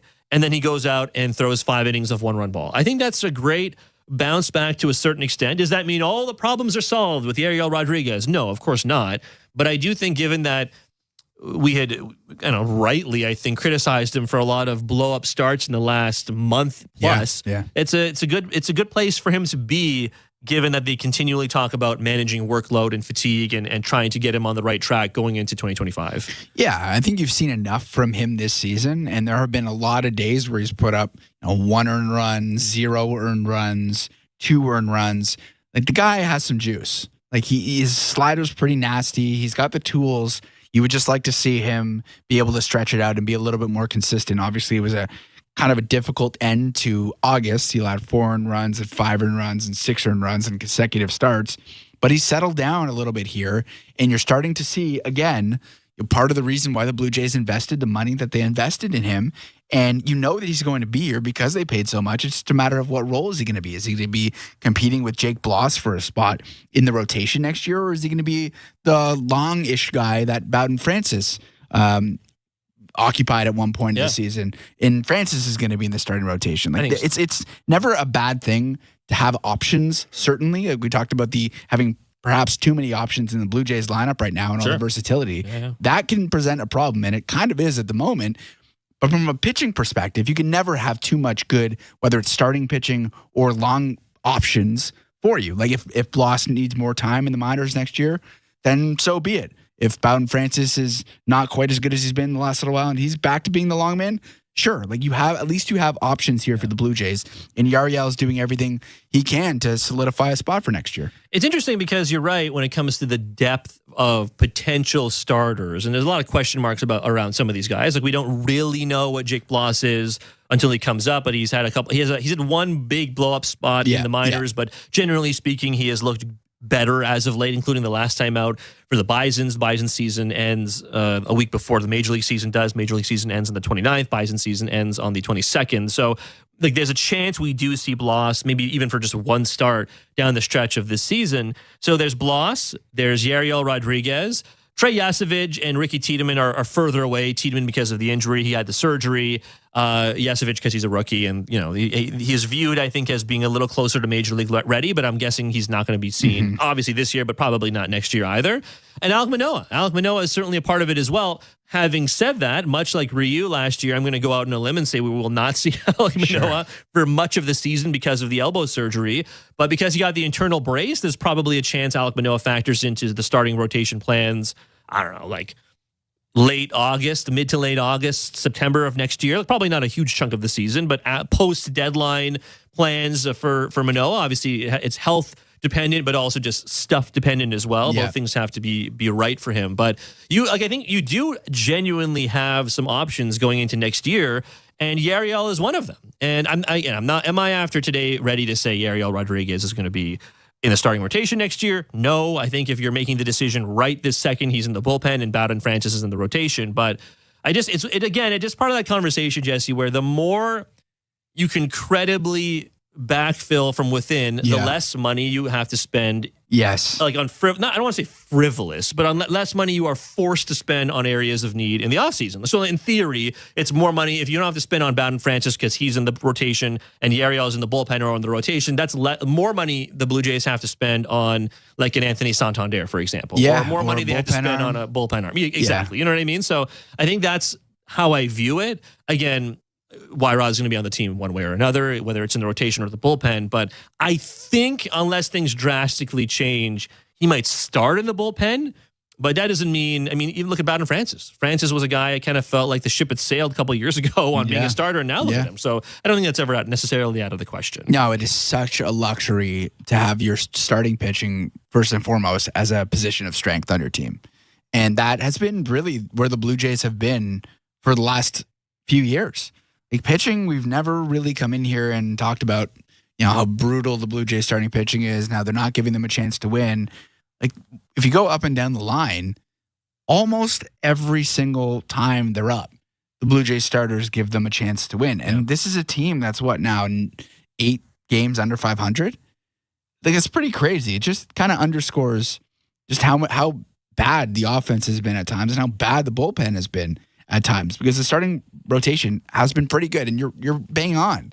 Like they know when you go into that room and you have all sorts of things that you got to figure out in the whiteboard, you put your starting pitching like kind of off to the side, because it's not really a stressor heading into the offseason, and that is such a luxury. And I think it's also part of the reason why the front office truly believes that they can be competitive, because it all starts from pitching, right? What's the old adage? Pitching and defense.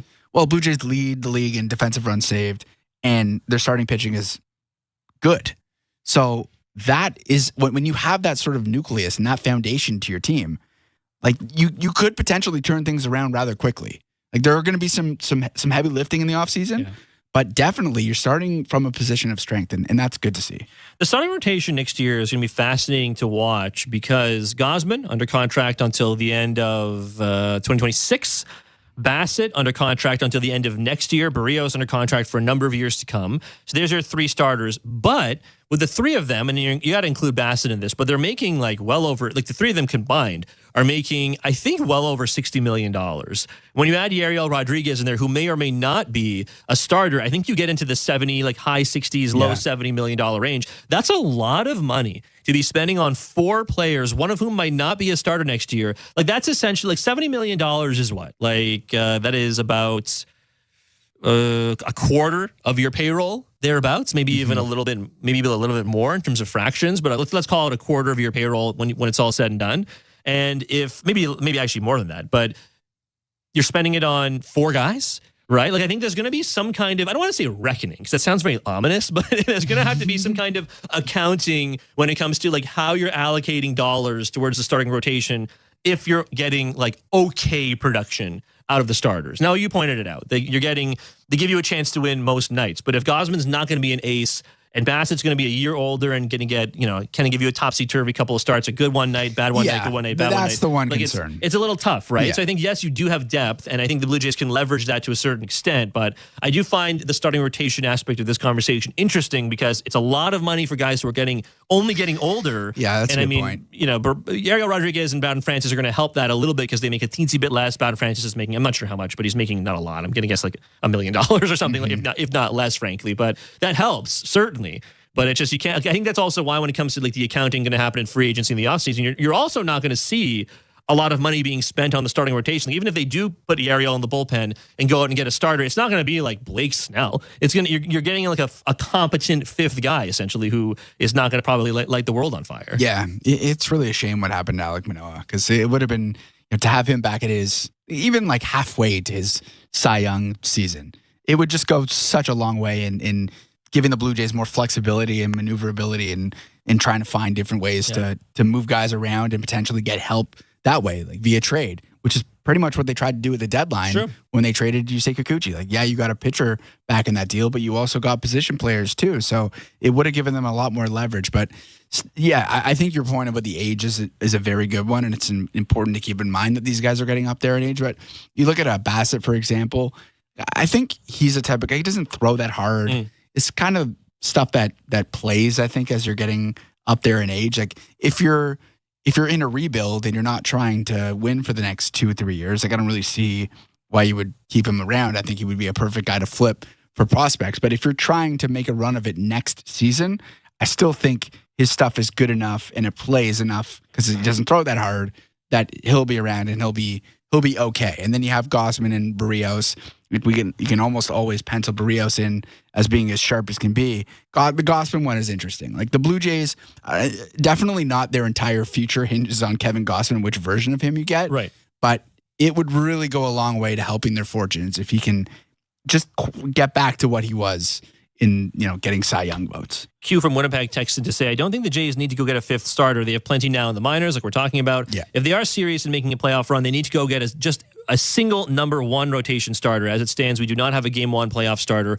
Gausman and Barrios are number two at best. I think there's a chance Gausman recaptures the previous form or something close to it because he's not been the ace I think we all expected for this season. But for reasons I laid out, I just think they're already spending so much money on the starting rotation that unless more money goes out, I don't think you are going to see them go after a number one free agent. Because I think Blake Snell's a free agent this year. I think Corbin Burns is a free agent this year. There are guys who can serve as number one front of rotation starters. I just don't see that as being particularly likely, given that I think you can view it as you can get by with the rotation of Gausman, Bassett, Barrios, Francis, and X, and then spend all that money on the position players because that's the real need. That's at least for now, right? I think they're just, like you pointed out earlier, there are a lot of holes to fill, lots of holes to fill, but I'm not sure the highest priority hole is a number one starter. No, can you just ask yourself, do you envision a rotation of Kevin Gausman, Jose Barrios, Chris Bassett,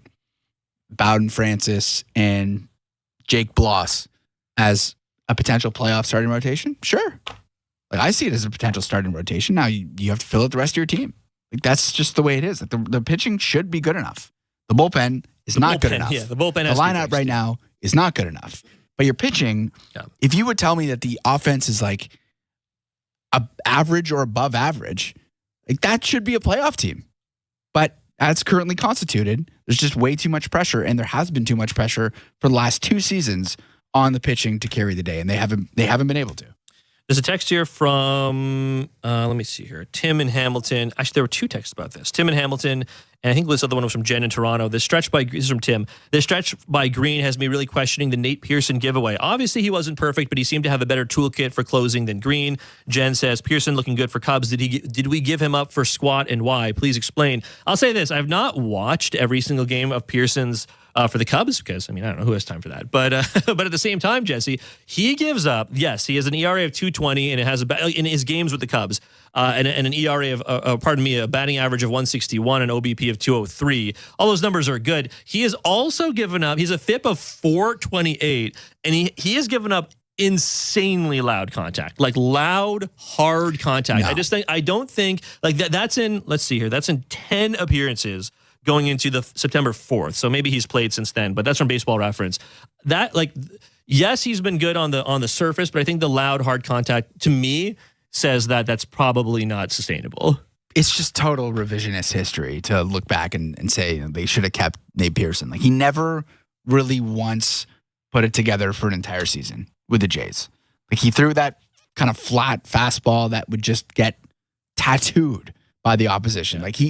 He's never had an ERA under 4 with the Blue Jays, and this year it was 5.60 when they traded him. Yeah. So it just wasn't, whether he needed a change of scenery or whatever it was, they gave him ample opportunity. This is a guy who started pitching for the Jays in 2020. Yeah. It's now the end of 2024. If he wasn't going to figure it out in 4 seasons, it was time to move on from Nate Pearson. Whether you like the trade or not, what they got back, that's a different conversation. But he's a guy who certainly needed a change of scenery. Good for him. Sure, absolutely. That he's been great. I agree. Yeah. With the Cubs so far, we'll see if it lasts, because based on the rest of the stats with the Jays, he's struggled at times. So we're going to keep tabs on Nate Pearson for sure. But to say they should have kept him, for me, is just a bit of revisionist history. It's like the Chapman deal, right? He signs the big time deal with the Giants. Hey, I like Chapman. I think he's been good for the Giants, but I'm not sure how well that deal is going to age. Happy that he got paid. I'm not sure if Giants fans are going to love that in 3 to 4 years, essentially, because it's a 6-year deal, Definitely $151 million. But I can still be happy for the guy. Yeah. And I think similarly, I'm happy for Nate Pearson that he's turned it around seemingly. But